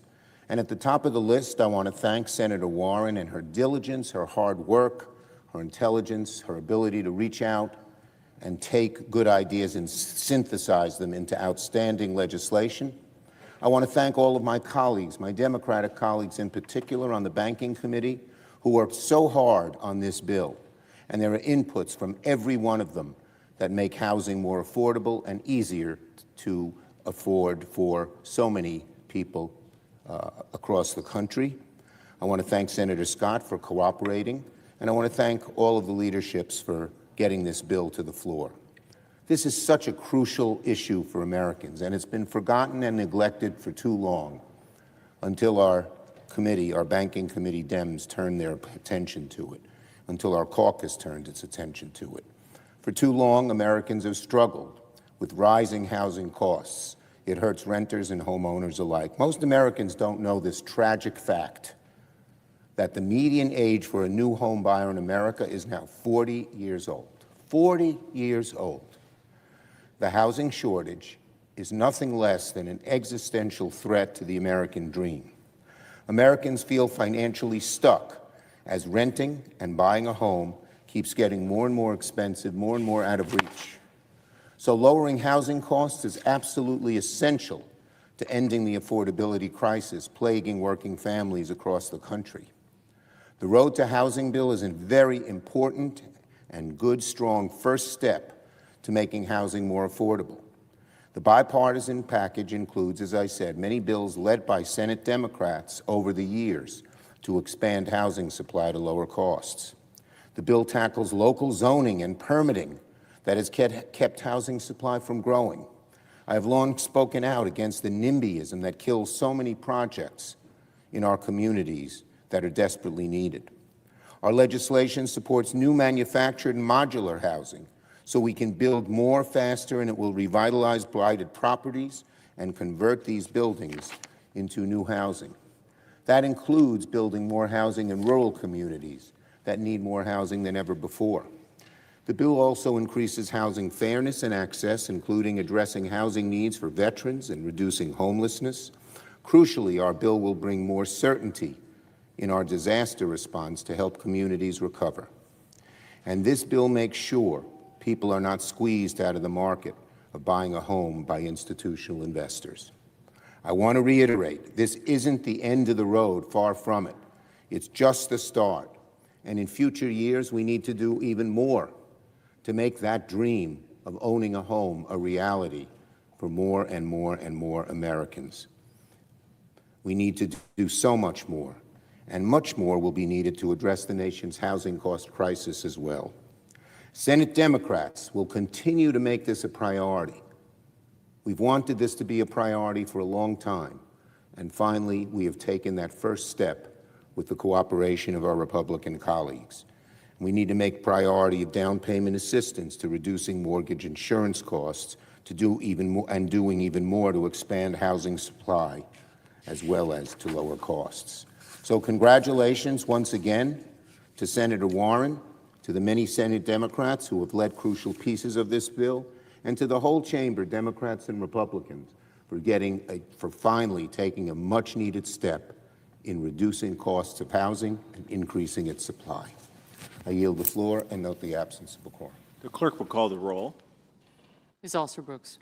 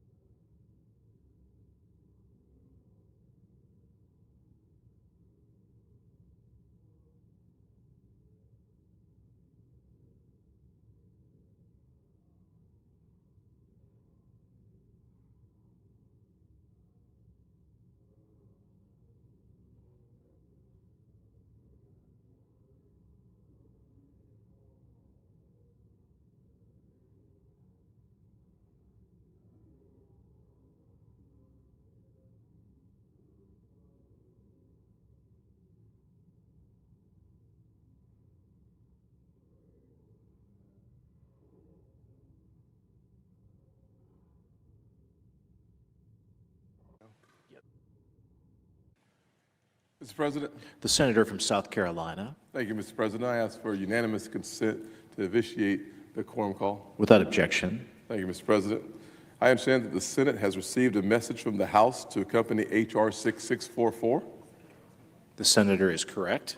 I ask the chair lay before the Senate the House message to accompany H.R. 644, and I ask for the yeas and nays. Is there a sufficient second? There appears to be. The clerk will call the roll. Ms. Alsobrooks, Mr. Armstrong, Ms. Baldwin, Mr. Banks. Aye.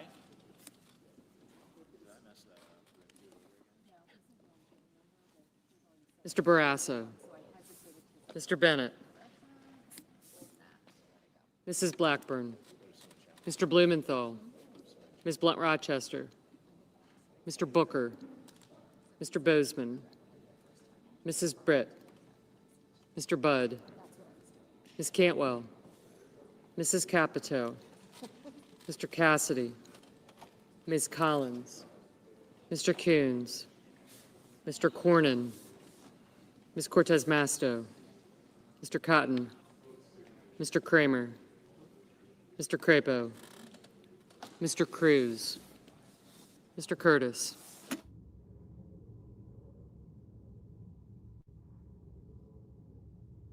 Mr. Daines, Ms. Duckworth, Mr. Durbin, Ms. Ernst, Mr. Fetterman, Mrs. Fisher, Mr. Gallego,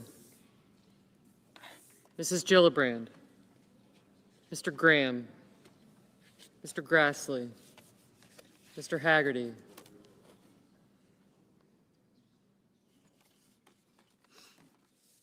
Ms. Hassan, Mr. Hawley, Mr. Heinrich, Mr. Hickenlooper,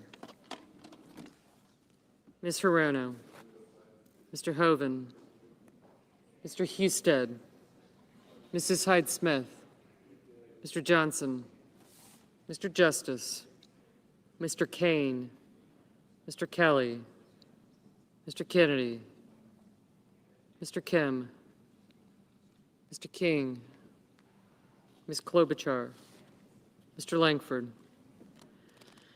Mr. Lee, Mr. Lujan, Ms. Lummis, Mr. Markey,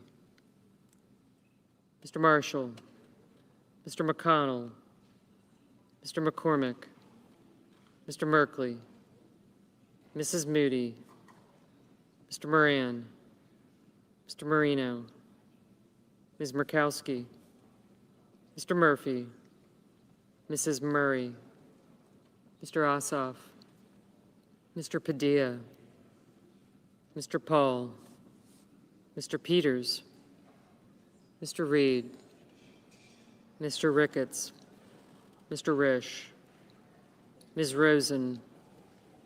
Thank you. Mr. Rounds, Mr. Sanders, Mr. Schatz, Mr. Schiff, Mr. Schmidt, Mr. Schumer, Mr. Scott of Florida, Mr. Scott of South Carolina, Mrs. Shaheen, Mr. Sheehy, Ms. Slotkin,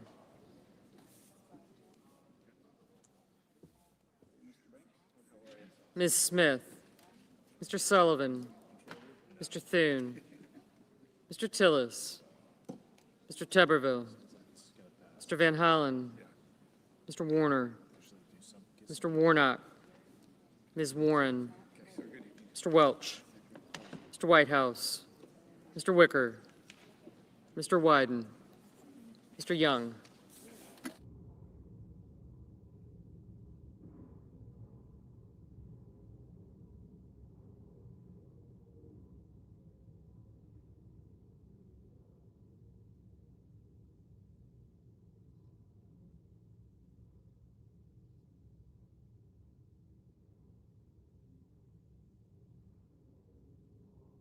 Senators voting in the affirmative: Banks, Curtis, Duckworth, Fetterman, Schatz, and Scott of South Carolina. Mrs. Murray. Aye. Mr. Kim. Aye. No senator voted in the negative.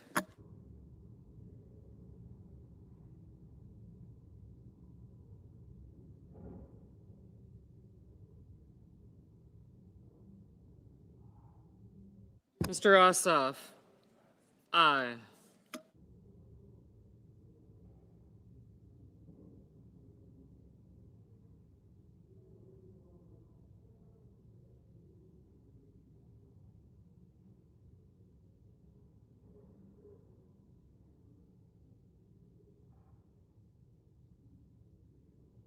Mr. Langford. Aye.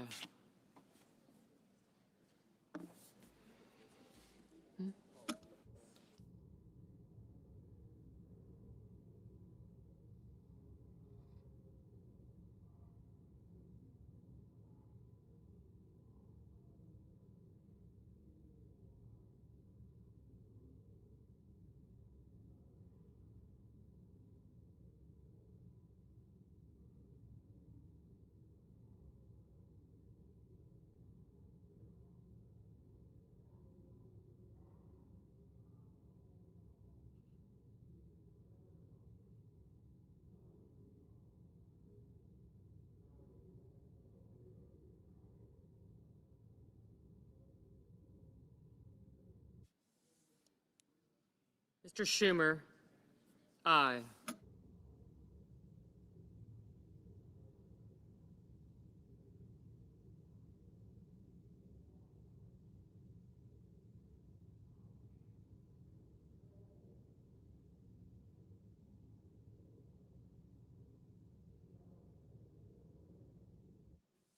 Mr. McCormick. Aye.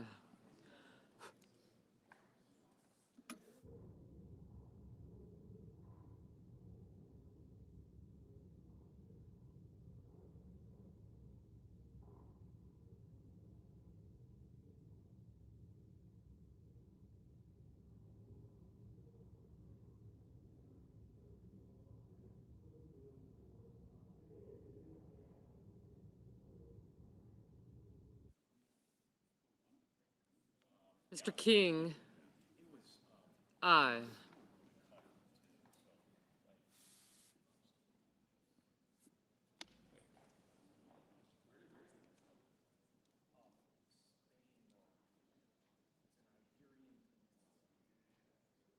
Mr. Murphy. Aye. Mr. Young. Aye. Mr. Young. No. Mrs. Moody. Aye.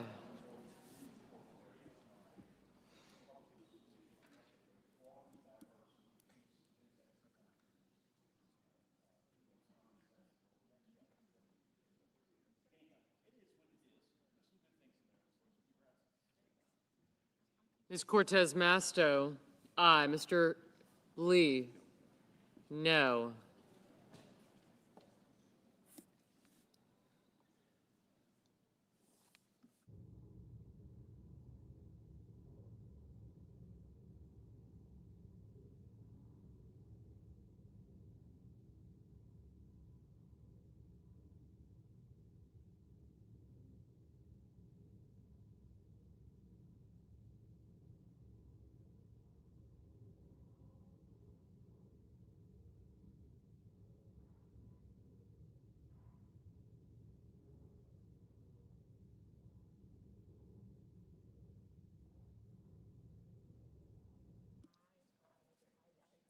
Ms. Blunt Rochester. Aye.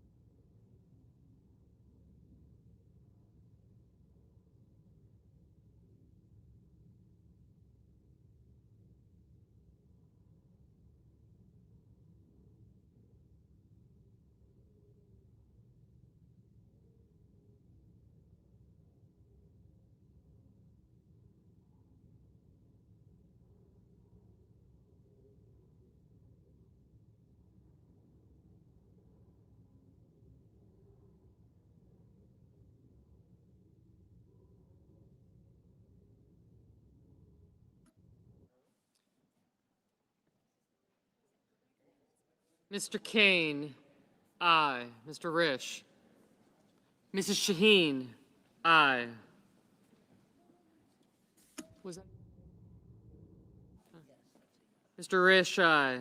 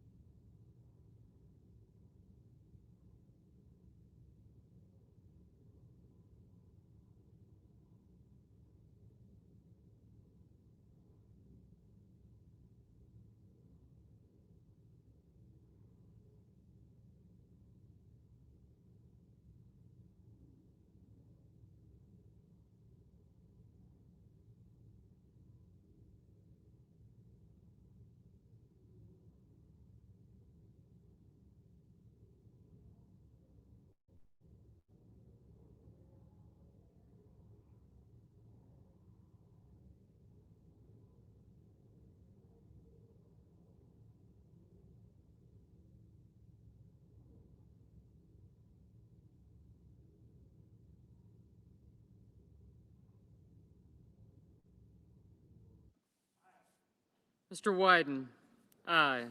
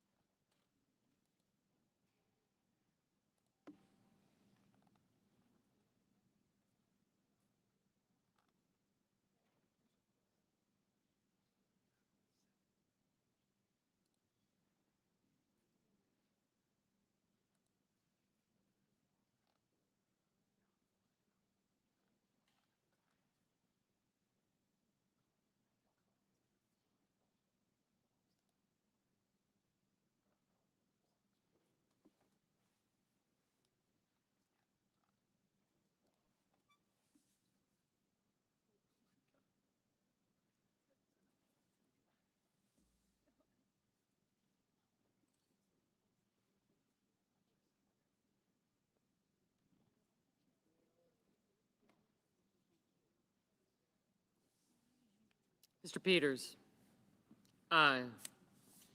Ms. Ernst, aye.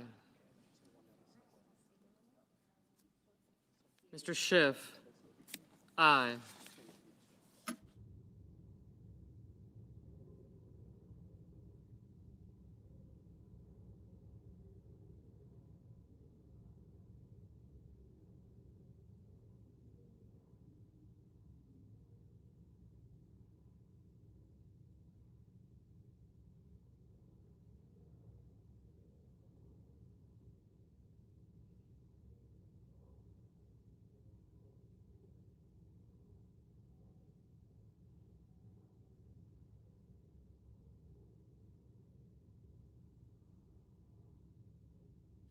Mrs. Capito, aye.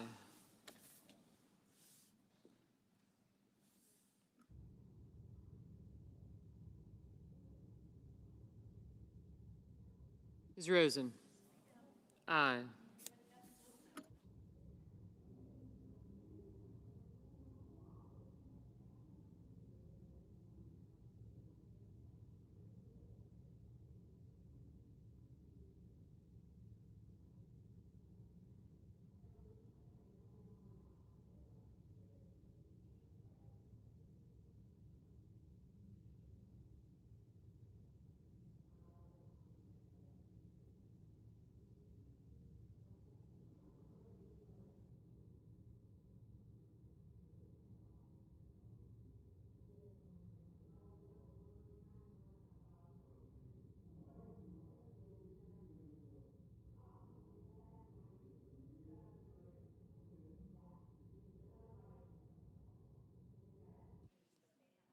Cassidy, aye.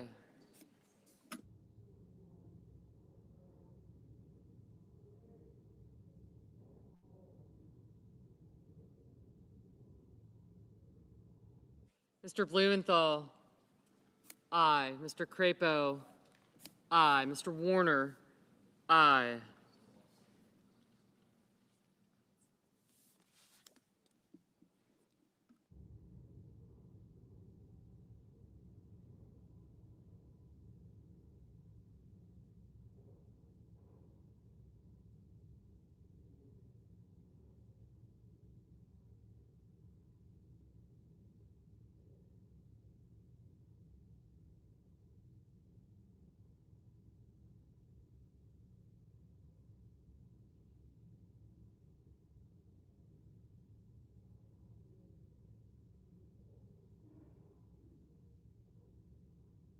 Mr. Gallego, aye.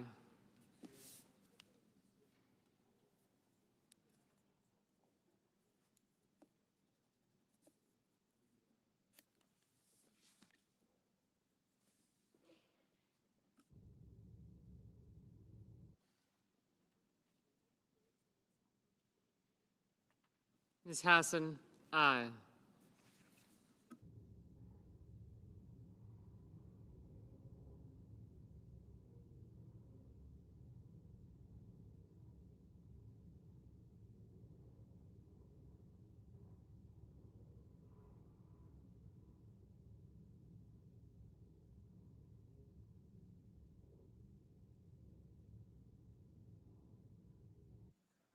Mrs. Hyde-Smith, aye.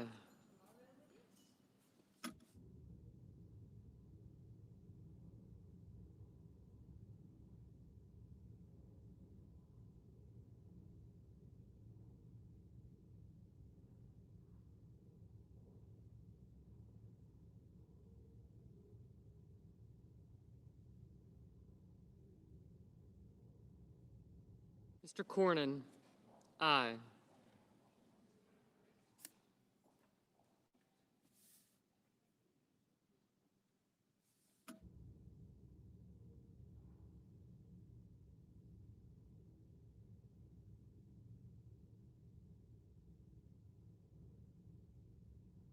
Ms. Slotkin, aye.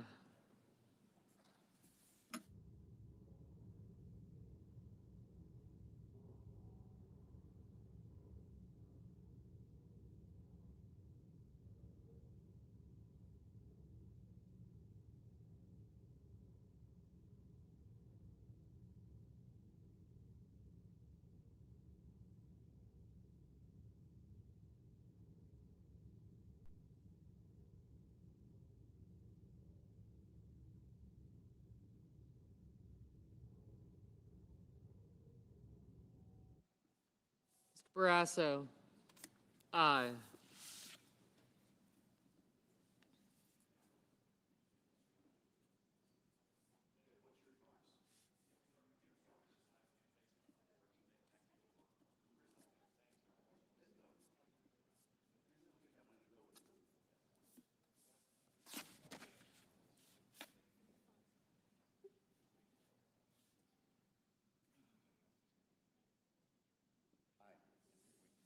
Mr. Wicker, aye.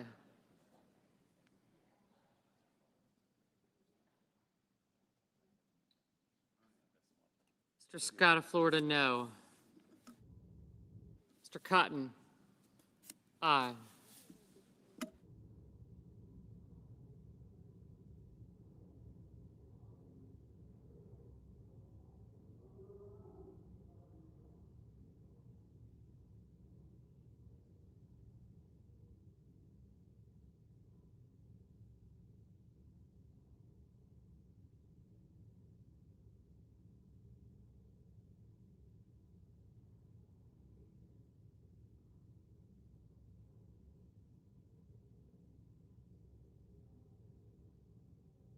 Mr. Warnock, aye.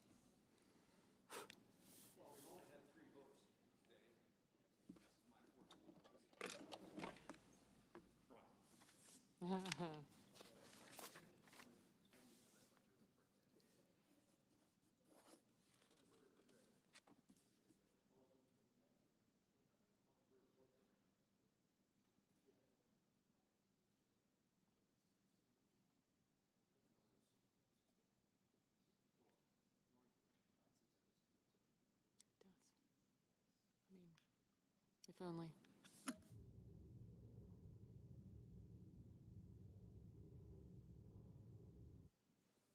Mrs. Blackburn. Aye. Mr. Moran. Aye.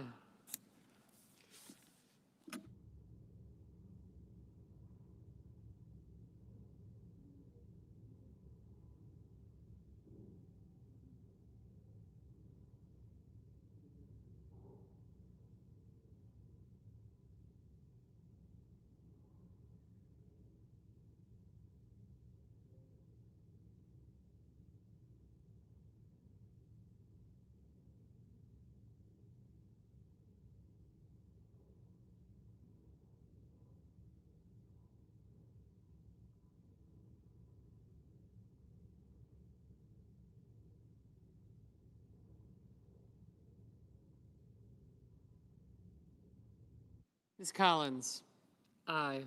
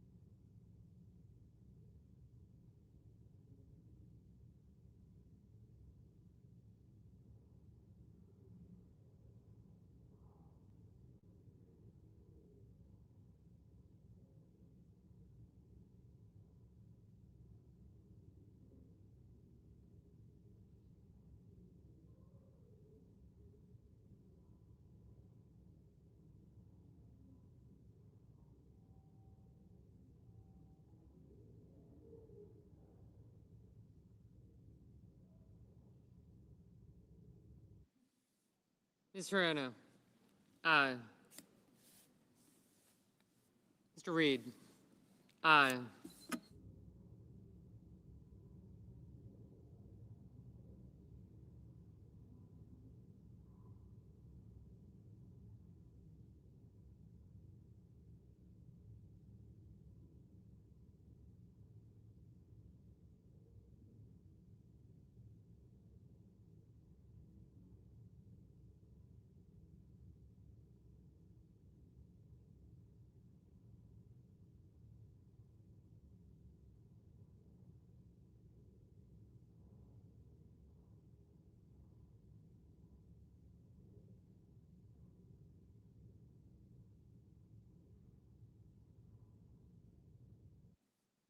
Mr. Heinrich. Aye.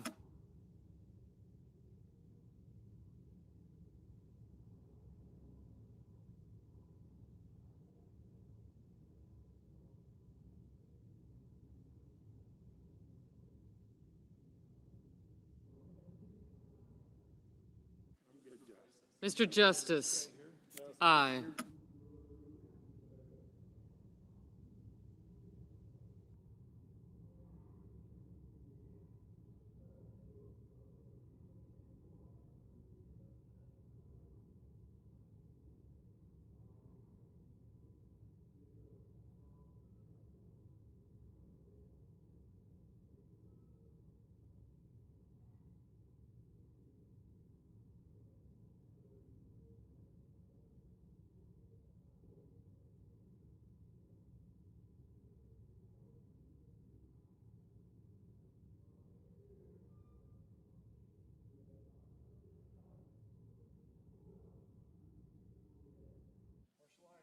Mr. Marshall.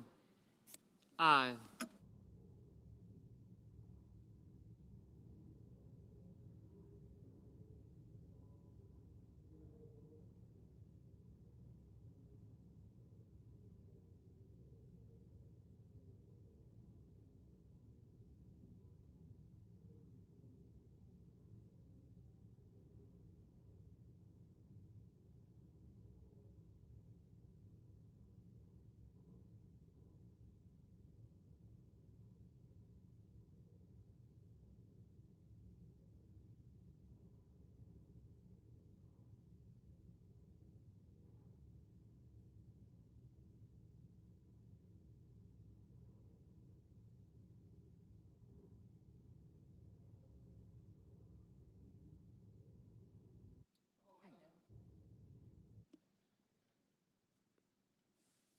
Mr. Markey, aye.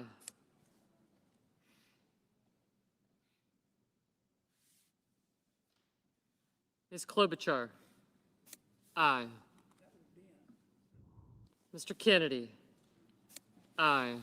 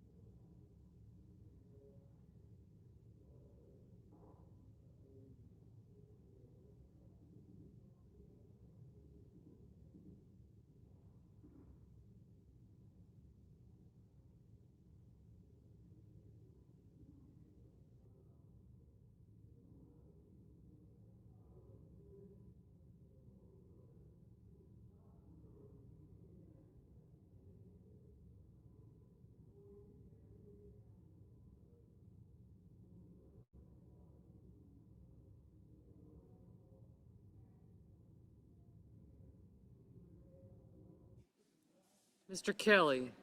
Aye.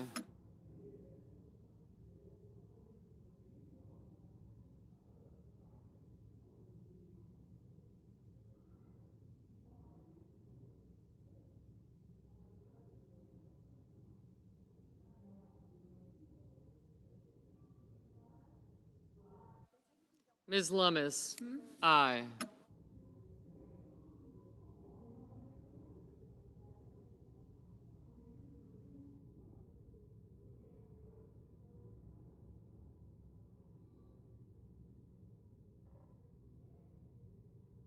Mr. Johnson? No.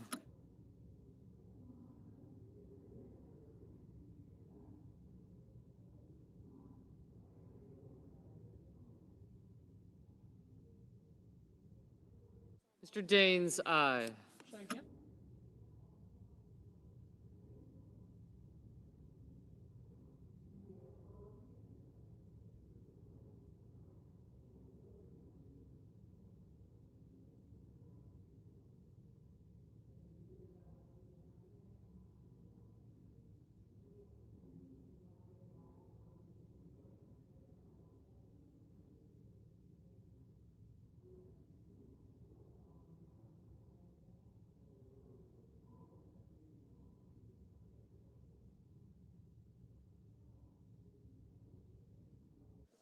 Mr. Grassley?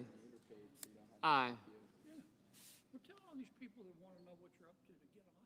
Leave you alone.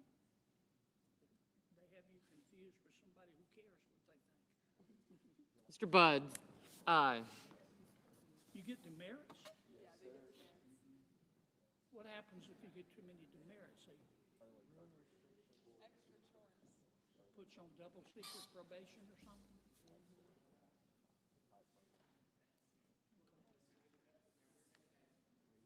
Mrs. Fisher? Aye.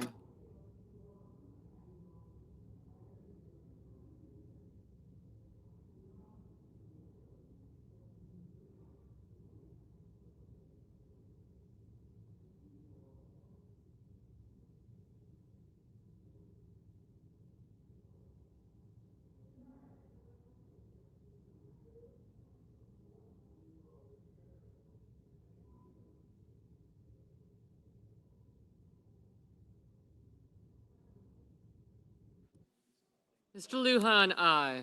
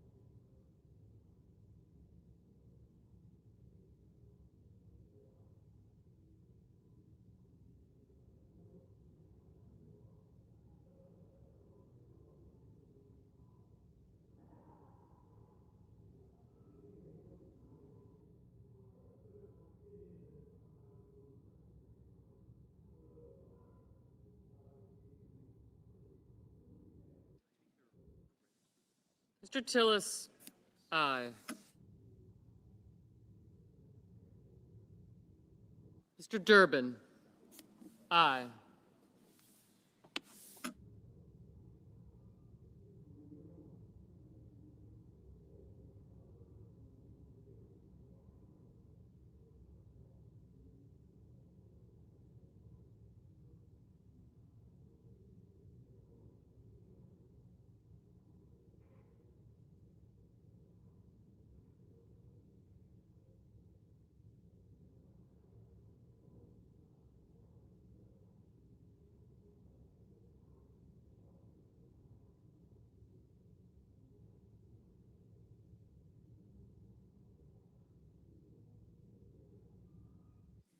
Ms. Baldwin, aye.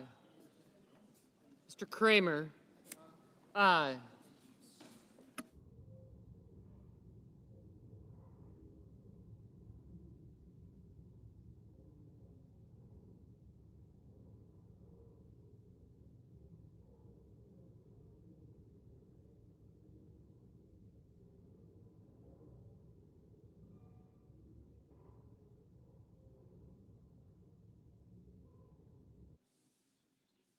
Ms. Warren, aye.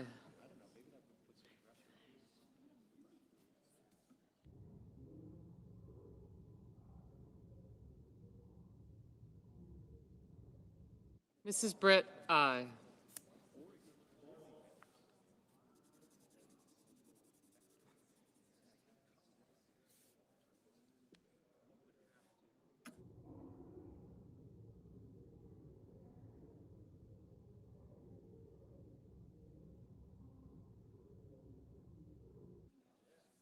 Mr. Armstrong, no.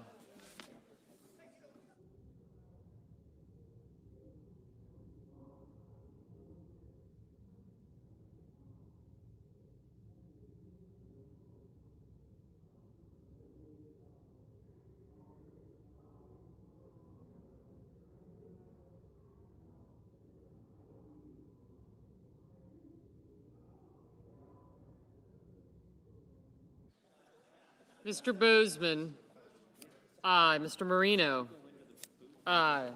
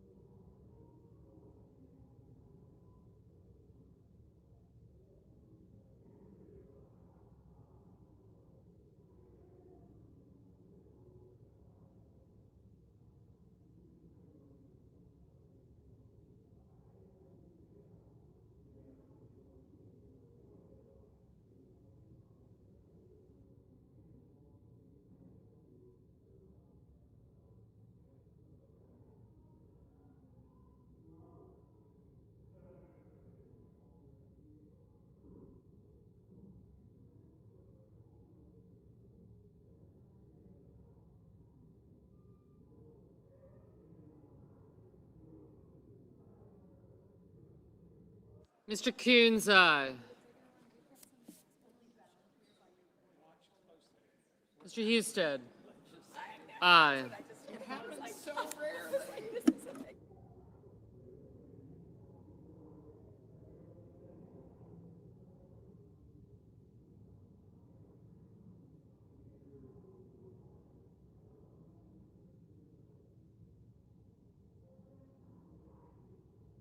Mrs. Gillibrand, aye. Mr. Merkley, aye.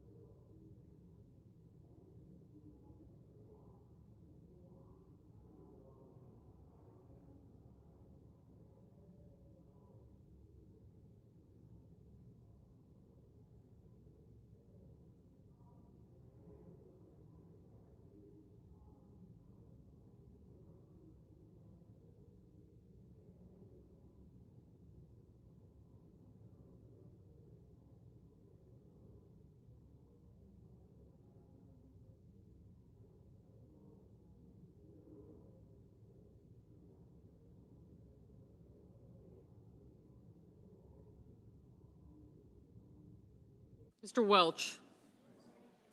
Aye.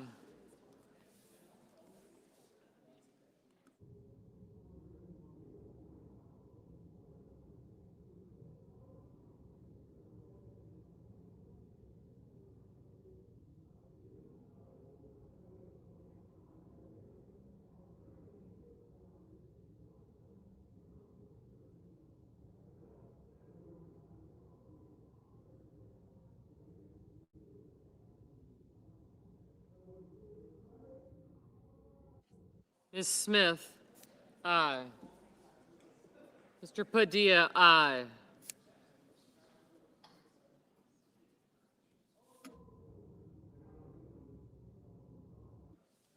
Mr. Schmidt. Aye.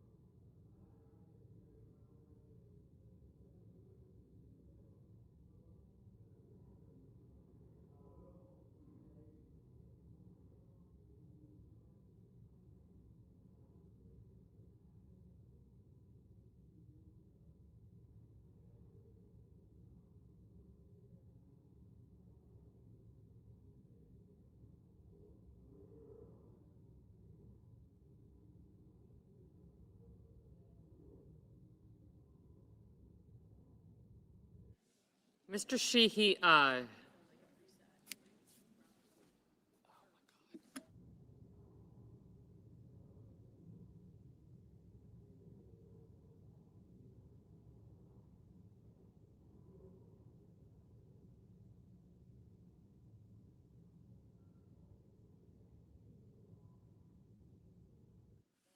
Mr. Graham.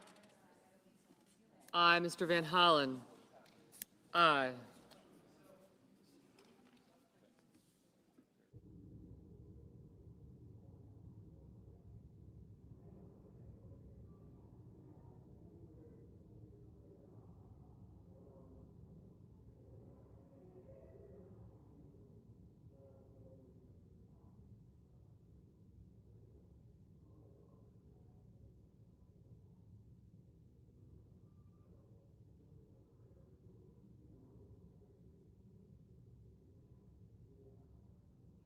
Mr. Hickenlooper.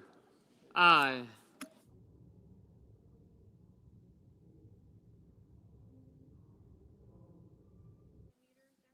Mr. Ricketts. Aye.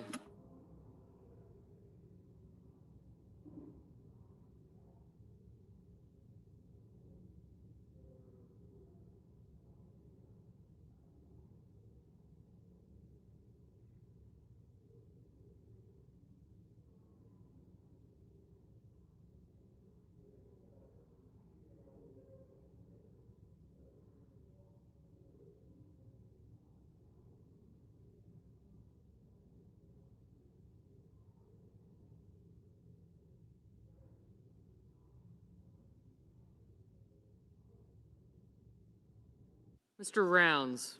Aye.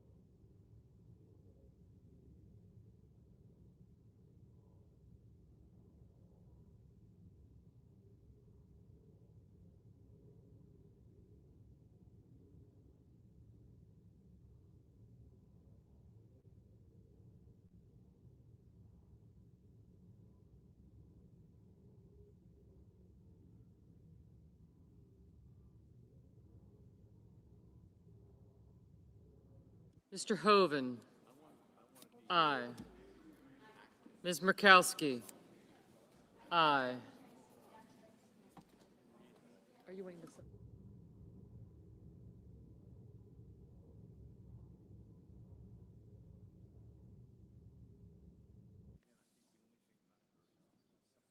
Mr. Whitehouse.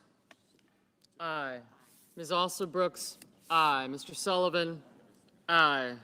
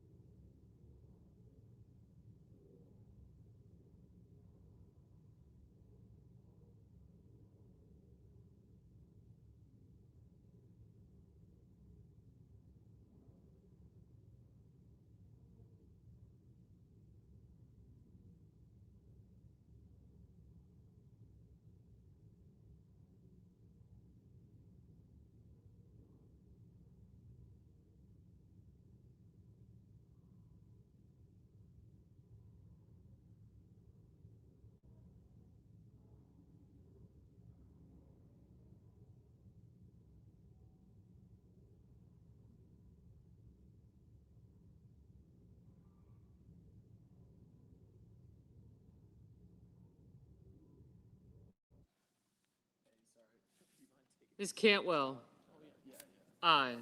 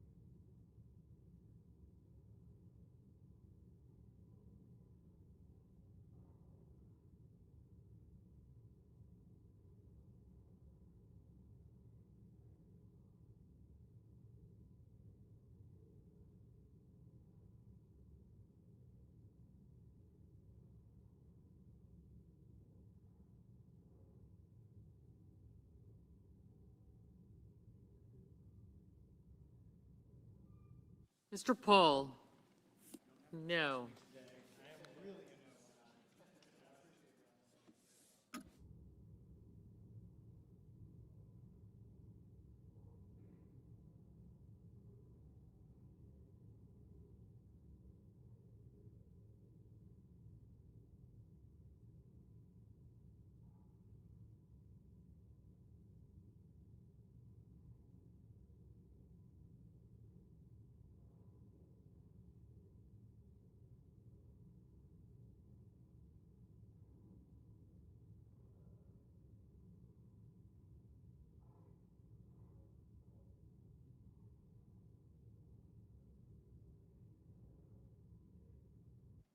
Mr. Tuberville?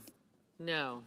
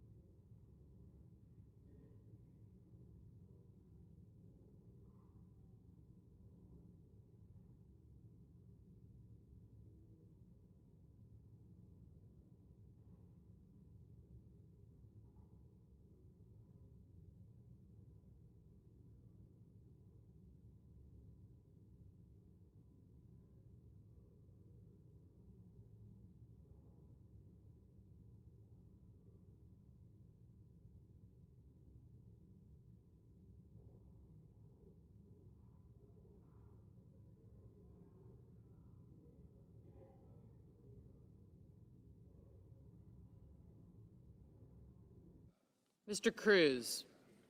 No.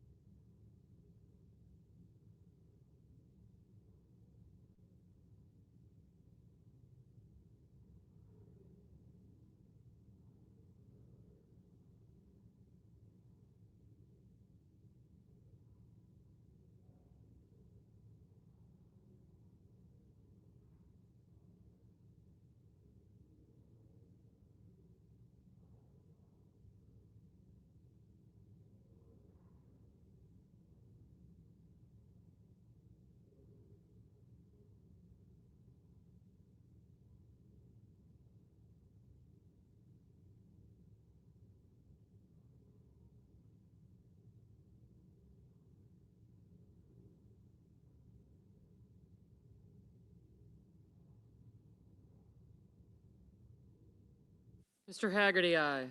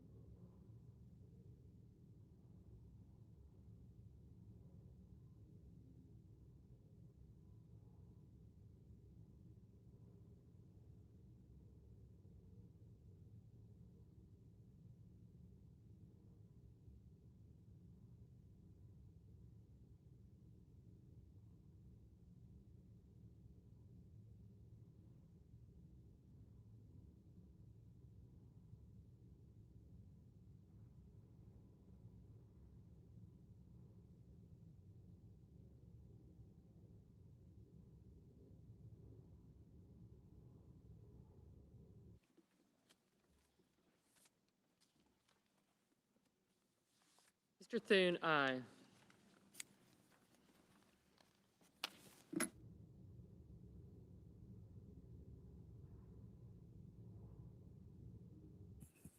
On this vote, the yeas are 87, the nays are 8. The motion is agreed to.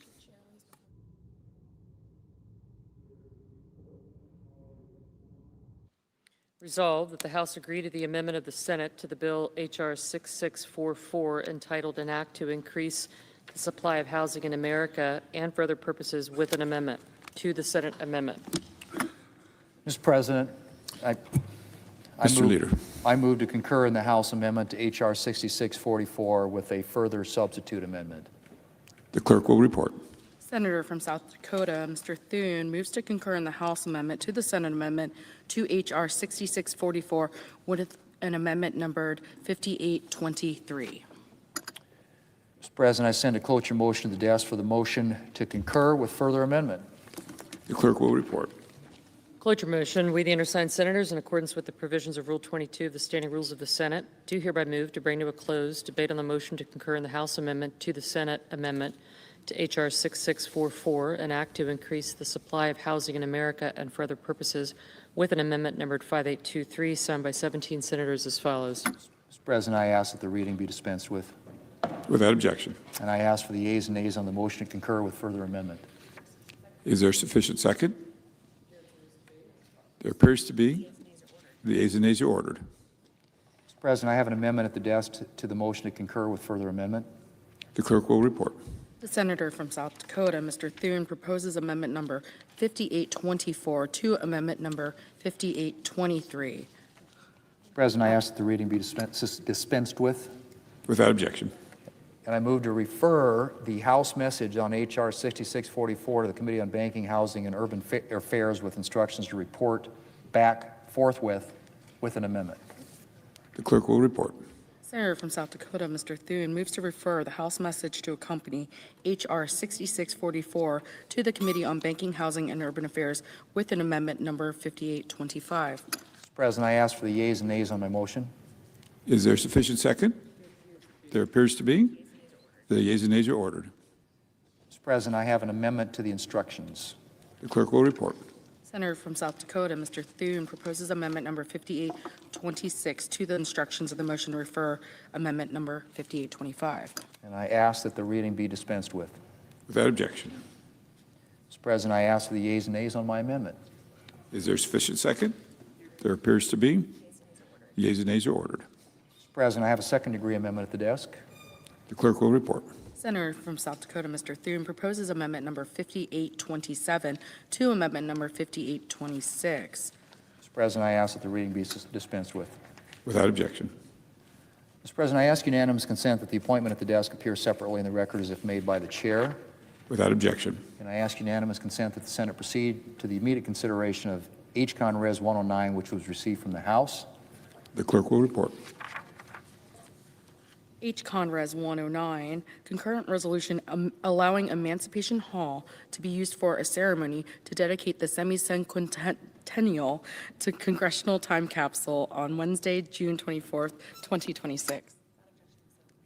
Without objection, the Senate will proceed. Mr. President, I ask unanimous consent that the resolution be agreed to and the motion to reconsider be considered made and laid upon the table with no intervening action or debate.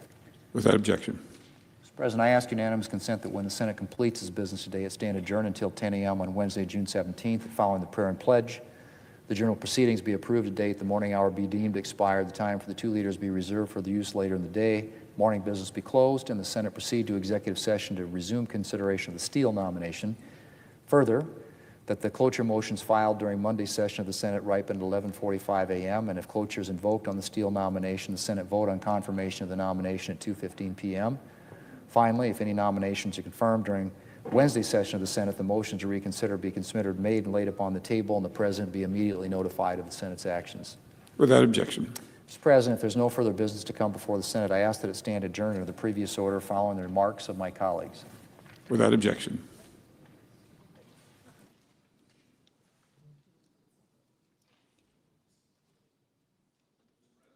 The Senator from Alabama. Mr. President, I want to bring up a subject today that's close and near to my heart. You know, 4 things that made this country strong, made it the best country in the world, is God, family, military, and sports. You learn a lot of things out of those 4. It makes us strong. And we've kept that pretty much in that order for a long, long time. But I'd like to say today that, and I think most, even some of my colleagues in here today, college sports is in trouble. Not just men, but also women. You know, before I was elected, I spent 40 years coaching. Coached girls basketball, that was a thrill. Coached college football for a long time as assistant and head coach. Best job I ever had. But it's not about championships or packed stadiums or television. It's the best job because you had an opportunity to help people, young people, get them on the right track. And that's what sports does.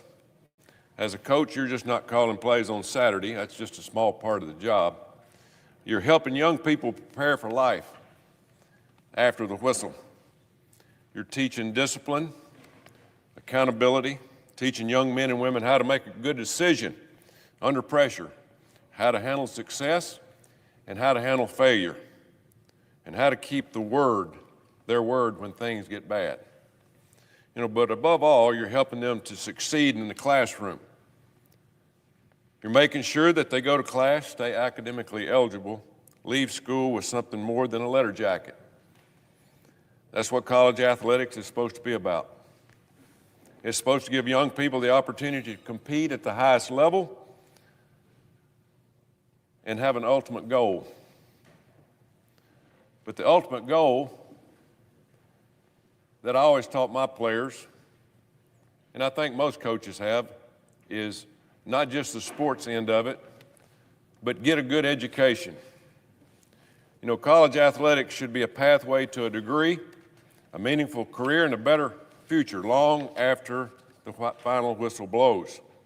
You know, the lessons learned through sports, discipline, accountability, teamwork, perseverance, they really matter. But they are the most valuable when paired with education that prepares young people for life beyond the playing field. This is why the term student athlete, not athlete student, is spoken in athletics and college sports. Athletics should support education, not replace it. Education must come first. I retired from coaching 10 years ago, 2016. A few things have changed in the world of college sports since that time. A series of court decisions, state laws, NCAA rule changes have opened the door for student athletes to profit from their name, image, and likeness, often called the NIL. It has been a popular topic for now 10 years. Now let me be clear about this. I think it's great that students can profit from their name, image, and likeness. I'm all for it. I was for making money when I was coaching. They should be able to benefit from the value that they create. You know, for years, everyone around college sports made money. Schools, conferences, television networks, sponsors, coaches, while the athletes were told they could not make any money. That needed a change, and it did. NIL is here to stay. No one should be trying to take money away from student athletes. It's here.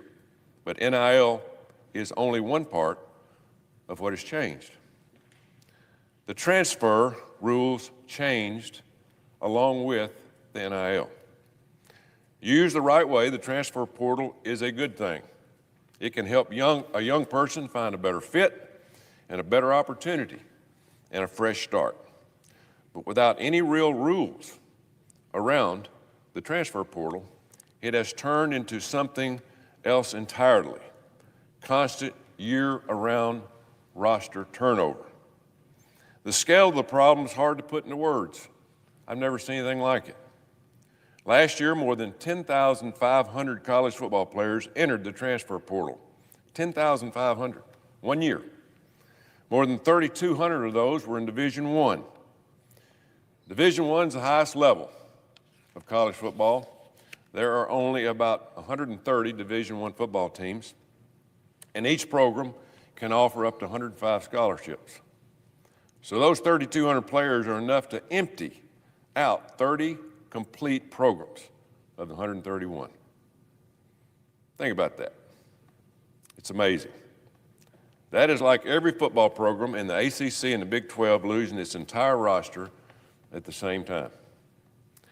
And this is not just a football problem. In 2025, more than 1,500 men's college basketball players entered the transfer portal. A Division I basketball roster typically has 15 scholarship players. That means the number of Division I basketball players entering the portal in a single year is equivalent to more than 100 full basketball teams. On the women's side, more than 2,500 basketball players entered the portal, including more than 1,000 Division I players. That's not a few students looking for a fresh start. These numbers tell the story. What used to be rare has become routine.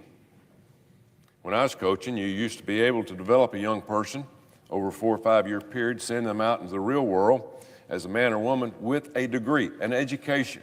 And that's what it's about. I think we'll all agree to that. When I was coaching, you used to be able to develop a young person and saw them grow up every day. Now you're lucky to keep a player one season. And I think that's what we're all here talking about today. The relationships between athletes, coaches, and teammates and schools are becoming shorter and more transactional. Too often, short-term financial incentives are driving decisions that should be about education, personal development, and finding the right fit for a student-athlete's future. Coaches can't build a program when the whole roster turns over from one season to the next, and that's what we're seeing. Schools are now forced to spend more time and resources recruiting their own players than coaching them, developing them, or helping them succeed in the classroom. They're not getting degrees now because of the transfer portal. And the young people caught in the middle have no idea whether the team they just committed to will even resemble the team that they signed with. Young people are being treated like free agents instead of students. And while older players bounce from school to school chasing the next paycheck, it is the high school student athletes, both young men and women, who are paying the price. In other words, these high school students aren't getting scholarship offers like they used to. The transfer portal is squeezing high school athletes out of opportunities. We may not know the exact number, but the trend is clear. Thousands of roster spots are now being filled by older transfers instead of high school recruits. A scholarship that used to go to an 18-year-old with their whole future in front of them is now going to a 5th or 6th year senior who has already had his shot or her shot 2 or 3 times over. This system is hurting the very people college athletics is supposed to serve. It's created a culture that rewards chasing the next opportunity instead of honoring commitments, persevering through adversity, and finishing what you started. That's what sports is about. It's not good for student athletes. It's not good for schools, and it's certainly not good for college sports. You know, the NCAA has spent years standing on the sideline. Well, these problems got worse. Failing to provide leadership from the NCAA or meaningful reforms needed to protect student athletes and preserve college sports, they stood around and watched. I saw it personally. As a result, Congress now is being asked to step in, and that's what we're here today for. But the federal government, if it gets involved, we need to be very clear what our role is and what our role is not. Congress should not run college sports. That's the first thing I want to say. We cannot run college sports. Congress should not manage television contracts, dictate conference alignments, or write department budgets. We can't do it. Congress should not decide how much money student athletes can earn. That is not our job. Our role should be limiting to setting clear rules for eligibility, transfers, and scholarships so student athletes and families, coaches, and schools know what the rules are and can plan accordingly. That is where Congress can help, and that is where Congress should stop. 2 weeks ago, my colleagues here rolled out a bipartisan bill that aims to fix some of these problems. I respect the work that they put into it. I know it all too well. I know they're trying to solve a serious and very, very hard problem. It's almost impossible. But I think their bill goes too far. Trust me, if I thought it'd work, I'd support it. Unfortunately, it gets too deep into the businesses of universities, conferences, athletic departments, while doing far too little to give the student athlete the stability and clarity that actually they need. It claims to address the transfer portal and eligibility, but it is riddled with loopholes and waivers that gut those rules before the ink is dry. Let me be clear. You cannot do waivers for eligibility and transfer. You can't do it. It opens the door for endless lawsuits, and they're coming by creating new avenues for student athletes to sue schools, conferences, and the NCAA. It opens the door to student athletes being classified as employees, which leads to unionization and the end of college sports as we know it. It does not do enough to protect women's sports, which is an issue I've come to this Senate floor to talk about many, many times before. It also sets a permanent cap on revenue sharing for student athletes. And worst of all, this bill drags the federal government into decisions that should be made by schools and conferences, not up here, the DC bureaucrats, including how conferences are structured, how games are scheduled, how media rights are managed, and how athletic departments are run. We can't do that. We just can't do it.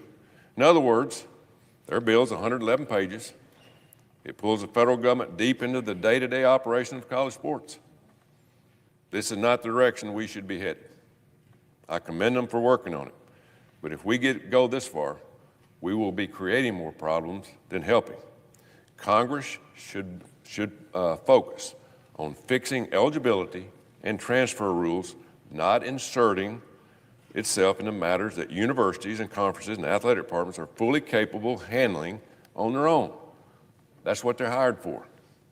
In the years since I came to the Senate, I've heard from student athletes, coaches, athletic directors, president, hell, they all been in my office. You got to do something. You got to do something. But we got to do the right thing. And the concern I hear more than any other is simple. College sports needs a clear, consistent rule for the transfer portal and eligibility. That is where the problem is. And that is only that is where the federal government that we should get involved in. College athletics has thrived for more than a century without folks from D.C. trying to call the plays. Now, it does not need a federal takeover. It needs a few clear common sense rules to restore stability and predictability, and then Congress needs to step aside.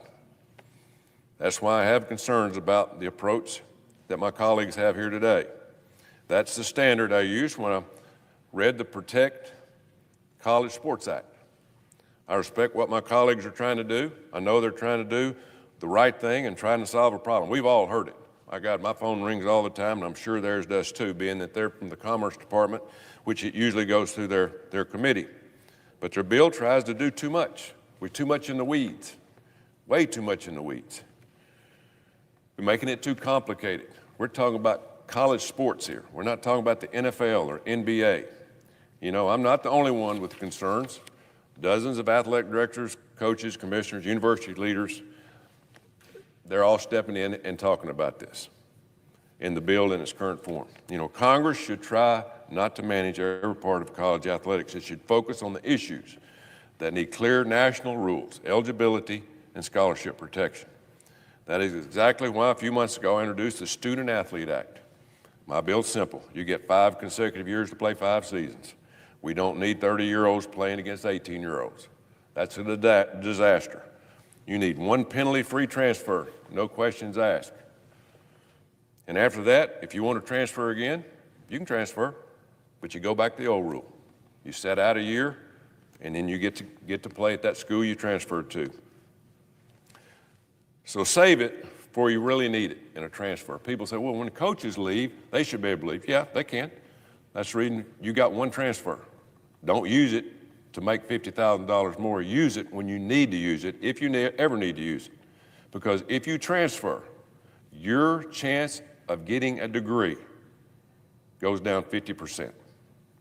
And again, what we talked about earlier, it's about academics first. Before the NIL, if you transferred, you set out a season. And that's the reason we should do that again. One free transfer, set out a season if you go number 2 or 3, and so forth on down the line. More athletes, they will stay in school, and they will go to class, and they'll work towards a degree. My bill also protects student athletes by making sure that scholarship commitments made to them are honored.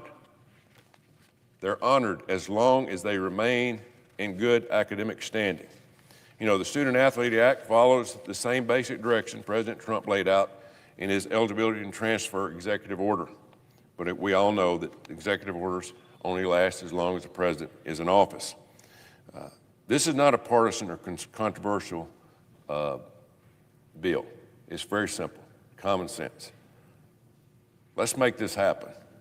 So unlike the 111-page bill my colleagues are pushing, mine is short, simple, does not involve a federal takeover of college sports. My colleagues intend to object this day. I understand that. If they do, I want to ask them just one question.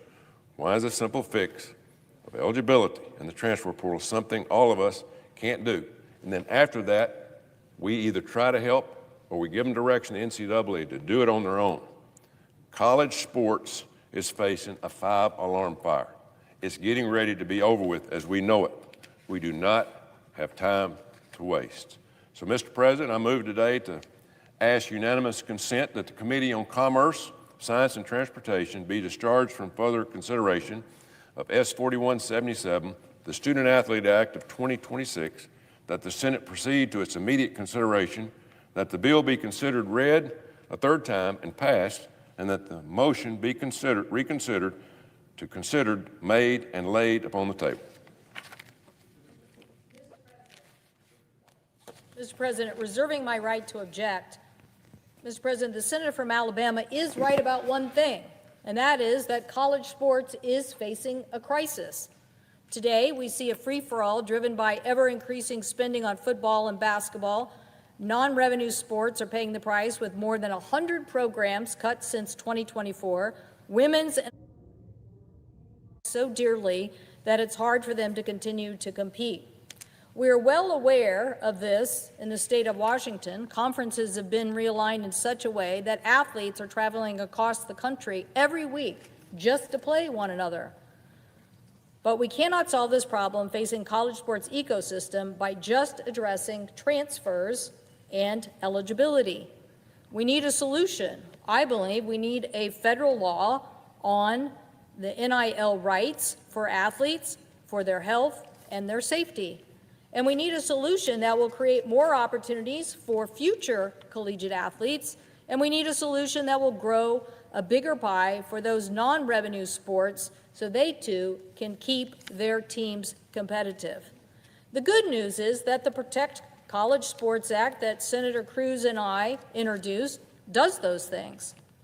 Most importantly, it enshrines into federal law student-athlete rights to earn compensation for their name, image, and likeness, and for student-athletes to receive a share of revenues from their schools, media, and advertising, and sponsorship, and tickets.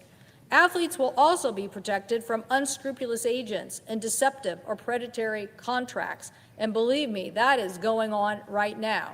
You could pass our bill just for that alone. And the bill establishes scholarship protections for athletes, health care requirements for athletes for playing, and the health and safety standards that I mentioned. All of these are important tools. On the other hand, my colleague from Alabama, the Student Athlete Act, seeks only to address eligibility rules and transfer portal. It does nothing to address these larger issues of athletes' rights, of women's and Olympic sports, and the need for revenue.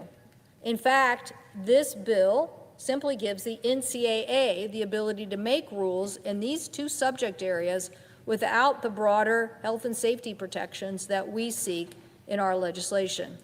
If enacted, it would leave athletes more vulnerable for the future. For eligibility, it calls for 5 years from a date certain with absolutely no exceptions. Should we not grant athletes exceptions for pregnancy? If a student athlete gets pregnant and needs to take time off, should they lose their eligibility for that? For religious missions, if an athlete decides to go on a religious mission, should they lose their eligibility for that?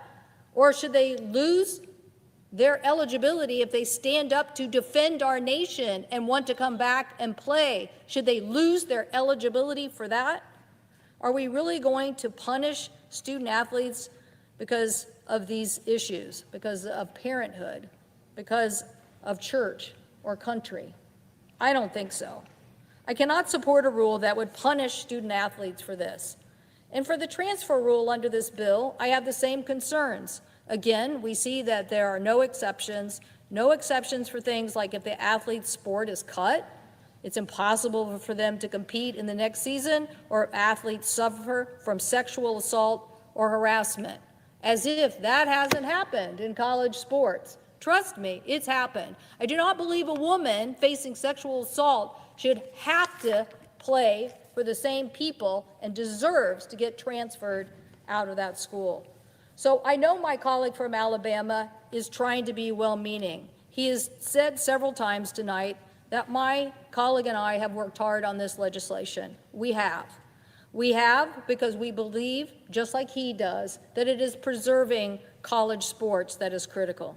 Not just for those, the 2% of the system or 3% that might play in a sport that does generate revenue, but for the 500,000 athletes that are part of our collegiate system. We cannot continue to see these athlete numbers diminish. We can't wake up and be in the next Olympics and wonder what happened to the training of our athletes, only to find out they got cut because we couldn't end an arms race in the football spree that we are seeing today. So I think that we are going to continue to push ahead on a more broad issue, and for that reason, I object. The objection is heard.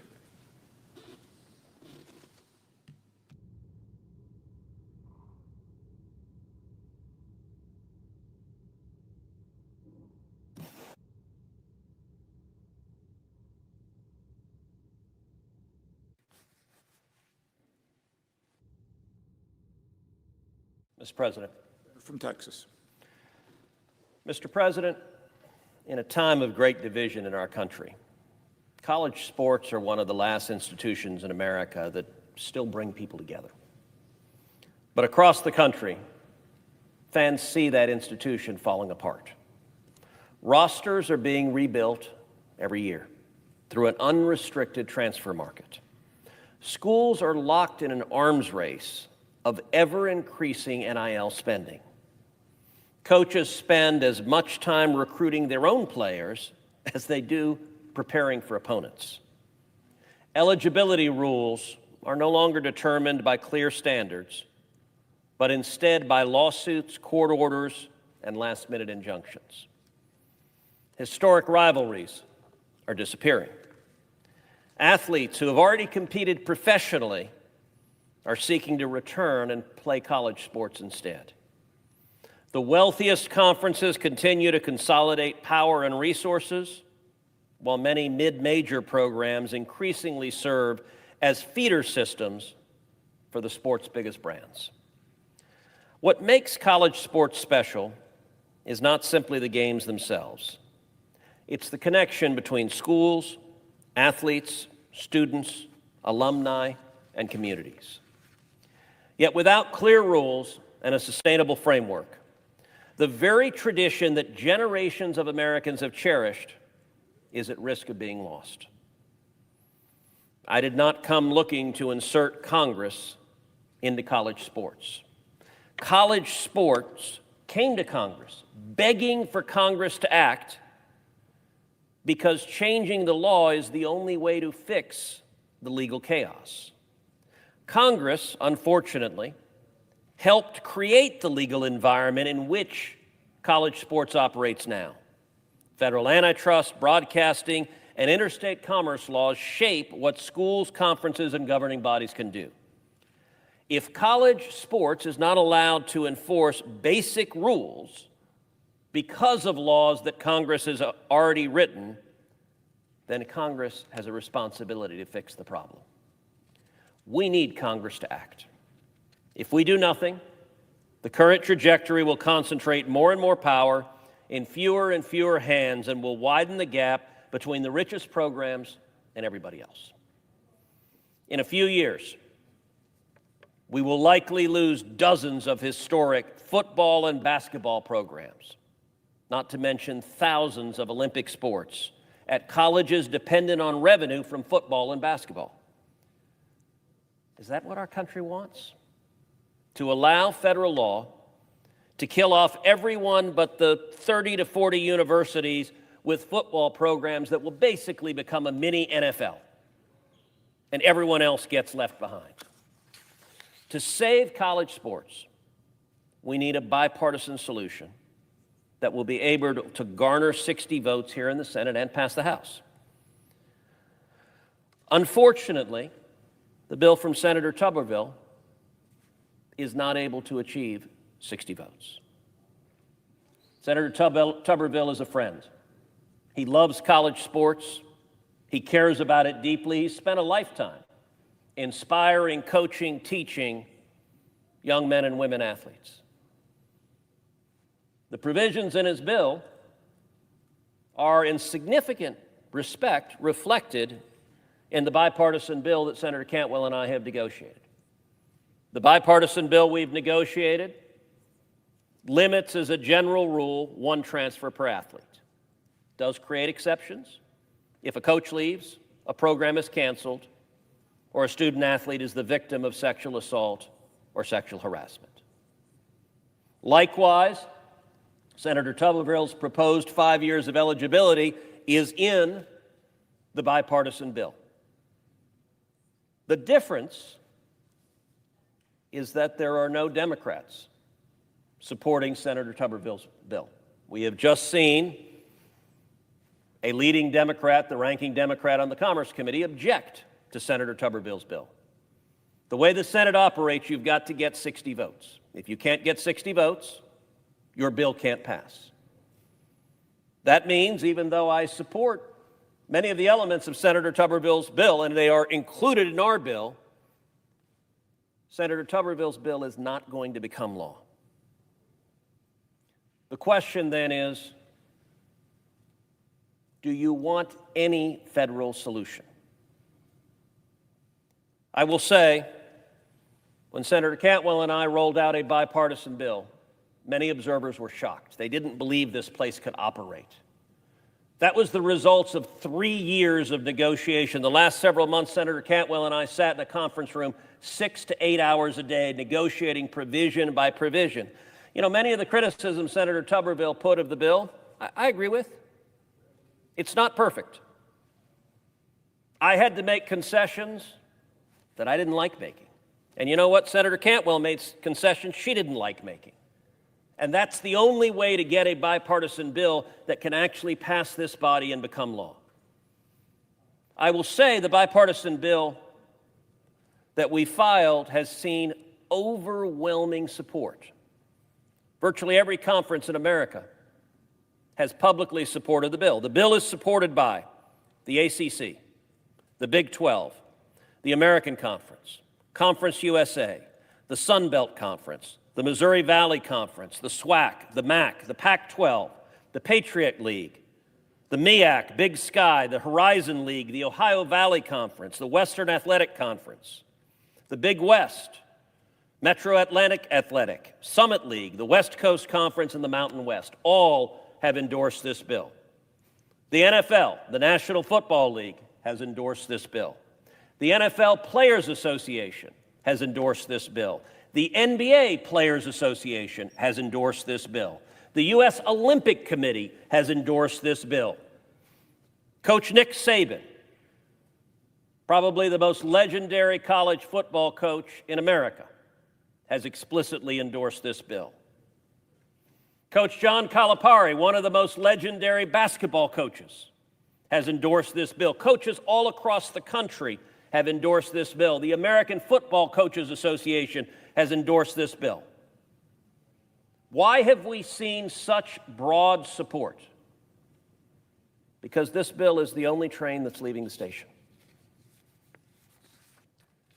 Senator Tuberville said, and I wrote this down, college sports is facing a 5-alarm fire. I agree with him. It is. And so the choice this body has, if it were up to me, I would happily pass Senator Tuberville's bill. But it's not up to me. To pass this body, you've got to get at least 60 votes. And the only bill that has any prospect of passing into law and fixing the problem is the bipartisan bill that has been negotiated with Senator Cantwell and myself, and also with Senator Schmidt, another Republican, and Senator Coons, another Democrat. If it's a 5-alarm fire, we're all faced with a choice. Do we do nothing? Or do we accept an imperfect solution, a compromise that nonetheless gives the certainty that the conferences, the commissioners, the coaches are desperately asking for? Right now, across America, there are more than 500,000 college athletes who compete. If we don't act, hundreds of thousands of those college athletes will lose scholarships and lose the opportunity to go to college.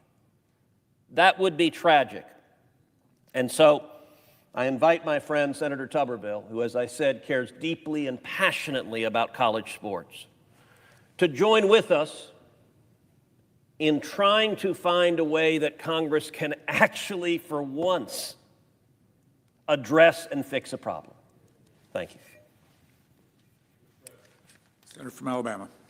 I agree with a lot of things that my colleagues are talking about, especially about the 5-alarm fire. It is in trouble.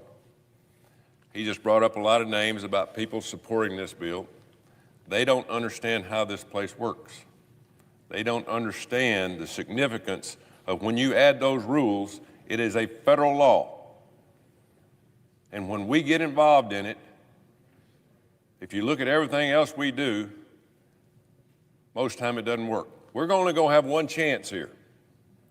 And I brought this 5 for 5, one-time transfer up, no waivers. If you don't do it that way, it ain't going to work. If you give waivers to people, you got problems. We're giving one transfer. If you give waivers for everything, my grandmother had a cold when I was a sophomore, and they're going to hear it. And if they don't get a waiver on that, they're going to go to a federal judge, and it's going to end up the same way that we're doing it today. It is a god-awful mess. If we want to fix 80% of the problems without the federal government getting into it, you got 5 years to play 5 and one transfer, no waivers, no federal judge can get involved. But if you give waivers, there's going to be more lawsuits than you can ever imagine. It is going to be a disaster. Senator Cantwell said something about revenue sharing. You know, they passed a rule a couple years ago that there's $20 million of revenue that goes to the college athletes. Okay, $20 million a year. That's revenue shared. You know who gets the money? Football players at every university. It doesn't go to women. It doesn't go to basketball or softball or baseball. It goes to the men's football team. It is a disaster. All I'm saying is watch what you're doing. And I'm telling my friends calling me that are in coaching and conference commissioners, read this well. If you're for this, then it's going to be your last chance. I hope it works. If it passes, I hope it works. I go to a college football game every week. It is my life, and I hope it works. But we damn sure better know that it's going to work if we pass it, because you're not going to be able to retract it. It is going to be the law of the land. The law of the land. And it's not going to change. I'm telling you right now. I would consider voting for this if there was no waivers and 5 years of eligibility, because I know what that affects. I know how it's going to work. I've seen it. These kids are going to run straight to a federal judge, and they're going to give them leeway, and they're going to give them that extra year. And then you don't have a law. The only way you can fix this bill, only way you can fix college sports is 5 for 5, one transfer, no exceptions, and let's go play. But you start giving exceptions and waivers, it is going to be a madhouse. And lawyers are going to make a ton of money. That's who's going to get rich here. Not the athletes, but the lawyers. I yield the floor. Mr. President. Senator from Washington. Mr. President, I rise to recognize the recent retirement of one of my most respected staff members, Shannon Smith. Shannon is a native of Washington and is returning home to be in Seattle.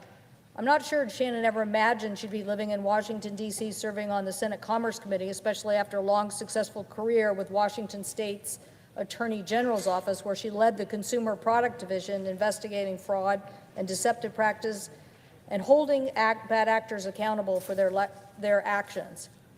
But the pull to service was clearly still strong, and she once told me that she expected that Washington, D.C. would be a good place for her to continue that growth. She lasted here 5 years, and we're so grateful for that, because during that time, she led an impressive effort on the Consumer Product Technology Committee and data privacy. Her time on the committee during the COVID crisis helped us fashion legislation that was important in stopping bad actors from hawking online products that clearly had no solutions to the impacts of COVID. She worked very hard, especially on children's online privacy and working hard on college sports issues. She did a very important task for us in the legislation that we are talking about now, but it was really her real-world experience that was so valuable on the consumer product and safety issues of our committee. I think it's very important tonight to thank her for that work. And while I wish that our consumer products organization was a better organization than today, I know she helped stop some very bad cases from moving forward. She also led the 2021 reauthorization of the Minority Business Development Agency, for which it was first time established as a permanent agency. Very important organization to help deliver resources to communities and grow minority businesses. A great victory for them. She was also instrumental in drafting the American Privacy Rights Act that I introduced with then Representative Kathy McMorris Rogers, who served as the chair of the Housing Committee on Energy and Commerce. So we worked very hard. So when the Trump administration and Republicans sought to override state laws protecting consumers from the harms of AI, Shannon understood exactly what that would mean for our state and attorneys general across the nation. She helped rally those voices against preemption of these most important consumer issues. Most recently, as I mentioned, Shannon led the drafting of the Protect College Sports Act. Actually, before that, she led the drafting of legislation with my colleagues, Senators Booker and Blumenthal, on sports, legislation with Senator Blackburn and Cornyn on sports and agents, and legislation with recently Senator Schmidt on the Sports Broadcasting Act. So I want to thank her for all those efforts, but clearly efforts that are now enshrined by all of those bills in the Protect College Sports Act that helps student athletes' protections be made into federal law. Potentially, this will help us in the college sports system in the current arms race that threatens the future of women in Olympic sports. So we couldn't have done it without her. I want to thank her for her great work to the Commerce Committee and for protecting Americans from harm.